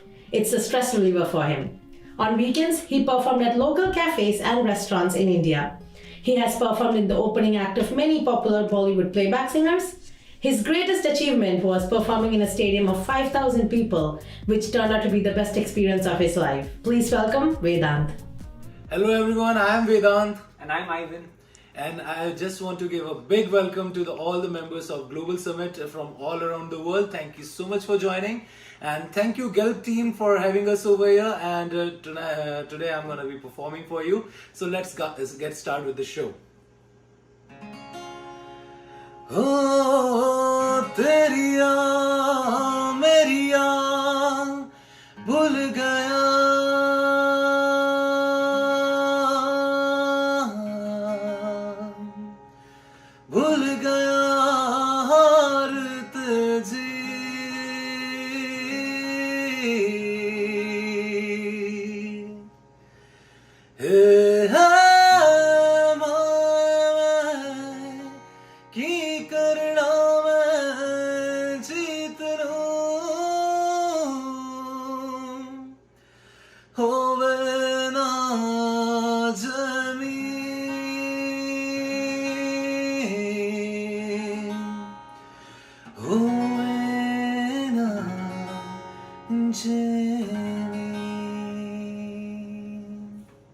So this song is dedicated to all the mothers around the world, and it's a very beautiful song. So I hope अगर आप लोगों ने गाना सुना होगा तो you guys will sing with me. Okay?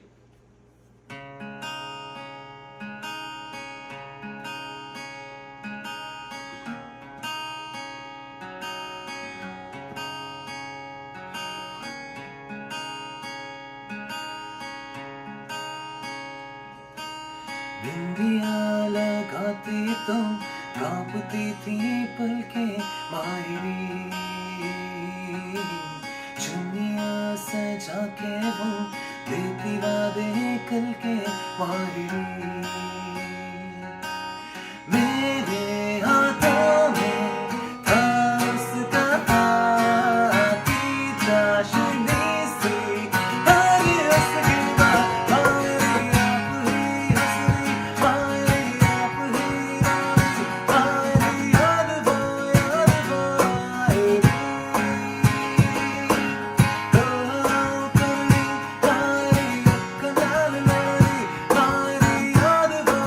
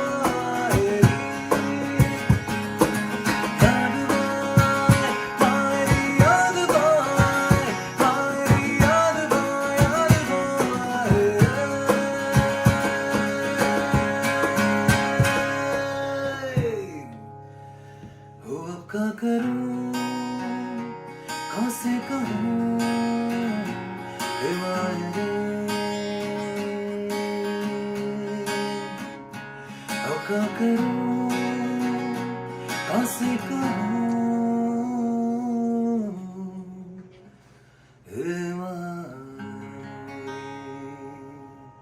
Thank you so much for listening to us, and I hope you guys have a really nice day. Thank you so much, everyone, and thank you. Thank you, Vedant, for such an amazing performance. Our third artist to introduce is Jared Potma. Jared Potma is a talented singer-songwriter and guitarist based out of British Columbia, Canada. Born and raised in the Cowichan Valley, Jared has been passionate about music from a young age. He grew up studying a variety of instruments and developed a unique style that draws inspiration from an array of different genres, particularly funk and jazz. Please help me welcome Jared Potma. Hey, thank you so much for having us. My name's Jared Potma, with me is Sarah Terleski, and this is my tune called Validation.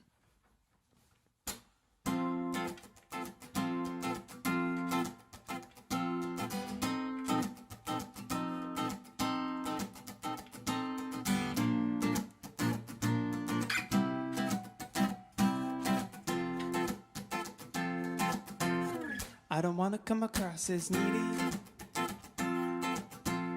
but I want somebody to need me.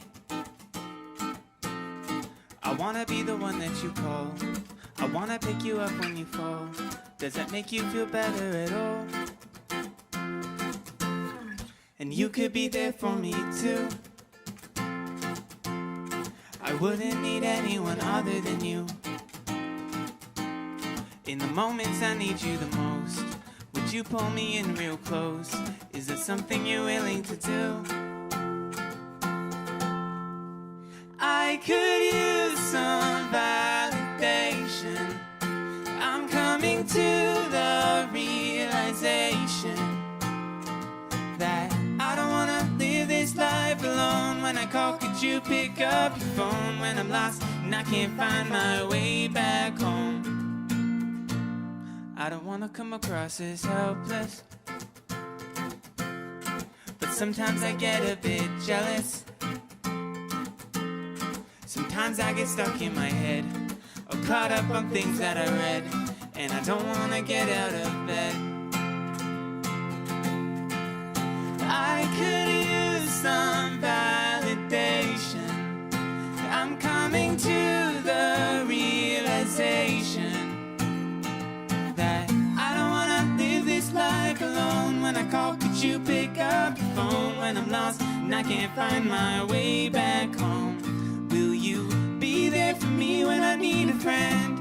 When I trip, could you hold my hand? 'Cause we know things don't always go to plan. Give me that validation. Give me that confirmation. My heart is having palpitations whenever you're near. Give me that validation, that oh so sweet confirmation. My heart is having palpitations whenever you're near. I could use some validation. I'm coming to the realization that I don't wanna live this life alone. When I call, could you pick up your phone? When I'm lost and I can't find my way back home, will you be there for me when I need a friend? When I trip, could you hold my hand? 'Cause we know things don't always go to plan. Give me that validation. Give me that confirmation. My heart is having palpitations whenever you're near. Thank you so much. Wow, we weren't joking about our performers being a treat. Thank you, Jared, for a wonderful performance. Let's give a virtual round of applause. Raymond Salgado is a Canadian vocalist and lyricist of Filipino descent.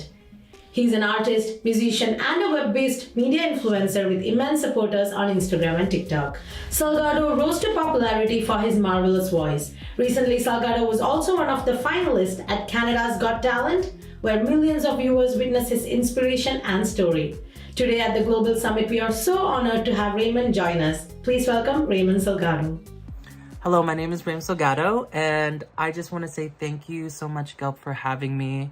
It is truly an honor, and I just wanted to give a big welcome to all of the members watching the Global Summit around the world today. So without further ado, I'm going to be singing one of my favorite songs that really truly means a lot to me, and this song is called When You Believe.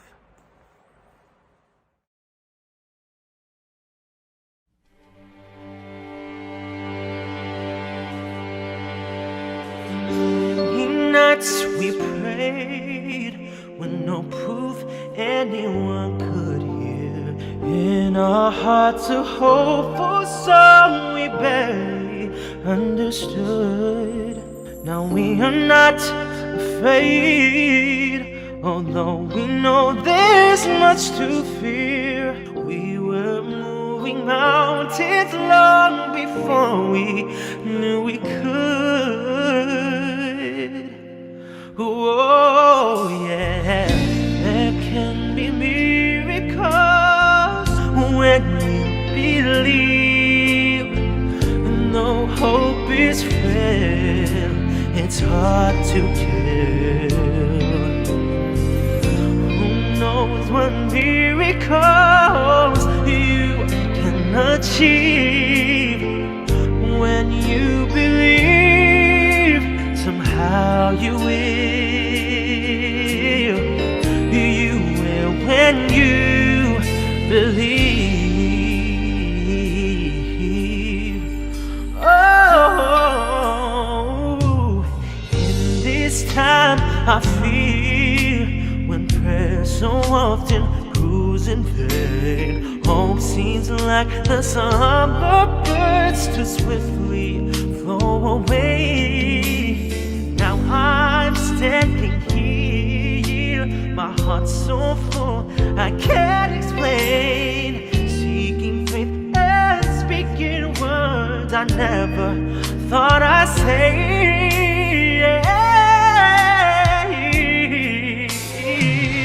There can be miracles when you believe. No hope is fair, it's hard to bear.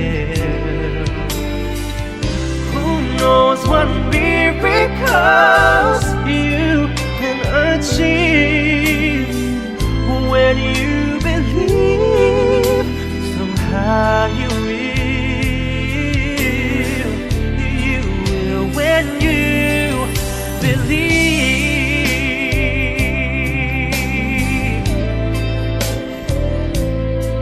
Oh.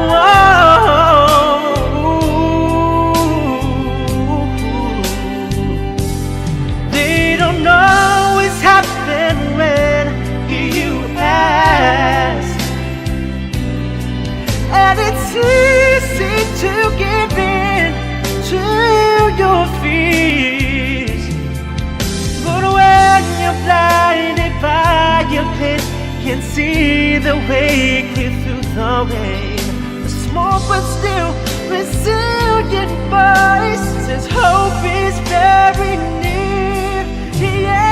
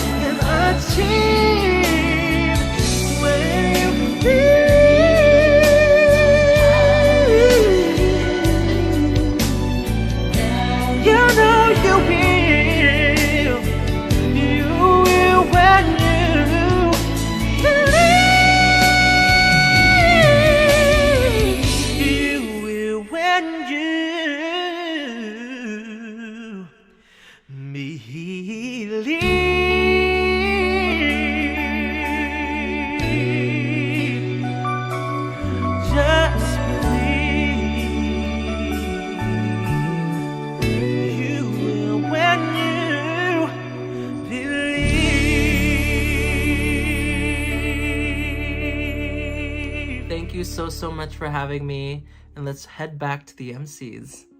Wow, I'm speechless.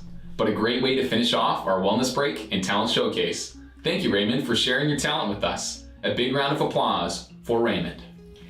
We are now transitioning to our final workshop on Beyond Buzzwords, practical strategies for advancing diversity, equity, and inclusion in the workplace. You do not want to miss this workshop. See you there shortly.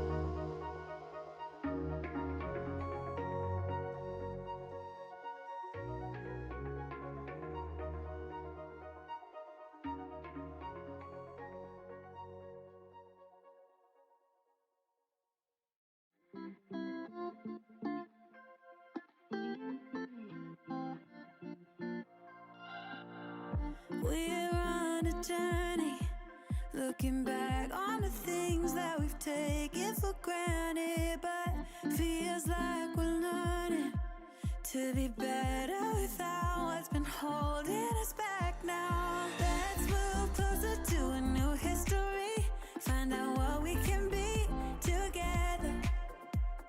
Take my hand and we will conquer the world. This is our final chance.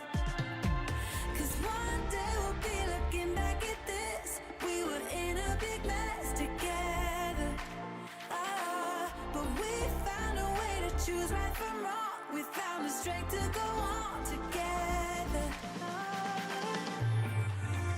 To go on together. Yeah. To go on together.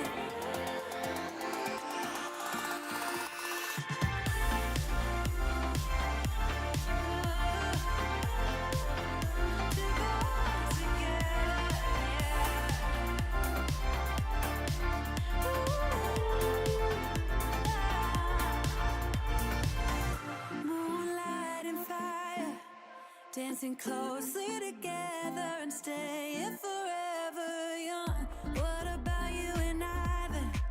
Can we two find a way to align with each other? Let's move closer to a new history, find out what we can be together. Take my hand and we will conquer the world. This is our final chance. 'Cause one day we'll be looking. I just wanted to thank all of you for being such great participants. But we found a way to choose.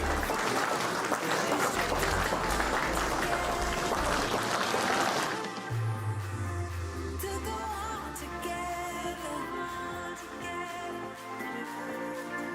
Yeah. To go on together.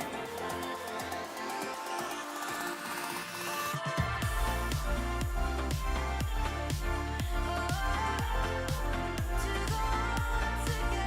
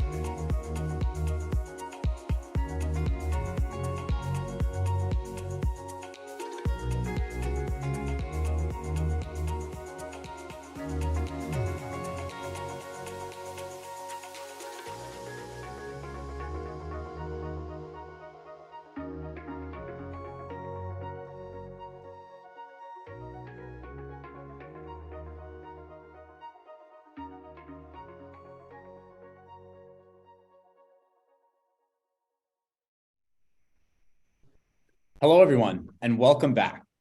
Thank you for watching one of our highlights from the Global Marketplace for Career and Skill Development held in India. The video that you saw was from our beautiful visit at AIMS Institutes in Bangalore. Welcome to our final workshop, Beyond Buzzwords, Practical Strategies for Advancing DEI in the Workplace.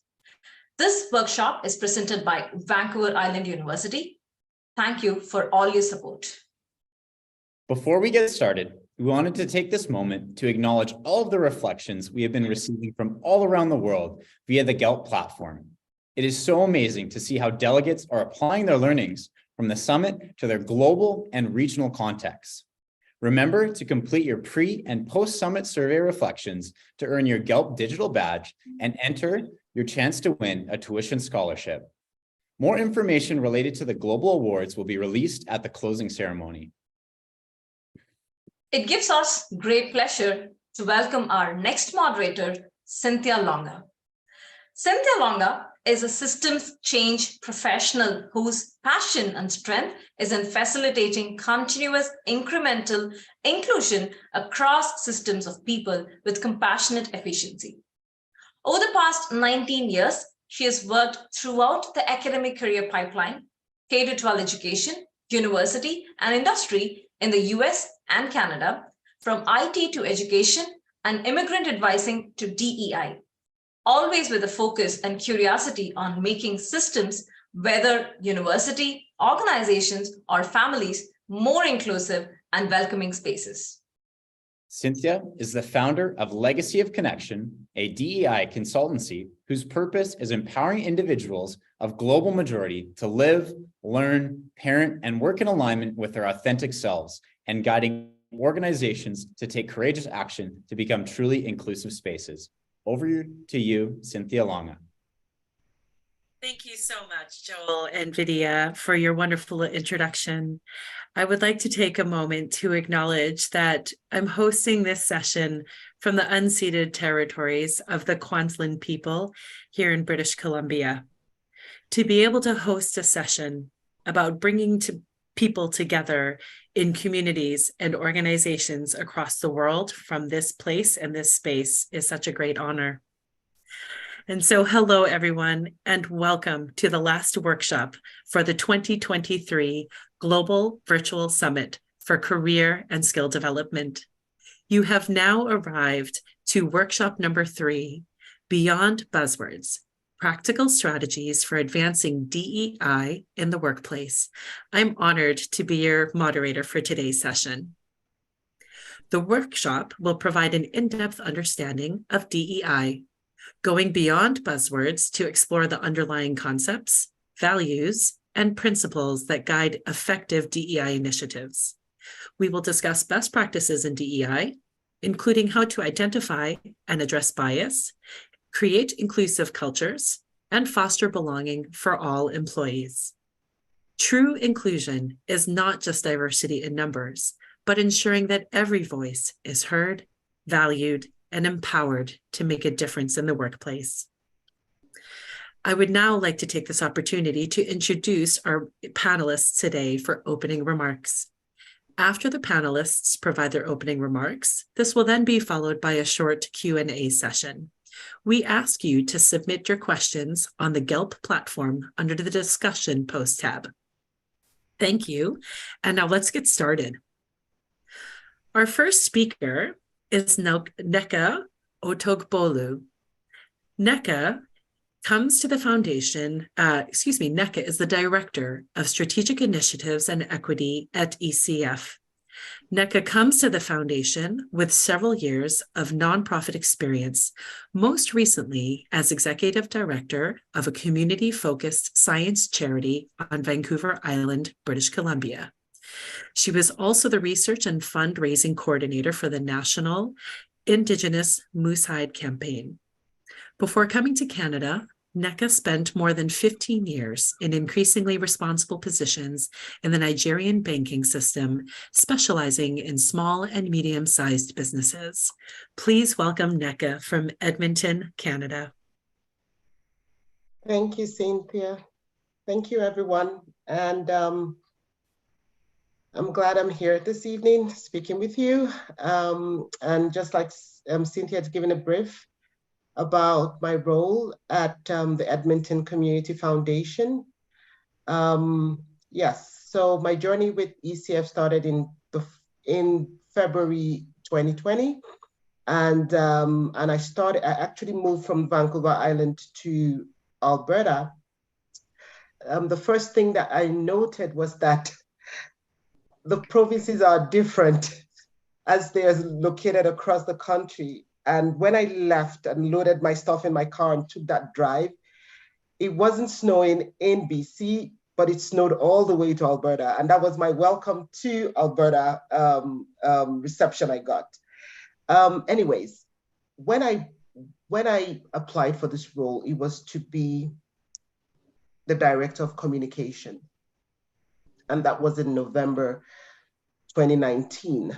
And in January 2020, I got a call to say, we are rethinking this role because the foundation had started to do some equity work and they wanted a director, someone in the leadership position to actually progress the equity work the Community Foundation had been doing. And I thought about it. Already wearing the hat of the Director of Communication, I felt was a lot of work in its stride. But then again, I understood the focus of including the equity strategy to the job description and job title, and then the work that would entail if I took the offer. Anyways, I had nothing to lose. I took the offer, drove down to the other side of the country and started. Initially, the idea was to enhance the Community Foundation's work, equity work internally. But again, we were serving a community that was highly diverse. And the Edmonton Community Foundation is the largest non-governmental funder in the city. And since inception, to that time, we had granted over $280 million into the community. And we wanted to be more intentional with the work as we did it. And so when I resumed, I took stock of work that had been done and started getting to know the lay of the land. And part of what I noticed was that a lot of community groups, grassroots organizations, charities, nonprofits that are led by, serve, or focus on communities that are Black, Indigenous, or people of color were highly underfunded. Not just because they were not carrying out important programs or projects, but there were systemic barriers that were preventing them from accessing funding. One thing I also noticed was that there was a general mistrust of mainstream funders in the city, regardless of who they were or what they were. There was a general mistrust of the government funders. There was a general mistrust of private foundations, even public foundations, such as ours. And so I knew my job was cut out for me at that point. I started trying to reach out to communities, and then the pandemic hit. And so we started working virtually and building trust, building community, reaching out, outreach, finding ways, creative ways to get out funding to these communities was something that I had to lead and champion for the past 3 years. Have there been some successes? Yes. Is there still more work to be done in this space? Obviously. And we have tried in our stride to put in ways to evaluate the successes and learnings that we've had from communities to find better ways and more collaborative ways to serve. Wonderful. Thank you, Neka. We would like to introduce the next speaker for this workshop, Dr. Hazel Brown. Hazel is a dynamic academic leader with a diverse background in sports studies and coaching. Her journey began at Chichester Institute of Higher Education, where she earned a BSc honors in sports studies and later an MSc in sport and exercise science. She conducted groundbreaking research on joint range of motion constraints and became a field leader in biomechanics and movement analysis at Canterbury Christ Church University. Hazel's passion for teaching and research led her to the University of Southampton, where she completed a PhD on the student experience. She is now the head of school at the University of Winchester, specializing in sport coaching and publishing in various areas, such as executive coaching and education. Hazel's practical experience as a gymnastics coach and scientific support for athletes in various sports enriches her expertise. Please welcome Dr. Hazel, who is tuning in today from the United Kingdom. Good day, everyone. It's a real pleasure to be here. Yes, as Cynthia says, and thank you, Cynthia, for that introduction. I'm calling you in today from England. I'm just going to share my screen with you, so there'll be a few seconds interruption whilst I do this.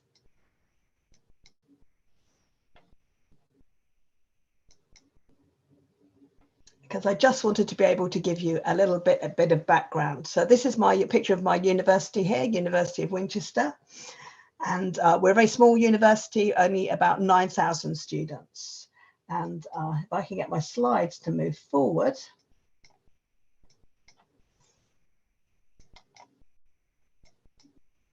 You'll see a picture here. We're a university town with a cathedral, and it says this, the Winchester Cathedral. So it's if you picture what to me is a typical English town or city, this is where we're based. Myself, I just live 30 miles away from Winchester. I live in the city of Portsmouth, and so if anyone ever visiting England, you know, Winchester and Portsmouth should be on your list. In the UK, we're governed by quite a few laws around equality and diversity. So we have the Equality Act that came in 2010 So we've been living with it for the last 13 years, which makes sure that all employers are responsible to treat everyone completely equally, regardless of their age, their gender, their race, their disability, their religions or beliefs. And you can see all the things here on this diagram that we have to take into consideration. And we are held accountable to ensure that we treat everyone completely equally and give everyone exactly the same chances. As I'm now responsible for employing new members of staff and also for interviewing students to enter our university, I have to take these things into account as well. Our university lives in a very middle-class white area of England, and we are also accountable to the Office for Students, who are the regulators for all higher education institutions in England. If we don't do what they tell us to do, then we're going to lose our status as a university. So everybody has to take great note of what the Office for Students says. They regularly provide us with information about our student body, about the characteristics of our students as they enter, as they progress through, and after they graduate. So the grades they get and the jobs that they end up taking. And we receive all these metrics. They give us all sorts of figures and graphs, and we have to have action plans to improve all of those metrics. And these action plans have to be challenging. So what sort of figures do we receive? What are they about? On the whole, for our student body, it's about widening participation, but it's also true for staff that we employ. We need to make sure that we have a diverse staff that reflects our student body. So we've been given targets to meet for our Asian students, our Black students, our disabled students, and students from disadvantaged backgrounds. So what counts as disadvantaged? The poorest sexes of the population can be measured by their income. It can be measured by where they live. If no one in their family has ever been to university before, and they're now asking us, to identify our students who are eligible for free school meals in the past. And sometimes we don't even know who those students are because that's not a question that we're asking them. These are probably categories that you could imagine that we would be looking to for our access and participation plans.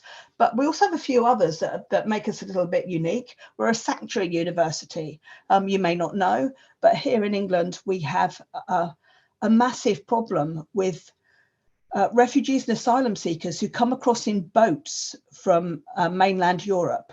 So that they pay people to have access to a boat, and they pay them an awful lot of money, and they're put on boats that often are not suitable for travel. And a lot of these boats sink between France and England, and these people get picked up from the water. So these are refugees and asylum seekers, and they're trying to come and make a new life in England. And our university has a commitment to the young people who come across to ensure that they have an equal access to university if they come to live in England. We also have a scheme for young carers. So you see the definition here of what a young carer is. And we link up with local schools and colleges, and we try to identify these young carers and again give them support to be able to come to university. We want to capture all of those potential young leaders out there and give them a chance with their education. As many as 1 in 5 of our secondary school children could be young carers, looking after other family members. Hi, Hazel. We have just here in under the a UK, minute. Hi, Hazel. We have just under a minute. Thank you. Also here in the UK, we have our armed forces, and we know that children who belong in service families, Army, Navy, Air Force, that they often, their education is disrupted. They move around from school to school to school as their parents move around. And so we have the Service Children's Progression Alliance, which identifies these youngsters and helps them also get into university. Lastly, we're a disability confident employer, which means that we have to all disabled applicants for jobs who meet the criteria have to be interviewed.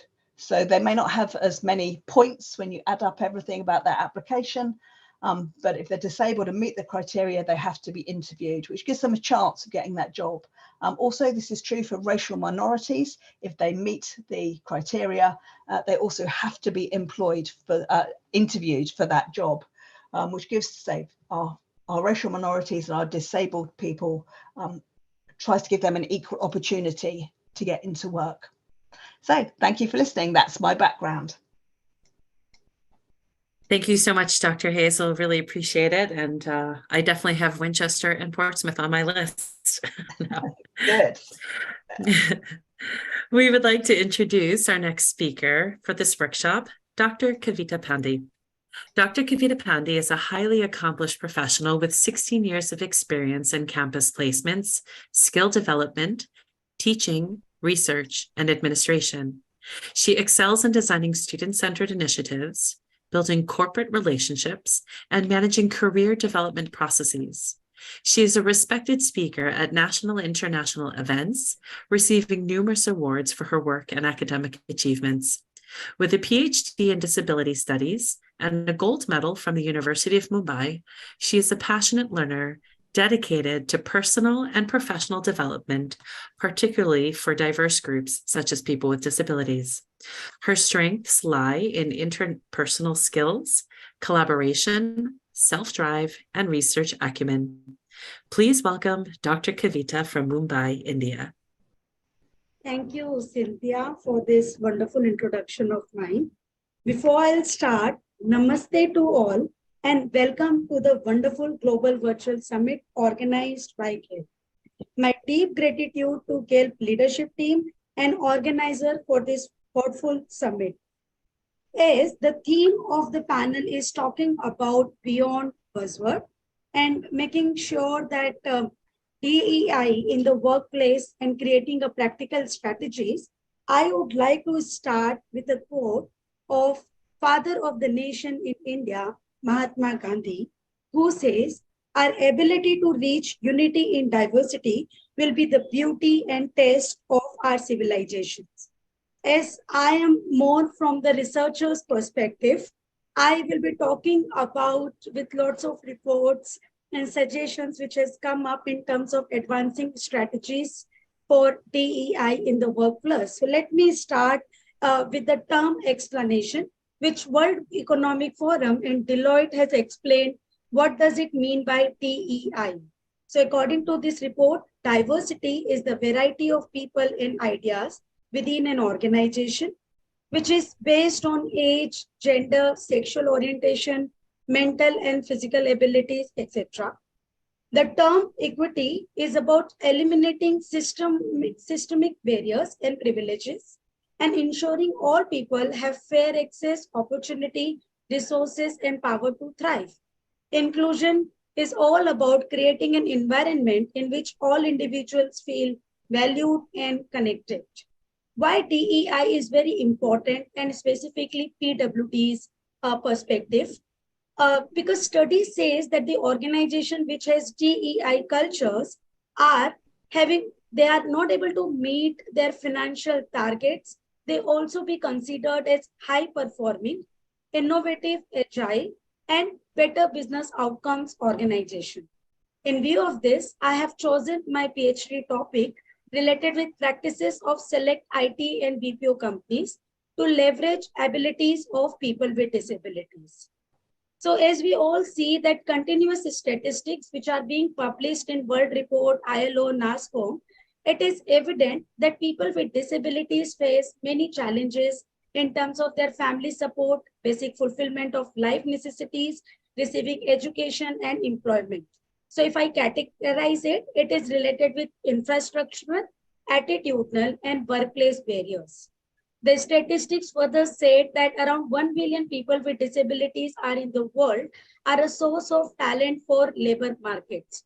Organization may have lots of benefits while just doing a reasonable accommodations and building support system for them at workplace.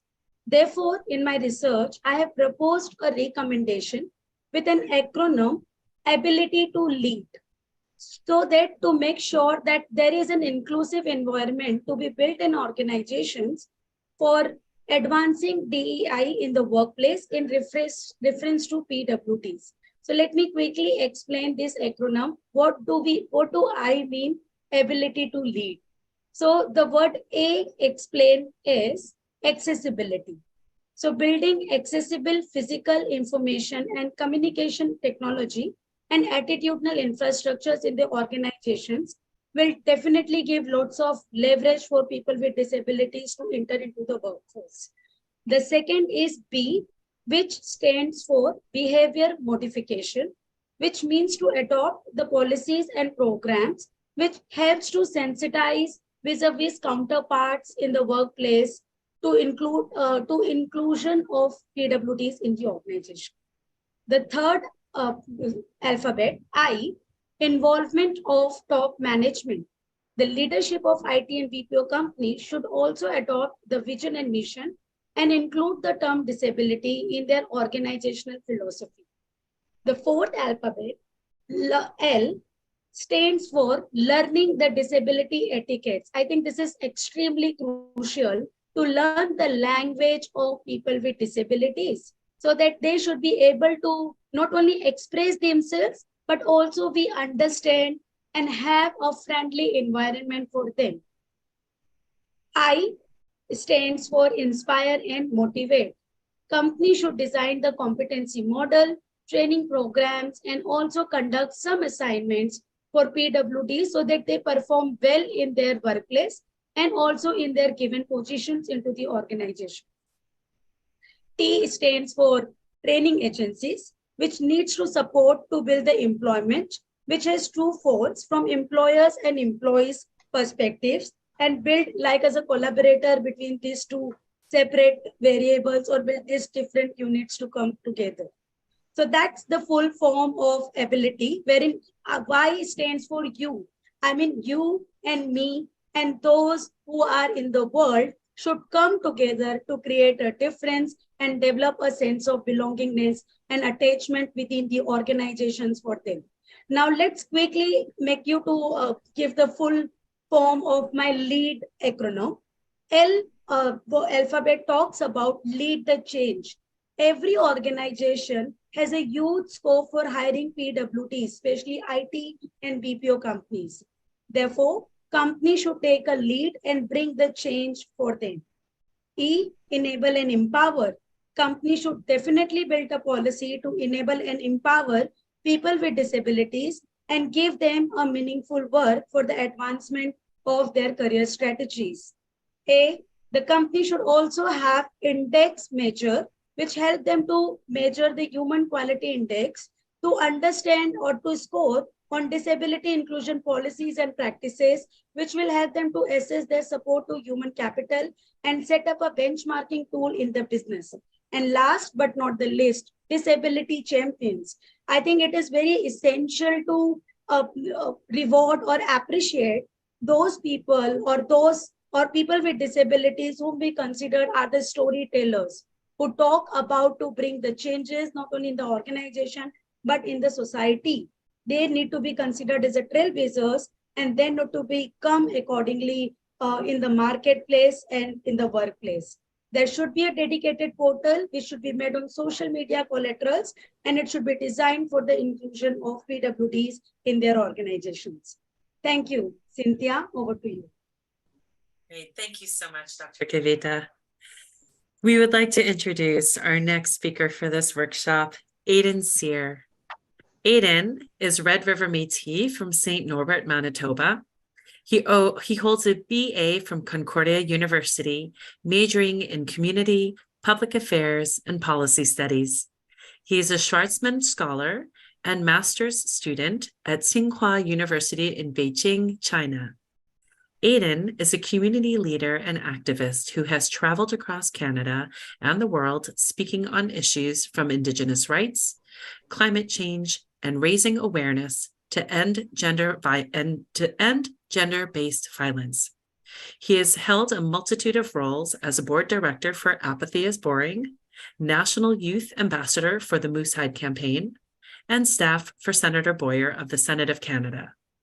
Aidan has advanced the conversation about practical reconciliation in Canada, focusing on political engagement, climate activism, and youth engagement, youth empowerment. Please welcome Aidan, who is joining us today from China. Hansi Bojo, it's so nice to be here with everyone. We've heard some really amazing practical strategies being spoken about today. And as someone from Canada, I'm really excited to talk about some of the international experiences I've had when it comes to leadership, and especially as involves diversity, particularly about Indigenous perspectives, but I think about a multitude of youth perspectives as well that I do think fit under that umbrella. I think as a young leader in this space, I've always found that there's challenges with sort of being lumped into boxes around how and where to sort of showcase your diversity of thought. And there's very few organizations that I thought did a very good job of making me feel like I was a part of a community, making me feel like I was actually a writer, as Dr. Kavita said, of the story of the organization. That it wasn't just about me and my story, but of course I needed to be enabled to tell that story. But it was also about how could I participate to a community when I'm maybe not working in my community, but working on behalf of my community. And that's a major challenge that I think our world is facing today. But it's really about creating the space where people feel courageous, they feel empowered to step foot forward as an individual, but only in those spaces, they will only do that in those spaces that really work towards a mission that they can be a part of. And I think the things that I've seen that happen, so when I was working for the Moose Hide campaign, raising awareness to end gender-based violence, it was, a center of care, getting people to work together to care for other human beings, to care about a shared mission and organization. And all of a sudden, you've created the space for people to talk about the real hard issues. What's at the core of that is relationships. So it's building relationships. And I think that really is integral to Indigenous epistemologies of thought, is we put the relationship first over individual autonomy, and the relationships at the end of the day will form a community, especially when they're united in a shared purpose. For me, those spaces are also in climate spaces. So focusing on we all have a shared interest in, reaching below 1.5 degrees Celsius for global warming. We all have a shared interest in living in safe communities. So organizations that unite those shared interests and bring in diverse thought to shape what exactly that action plan or policy will be the ones that do go beyond the buzzwords. I'm noticing, more and more apathy from young people to even share their personal experiences, especially in Indigenous places, who are consulted after the fact. They're not an actual architect or writer of the story. They're consulted as part of a sort of end of the result. We see that in university classes around the world, in Canada and the United States, classes on Black perspectives or Indigenous perspectives in policy fields happen at the end of a curriculum. They happen at the end of the program. They're not essential, integral to conversations about democracy or social integration, which the classes and courses might have been about in the very first place. There's a couple exceptions to this, and I'm happy to be here with universities like VIU, who I think are really leading in that space in Canada. But a lot of organizations have a long way to go. So I really recognize that. And as I sort of work now, I've been very fortunate to have been accepted as a Schwarzman Scholar, one of the world's most competitive graduate fellowships. And you're also learning about these questions about how diversity plays a role in sort of excellent academic thought and rigor. And you start to realize that, is it actually just about representation numbers? Or is it really about merit? Lots of conversations about merit versus representation and diversity. And I think it's actually becoming very politically polarized. And we need to be really aware and be confident and courageous to have conversations about exactly what it means to include, to make people feel heard, to make people feel safe. It is something that I think I've dedicated a lot of time to, but I've noticed that organizations really need to dedicate more effort and more energy to doing that. And I hope that young people involved in this call can sort of join in that energy, use the sort of research and strategies and policies that the doctors on this call have forwarded, and engage the spaces like the not-for-profit spaces, the education spaces, who are leading this, and continue to keep those important goals at the forefront of their minds. Thank you very much. Miigwech.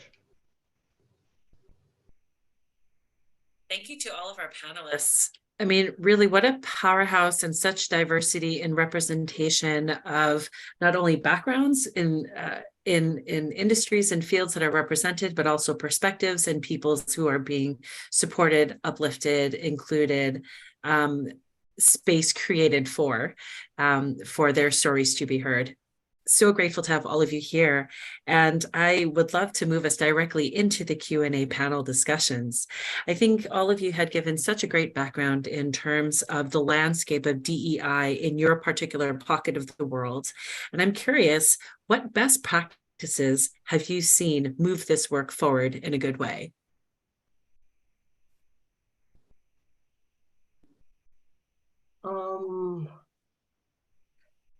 I would say for what I've seen in the community foundation space, by the way, we're part of a larger group, the Community Foundation of Canada, where we have over 230 community foundations in different cities, being part of that larger body. And what we hope to achieve being part of the Community Foundations of Canada is where we leverage on each other's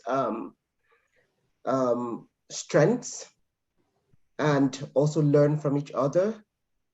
What I've seen is that a lot of community foundations across the country have recognized the inequities that exist in our communities.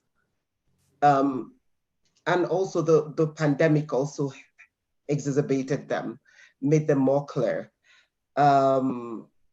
made the disparities clearer, and made it important for community foundations to prioritize the work that is being done, especially since we are funders of the charitable space. What we have seen as best practices is, because we understand that some of these challenges and barriers are systemic, and so to be able to start solving the problem of the inequities is by first carrying out what we call equity or DEI audits. Right now, the DEI space is so evolves daily, so it's DEI audits now. But again, I tell you, some people take it further. Some experts will take it further to say it's important to carry out a diversity, equity, inclusion, justice, and reconciliation audits, because they feel that none can exist on their own without the other, right? And then these are best practices that have seen work. Here at the Edmonton Community Foundation, we carried out what we called the equity audit, because we understand that not every group or community has equal starting points.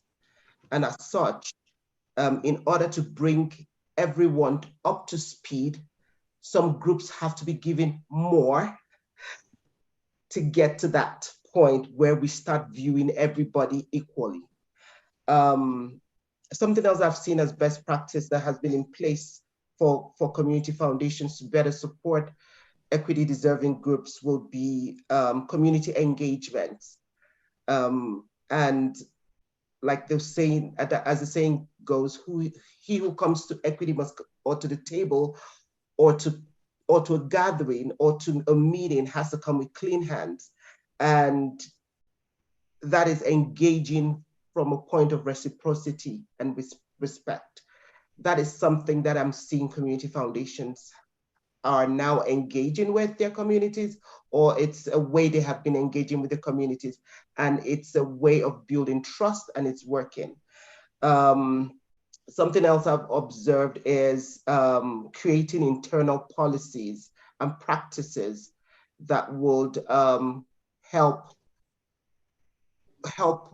to galvanize the work that has already started in equitable funding to groups.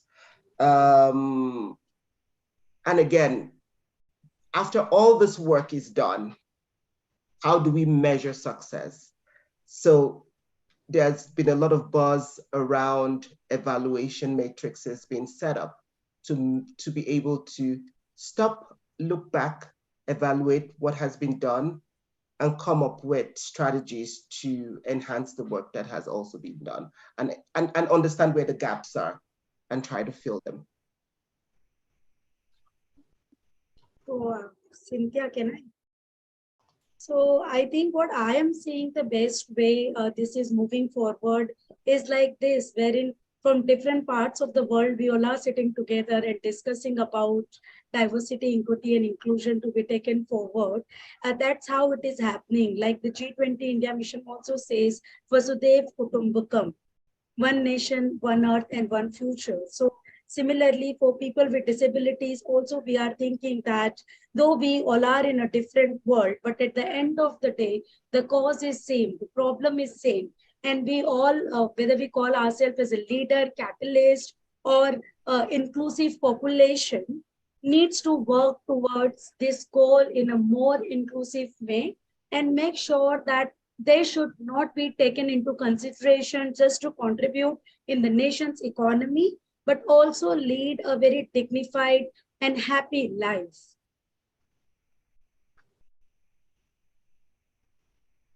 If I can add to that, Cynthia, I think that's for best practices is that higher education in the UK is constantly audited, and therefore, you know, the inequities are recognised. So one of the things that happens is that when we come to advertising a job, we know that we might not be reaching people of colour where we live because we are in such a white area. Therefore, so when we send out these job adverts, we make sure that they go to places like, for example, Birmingham, where we know that there's a much greater percentage of the population is Asian or of colour. And so it's a little bit harder with disability, but there are certain organisations that disabled people might belong to that we can make sure that our job adverts go out to. And in this way, we're making sure that those populations are reached. Also, when we're shortlisting for jobs, as a pointer for any young people out there listening, when you apply for a job, there are all these criteria that are in the advert. You'll see a person specification, you'll see a job description. You need to make sure when you're writing your application that you address all these things that are in there. Because when we get the application in, we award points for each of these things. And therefore we offered interviews to those with the most points at the end of the shortlisting. And our shortlisting is double checked for anyone who is of a racial minority or disabled. A third party comes in and checks, and they will also sort of score it. And this is to make sure that we are being totally fair in how we score things, and so that these people can be taken to interview. So advertising where people are and double checking your shortlisting. So I think they are some of the best practices that we have. Wonderful, thank you. Aiden, did you want to add anything? Yeah, I'll just say, so I'm with the Policy Analyst Recruitment Development Program for the Federal Government of Canada. And I think one of the policies that I really liked is this sort of like the clear cultural context distinctions. So to do their research beforehand to say, oh, this Indigenous person has a unique barrier to in-person work in Ottawa because they're an integral leader in their community. But you would never understand that if you didn't actually know what community leadership looks like ahead of time. So clearly they've, done the pre-research. They know that, Indigenous communities need young people staying in communities to make it healthy, to make it sustainable. So they've recognized that remote work works for that, but in other contexts, in urban settings, they'd like to create physical spaces of community in the office, in the workplace. So those are different ways of really showing that flexibility. Places that come with sort of hardcore universal prescriptions for how diversity and inclusion works are going to be the ones that I think are left behind, and young people will avoid as places for work. They're going to look for places that are constantly evolving their definitions of diversity and inclusion. And that's going to be even faster than I think academia can keep up with. There's going to be a lot of, culture, a lot of these audits as well. They're going to have to, really ramp up. There's a cultural context there that's missing. And we all need to be very open-minded and accepting of the new things that continue to challenge our definitions or preconceived biases. Yes, thank you all so much. I mean, you're really hitting on all the points of the fact that there are systemic processes. There is research that goes behind this, but Aidan, to your point as well, there is a context that needs to be understood. So a prescriptive solution is not a solution. And in fact, this is a continually organically developing and will continually be an organically developing area of not study, but area of being, an area of becoming. I just think about even the voices of the Inuit peoples in Canada, working to bring them, create space at a table for themselves to be able to be heard, because their experiences are being lumped in, as all Indigenous experiences are, right together. And these are really quite different. Yes, thank you all so much. So you've highlighted in some of these best practices. I would love to hear some of the challenges that you personally have faced, both on a interpersonal level and on a systemic level, because as we've discussed before, when we look at DEI, it is not just an individual one-to-one. There is absolutely systemic and multiple tiers of systemic layers to this. Can you share a little bit about, in your work and your journeys, what types of challenges you personally have come across, personally, professionally, interpersonally, and systemically? I hope that makes sense. Good question, Cynthia. Okay, I'll start from the interpersonal challenges I've seen. Resistance to change. There's this fear of the unknown, right? When you advocate for change, or when you're trying to move the needle, and people just naturally feel threatened by change, or they feel threatened by any form of change that will challenge what is the norm, or what is perceived as the norm. So that has been one of the challenges I've faced, and when it comes to interpersonal. Systemic challenges I have seen in the course of the work I do will be resource allocation. Like, DEI work can't be done in a vacuum. Funds have to be put in to make the work sustainable, impactful.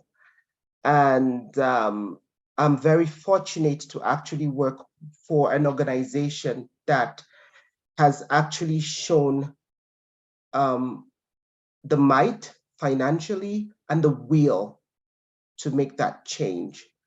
And so we actually have allocated funding for DEI work, funding for groups that do the DEI work locally here. And also, we are also developing our capacity internally to be able to, and that costs money, right? To be able to get the required trainings for DEI trainings for our staff, volunteers, board, community members, community partners, grantees as well. So those are a couple of challenges I have seen in the work I do.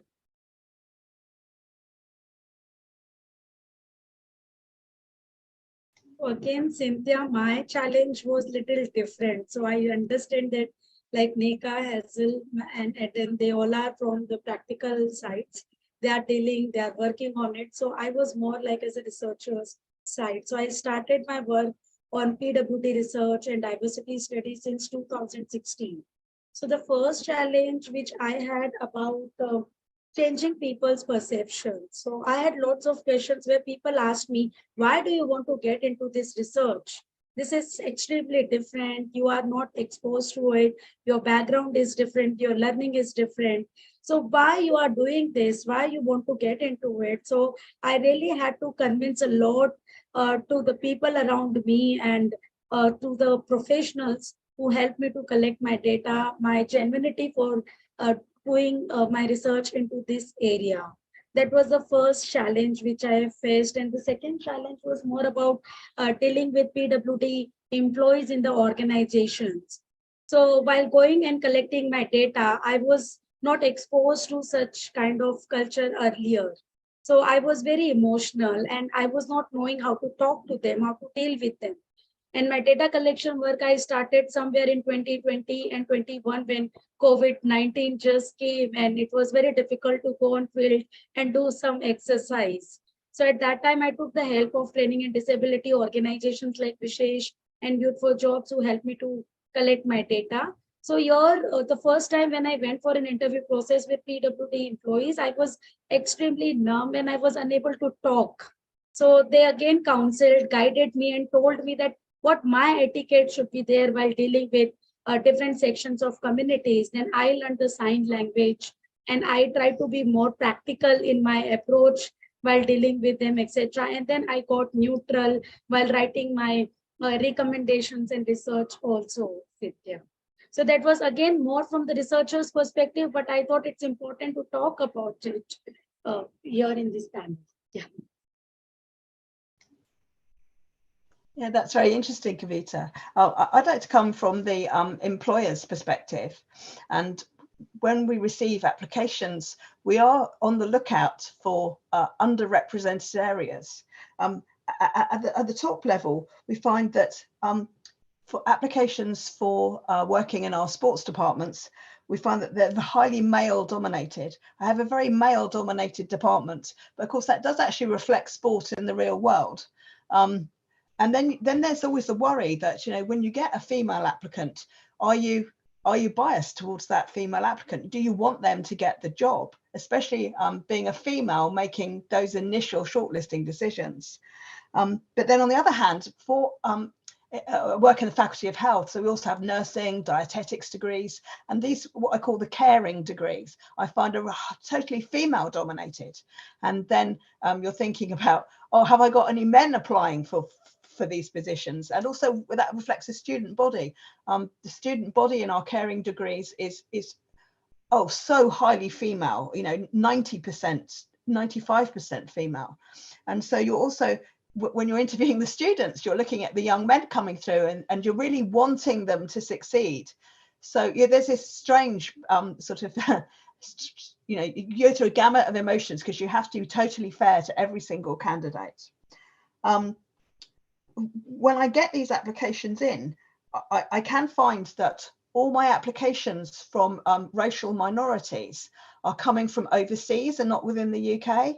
And therefore they can be naturally disadvantaged if they don't have all the UK recognised qualifications, because you're looking for people to be accredited by their professional regulating body, and so we're looking for them to have those UK accreditations, because that's what you have to work in the UK. So you might have people of colour applying who are going to be really, really good at the job, but then they haven't got those qualifications to tick all the right boxes. And sometimes I find I'll get masses of applications from places like Uganda or Ethiopia, and it's like they're desperately trying to get into England, but aren't writing so many applications perhaps that they can't give the detail and the attention to each application. So it's a very, very thin application. If you get an application that's just, you know, one side of A4, it's like they don't care about the job, and they can't possibly give you enough information about themselves in such a short application. They're not hitting all those points in the job advert. So that's the challenges that I've got. I find a lot of people that perhaps they were born, they're Black British or they're British Asian. They've gone back to their parent countries, if you like, because they wanted to give something back to their parent countries. They were wanting to go home and see family, and they've worked there, and then they're trying to come back. And then they're fighting against people who are applying, who have been working in England for years or all their lives, and they're just far more familiar with English policies that we might be asking about at interview. And so they find again that they're naturally disadvantaged. And we need to find a different way of setting our criteria for getting a job to ensure that these people aren't disadvantaged. That's my personal view. Thanks, Cynthia. Thank you. I think we have maybe just about a minute before we close, but Aidan, did you want to get in a last word too on this question?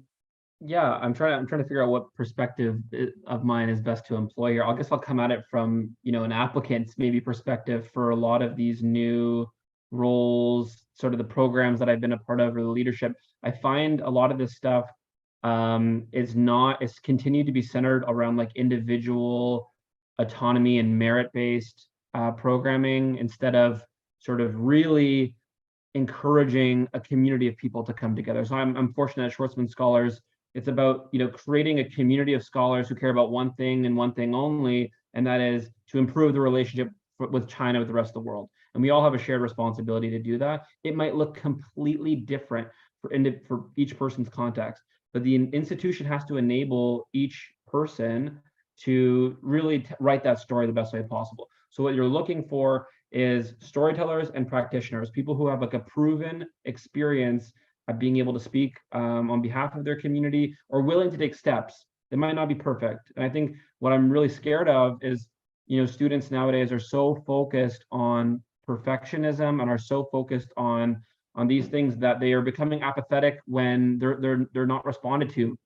But it's not about them. It's about the system inequality that didn't actually bring them aboard. There's a system, looking for each and every one, trying to bring people on board. So the programs that mentor, that focus on that, I think that's incredibly important for young people, especially in the diversity and inclusion space. So the Natural Resources Canada program actually will pair me up with an Indigenous mentor in the field. That is just almost the only reason why I applied for the program, essentially, is why would I sort of have to fight additional barriers when the barrier someone has actually offered the barrier to be lowered for me, just like Dr. Hazel Brown was talking about, just like Dr. Kavita was talking about before, and just like Ankita was talking about from the financial perspective of funding. So thanks very much. Wonderful. Thank you all so much. It is unbelievably hard to believe that we are already at the end of our time. I want to thank you again, sincerely, once again, to all of our panelists. And thank you to all of the delegates for joining us today. Back to you, Joel and Vidya. Thank you, Cynthia, for moderating this panel. And thank you, panelists, for giving delegates around the world some great things to think about over the coming days. Before we head to our closing ceremonies, we wanted to share some final updates for all of the delegates tuning in globally. For delegates that are joining on the GELP platform, we ask you to refresh your screen as you move into the closing ceremony to get access to the post-summit reflection survey. You will need to complete this survey in order to win global awards and tuition scholarships.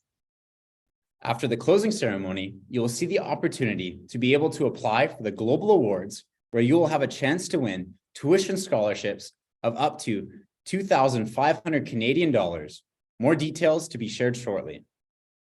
In concluding this session, we would like to leave you with two final reflections from students who have been sharing and tagging GELP on social media. The first, Umair Broki from Dubai shared that this workshop has been enlightening and providing valuable insights into the transformative power of automation and AI, and equipping me with strategies to harness their potential for positive change. Thank you, Lakshmikant from Sri Sai Ram Group of Institutions shares. I feel grateful to share my views on the topic building resilience. And that being said, I wish to extend my hearty welcome to GELP team, who are actually nourishing students from all over the world. Changing world means changing ideologies and needs. Thank you, Lakshmikant, for sharing this wonderful post, and thank you to everyone who has been watching this conference. As many of you know, we encourage you to revisit the content, as it will be available for up to 7 days. The social media contest will close on June 17th, Pacific Daylight Time, and June 18th, India Standard Time. So we encourage you to continue sharing your learnings on LinkedIn, Facebook, and Instagram, and be sure to tag GELP. We look forward to seeing you all shortly at our closing ceremony. It has been such a pleasure to be here with you all. See you there.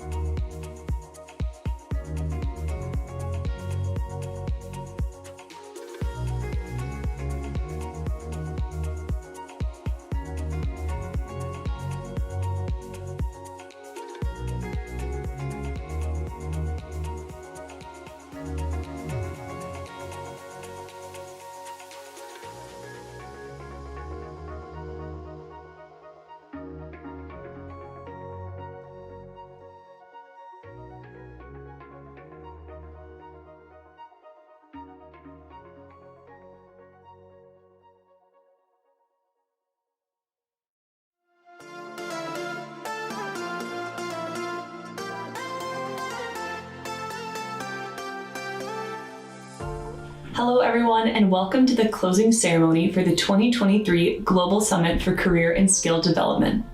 Today, we are so thankful and grateful to have each and every one of you join us here today. It has been a full and eventful day, and we're glad that you could be a part of the 2023 Global Virtual Summit. For those of you who may have missed my introduction at the opening ceremony, my name is Kayla Passmore, and I'm one of the program coordinators for the GELP Global Campus Chapters initiatives here at GELP. And my name is Talani Moorman, and I am this year's conference specialist.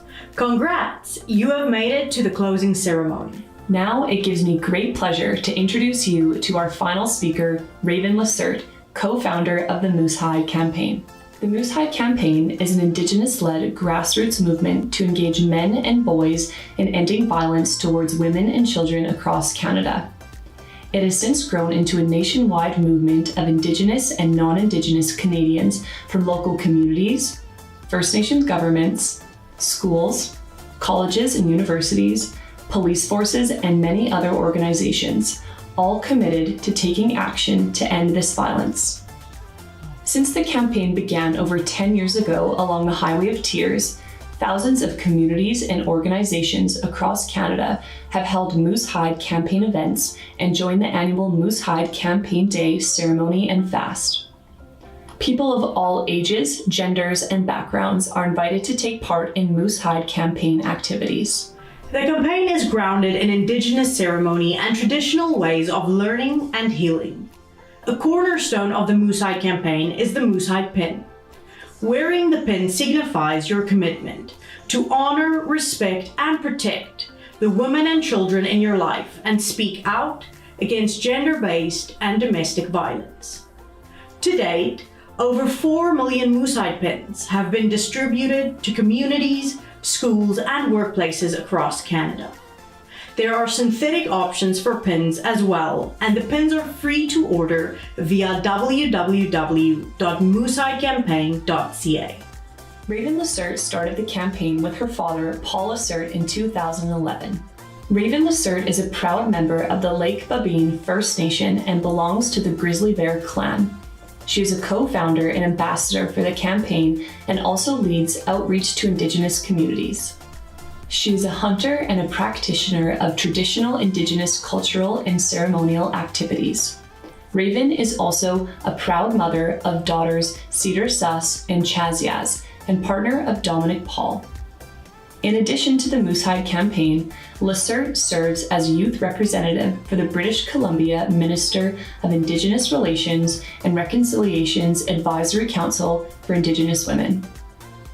She is also a member of the steering committee for the 4Rs National Youth Movement, a collaborative, youth-led initiative that seeks to connect Indigenous and non-Indigenous young people in a spirit of respect, reciprocity, reconciliation, and relevance. On that note, please welcome Raven Lacerte. Hello and good day. My name is Raven Lacerte. Thank you so much to Kayla and Talani for the introduction. And thank you to Omar and the organizing team for inviting me to speak here today. I hope you all had an incredible summit, and I'm so honored to be a special advisor for GELP and to be invited to speak today as your closing keynote for the 2023 Global Virtual Summit for Career and Skill Development. With the theme of building resilience in a changing world, I'd like to start by introducing myself in my own traditional language and share a little bit more about who I am and where I come from and a little bit about the work that I'm doing. So Haddi, Raven Lacerte Sedney, Loretta Madam Slew, Paul Lacerte Spa, Saigana Lachshabu, Injan Yinkakdene Keoch, Tabesna Chalya, Injan Lakwangin Keoch. So I said, good day. My name is Raven Lacerte. My mom is the late Loretta Madam, and my dad is Paul Lacerte. I'm Carrier, a member of the Lake Babine Nation in central British Columbia, Canada, and I'm part of the Bear Clan. I acknowledge the beautiful territories that I'm joining you from today here on Lekwungen speaking people's territories, the Songhees and Esquimalt nations, also known as Victoria, British Columbia, Canada. I am so honored to be here today as a mom, first and foremost, always. Every space that I join is as a mom. I have two very precious little girls. Their names are Cedar and Chas. Chas means grizzly bear in my language, and Cedar is 5 and Chas is 1. And I'm the co-founder of the Moosehide campaign. And we are working to stand up against violence towards women and children here in Canada. And so I would love to be able to just share a little bit about my story of the Moosehide campaign. My dad and I started this work together in 2011, and to share a little bit more about my story as an Indigenous person here in Canada, as a carrier woman living in Canada, leading work to end violence against women and children. My dad and I are the co-founders of the Moosehide campaign, and we are standing up against violence towards women and children. The work of ending violence towards women and children by nature can be a very triggering topic to talk about. And so I really want to invite folks to take a deep breath if you need, take a moment if you're feeling triggered, reach out to somebody if you need additional resources. Because this is so real for so many people. Violence towards women and children, to all of us, is so common.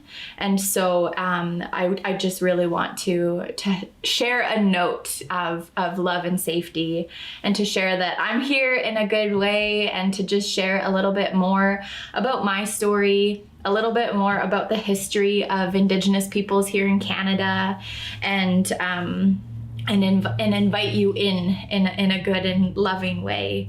So my dad and I started this work together in 2011, and we really wanted to do something about violence that's happening towards women and children here in Canada, and especially towards Indigenous women in this country. Violence towards women and children in Canada is all too common, and especially towards Indigenous women in this country. There is something happening in this country where Indigenous women are going missing or being found murdered at exponential rates. So from where I'm from, in my traditional territory, in the Carrier Territory, which is in the center of British Columbia, there's a place called the Highway of Tears. And it's called the Highway of Tears because dozens of women have either gone missing or been found murdered from along that stretch of highway. And some of those people are my loved ones. And so my family and I really wanted to do something to help make sure that those lives were honored and to help make sure that that never happens again, and create a space that's surrounded with love and with hope and with healing. And so we're hoping to break those cycles of violence that are happening across this country and to put love back into those spaces. So the dozens of women that I'm talking about from the Highway of Tears is just one example of the unsafe communities across the country here in Canada. And so we have over 1,200 murdered or missing Indigenous women.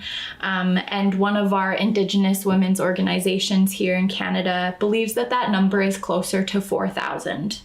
And so we have to do something about it. We have to do something. We have to make sure that that violence towards women and children in this country and across the world stops.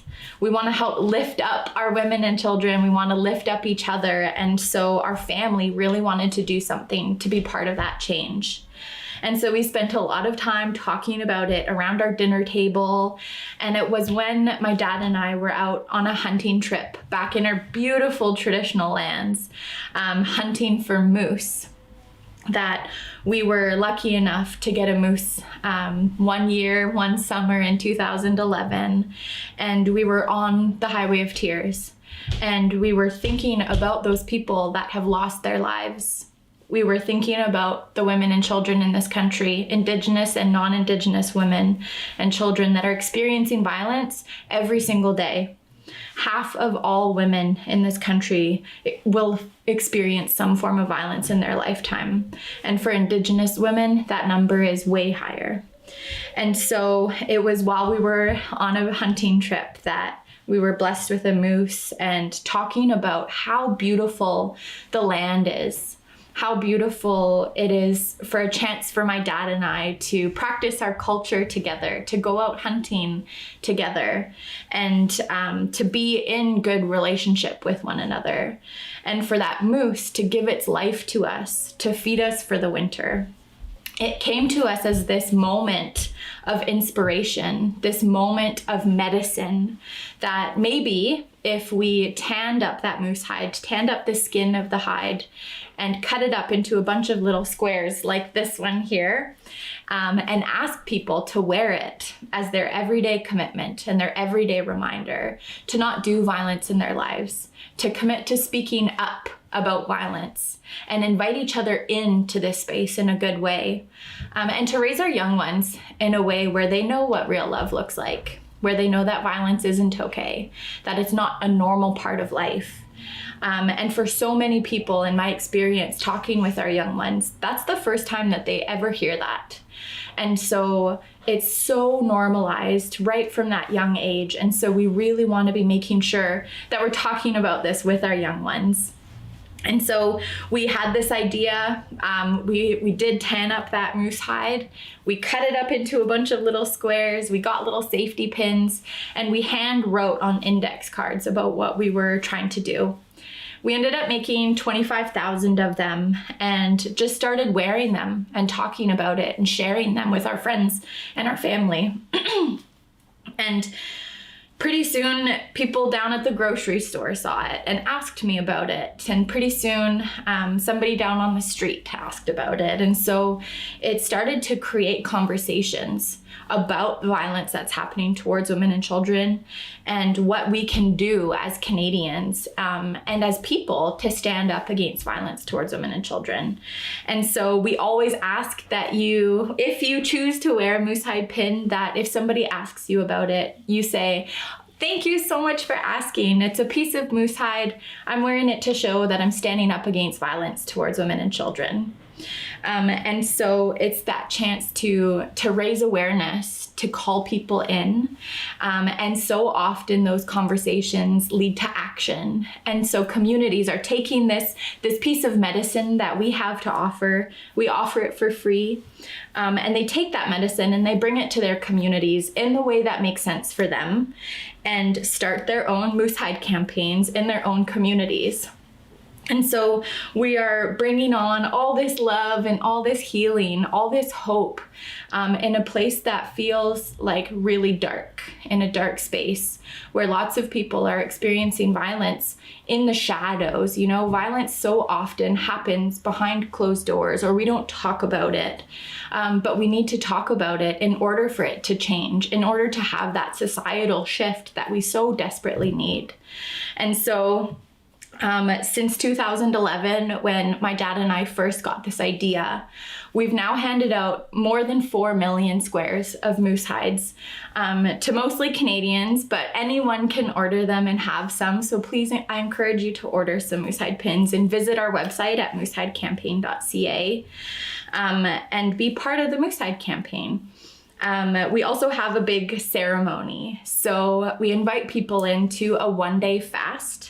So from sun up until sundown, just for one day, we ask that you go no food and no water. And my family comes from a fasting family. And so for us, in our traditional ways, my dad will normally do 4 days and 4 nights without food and water. And the purpose for us is a little bit of like offering up a little bit of that, the hunger, the discomfort, as an offering for something that you're praying for. And so for us, we're hoping to end violence towards women and children. And so we invite people into that space to go without food and water for that purpose, for that collective purpose. And so we have a goal of one day getting to a place where we invite 1 million Canadians to fast together on the same day to end violence towards women and children. And so while we're fasting, we have a big ceremony and a big day that we live stream out. And so you're also welcome to come and be part of that with us. And it's all free. And we invite in speakers, we have workshops, we learn more about the issue and how we can take action. And then we end our day with a big fast breaking ceremony and a big feast. And so it's a really, really incredible opportunity for people to come together, to take that collective stand and say, like, violence isn't okay. It's not, we don't want it anymore. And we're going to stand until that changes. Because our women and children and all of us, we're just too precious. We're so precious, and we need to treat each other that way. And so I invite you to be part of that vision with us. For me, as an Indigenous person, I think about the history of Indigenous peoples in this country, and I think about colonization. I think about how that process happened in Canada. And I'd like to share a little bit about that with you today in my own personal experience. And so when colonization happened here in Canada, First Nations peoples roamed these beautiful lands. They were caretakers of this land for forever. And so when colonization happened, the government put up these things called residential schools. And the residential schools were a place where Indigenous students, kids, were taken away from their homes, from their communities, and put into these schools. And the whole purpose of those schools were to take away that culture, the language, the family connection, the cultural connection from our little ones, and to make them into a colonized people. And so it was something that happened for generations in this country and was very, very, very hard for Indigenous peoples for a long time. The last school closed in 1998. And so there have been kids that have been taken away from their homes for generations. And so it left many of our nations and many of our people hurting, and many of them turned to other substances, other ways of coping when our little ones were taken away from the villages. Then they didn't know what to do. And so I share this because I'm thinking about the generational shift. I'm thinking about the generational shift away from violence towards women and children. I'm thinking about where we came from, where this violence towards women and children started happening and why. Somewhere along the way, we lost our way of lifting up the women in our world, in our communities, in our families. I come from a matrilineal society where we get our clan membership from our mums. And so I get my clan membership, the Bear Clan, from my mum. And she gets her membership from her mum. And now my daughters, they both are Bear Clan members as well. And that was something that is something that we hold in such high regard. And that our women, especially in our way, were really, really honored. They were the knowledge keepers. They were the leaders in our community, and they were really held that way.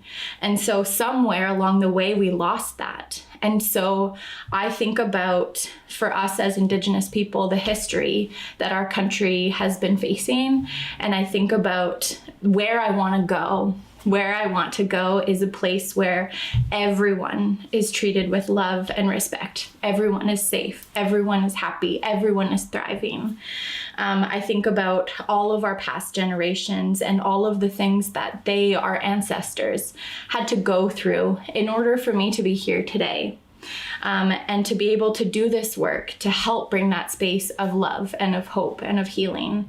And then I think about the future of what I want for my littles and their littles and their littles. Many Indigenous peoples in this country think about the past generations and the future generations in every decision that we make, because it helps to influence where we are today and where we want to go. And so I share the stories of the residential school experience because my mom attended one of the residential schools, the Lajak Indian Residential School, when she was 6 years old. And I think about those generational things that happened to her and to so many people in this country, and the cycles that come with that. And so I choose to be a cycle breaker. I choose to be someone that those cycles of trauma, those cycles of pain that have come from experiences like the residential school happened. And there are these cycles that continue, that pain and that hurt continues to this day. And so I want to I hope to create a space where we can break those cycles and break it and put love back into that space. And so that my daughters and their kids get to have a world that is just safe, that is just full of love, and that they get to be whoever they want to be. They get to practice their culture. They get to speak their language. They get to do all of those pieces. And so our worlds are always changing. They have always been changing, and they will always change. And so it's always up to us what we want to choose to do with that. Our time in this life is really short.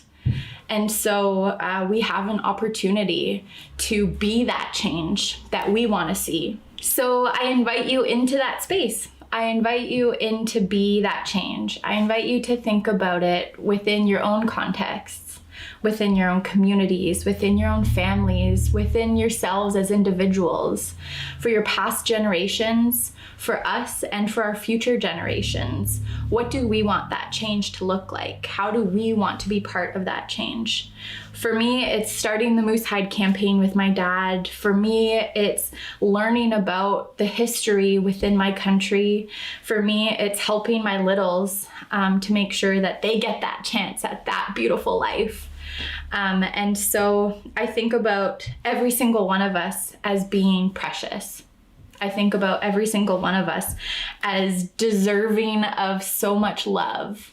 And so in our family, we share a few teachings as we're out there sharing about the Moose Hide campaign, about our family. And we really practice intimacy. And so we say intimacy, but we say into me see. And so I hope that by me sharing a little bit of my experience, a little bit of my own story, helps to offer a little bit of that intimacy for you. Hopefully, maybe that can open up a little bit, that you can show that intimacy with somebody in your life.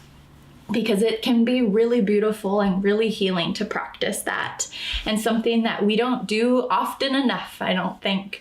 And so I have two parting words to share, and one of them is a practice. So I'm hoping that you might be willing to join me. In our family, we do this thing called Love Eyes. And we practice that in group settings. Maybe you're by yourself, maybe you're with one other person, maybe you're with a group of people. And if you are, then I really invite you into this practice with me where we practice Love Eyes. And so that's looking into the eyes of somebody else and giving as much love as you possibly can with your eyes, and a big smile, and just stare at each other for a moment with as much love as you possibly can. So I will invite you to do that now, and to just practice that moment of Love Eyes with somebody else, eyes around the room, looking lovingly. Take a deep breath. It's okay if it's uncomfortable. It's okay if you're giggling. Love Eyes to someone else. Thank you. And that's something that you can just do and practice. It's just such a beautiful thing to practice Love Eyes.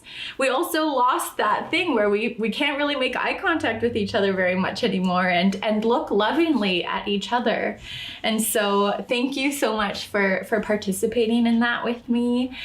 And the other piece that we do is a saying that we say in my traditional language, which is carrier, and it's Nyan Spe Hunzu.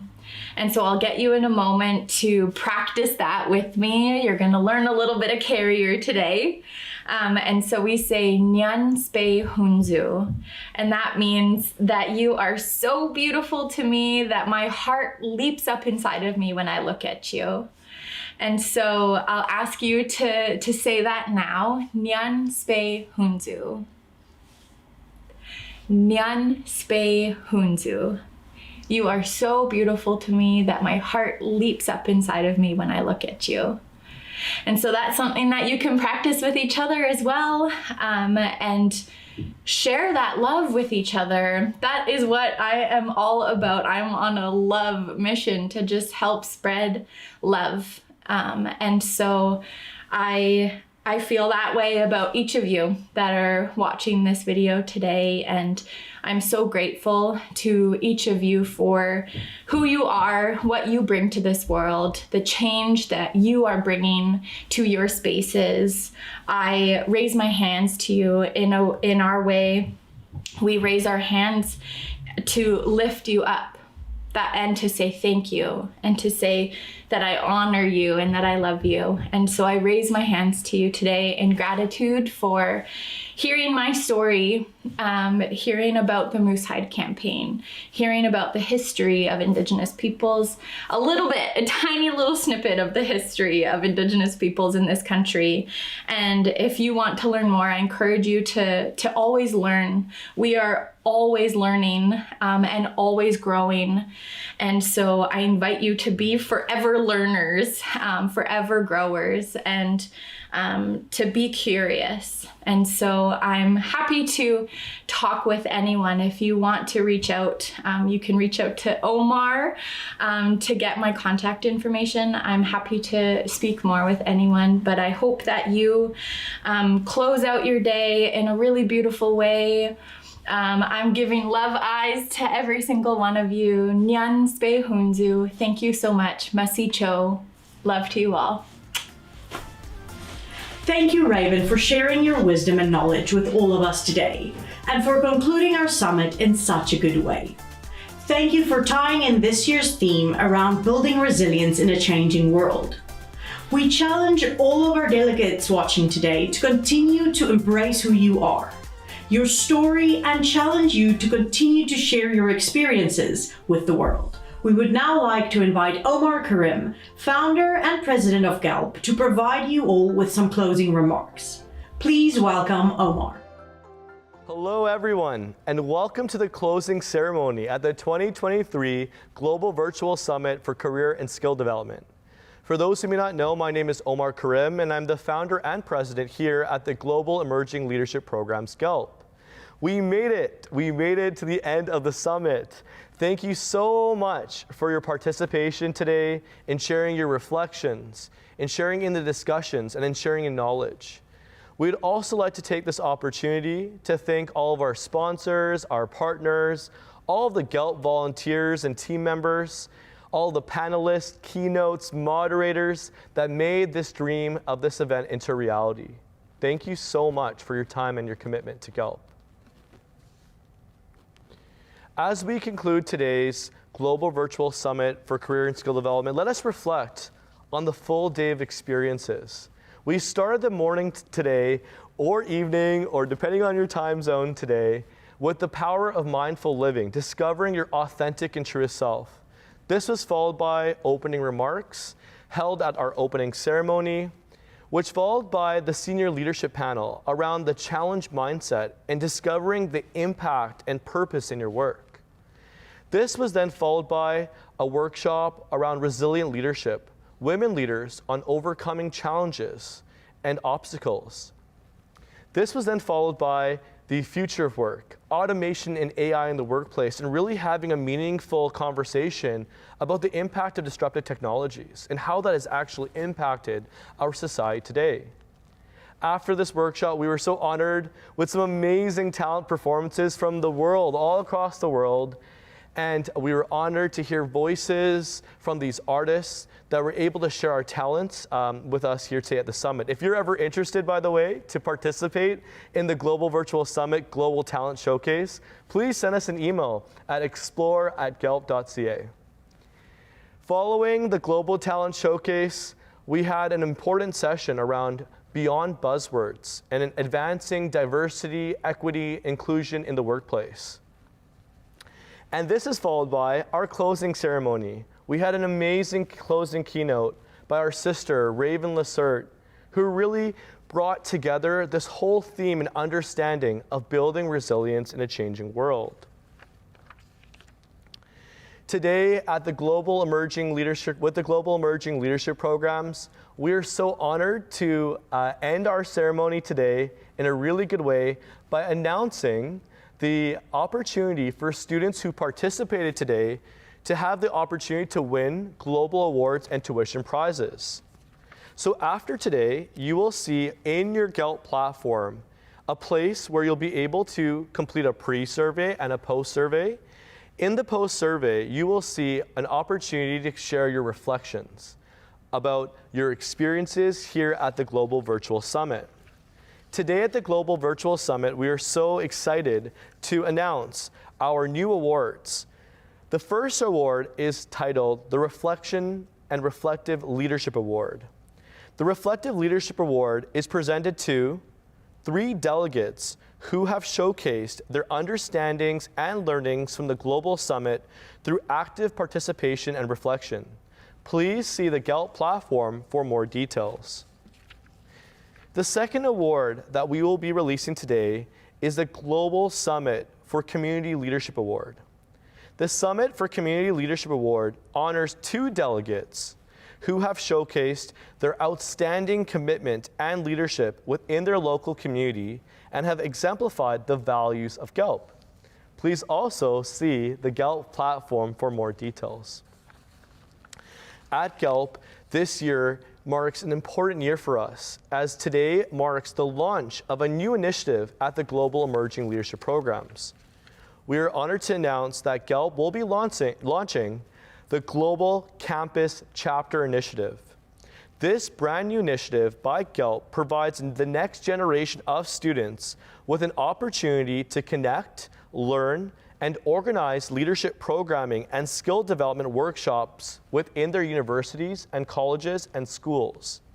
This opportunity provides students with the chance to interact with North American speakers, access to student leadership training, workshops, events, all around the world. And really what we're aiming to do with the chapter initiative is really build this global community. So if you're a student interested in hosting or leading a GELP campus chapter, please email us at outreach@gelp.ca. As we conclude the Global Virtual Summit for Career and Skill Development, let us remember that building resilience is not a one-time endeavor.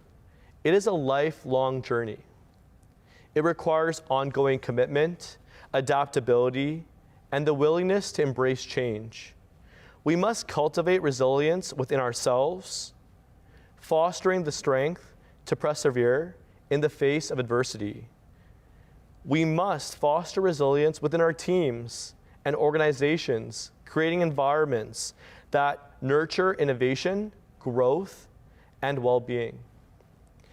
And we must foster resilience within our communities and societies, cultivating a collective spirit that supports and uplifts one another. Let us continue throughout and beyond the Global Virtual Summit to build connections, break barriers, and shape a future that is defined by our unwavering resilience. Together, we have the power to transform challenges into opportunities and to create a world where every individual has the tools and the mindsets to thrive amidst change. Know that you're not alone. Know that GELP is here. We are here to support you. We are here with you along your journey. So thank you again for being a part of this remarkable journey of the 2023 Global Virtual Summit. May the resilience we have all cultivated here guide us towards a future of boundless possibilities. Thank you. Thank you, Omar, for your leadership. We are so excited to be coming to India this fall and to meet some of our delegates who are joining us virtually and then potentially in person. Once again, we want to thank our sponsors for their contribution in making the summit a reality and believing in the futures of our delegates. On that note, we have final reminders as we come to a close. If you've missed any of the sessions, no worries. Please note that all sessions have been recorded, so if you need to re-watch or would like to access the content post-summit, the content will be available for 7 days post-summit. This has been made possible to support and adapt to the different time zones and countries that are participating. Also, be sure to fill out all your pre and post reflections for a chance to win GELP Awards, a GELP digital badge, and tuition scholarships of up to $2,500 Canadian dollars. For any questions regarding these awards, please email explore@gelp.ca. More information about the awards can be found on the GELP platform at www.gelp.ca. In addition, we encourage you all to stay connected through the GELP platform and social media channels. Also, please don't forget to share a post on Facebook, Instagram, and LinkedIn about your experience today at the Global Virtual Summit using the hashtags #GELP, #Global Summit 2023, #Building Resilience, and #Share Your Experience for chances to win additional prizes. Thank you, and we wish you all the best in everything that you do.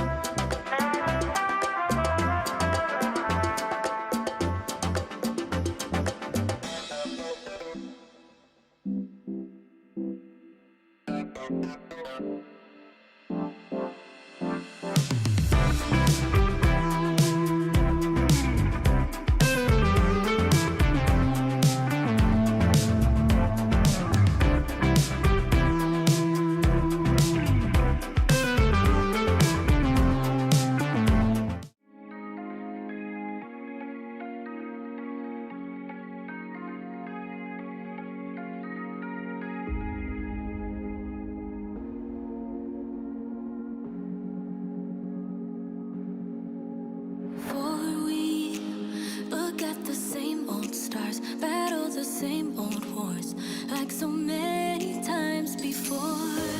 And I know that we're not perfect, but I'm gonna miss all that we had. Yeah, I know that we're not perfect, but I need this night for the last time. Stay, stay. No, you're gone in the morning, but I'll be okay if you stay.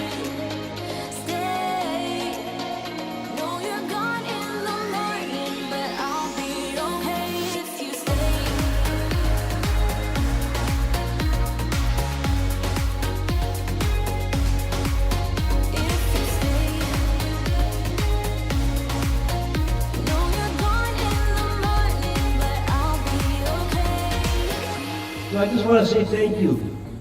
Today I'm very proud and honored my wife and I came, and the young people that are with us came. I just want to share a song with you as well.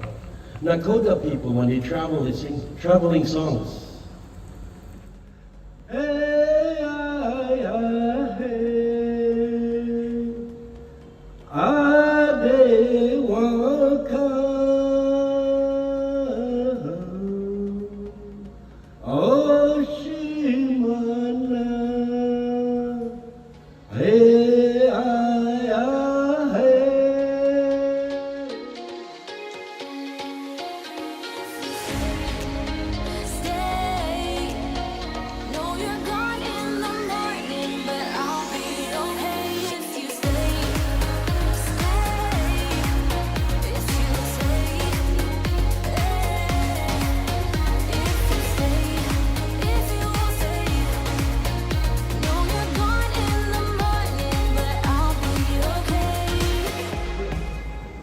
Thank you, members of the GELP Global Delegation.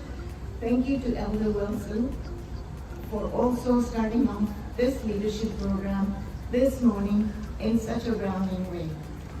Challenge yourself to think beyond and to believe in yourself, because it is with this journey that we are able to strengthen our abilities as leaders in the community.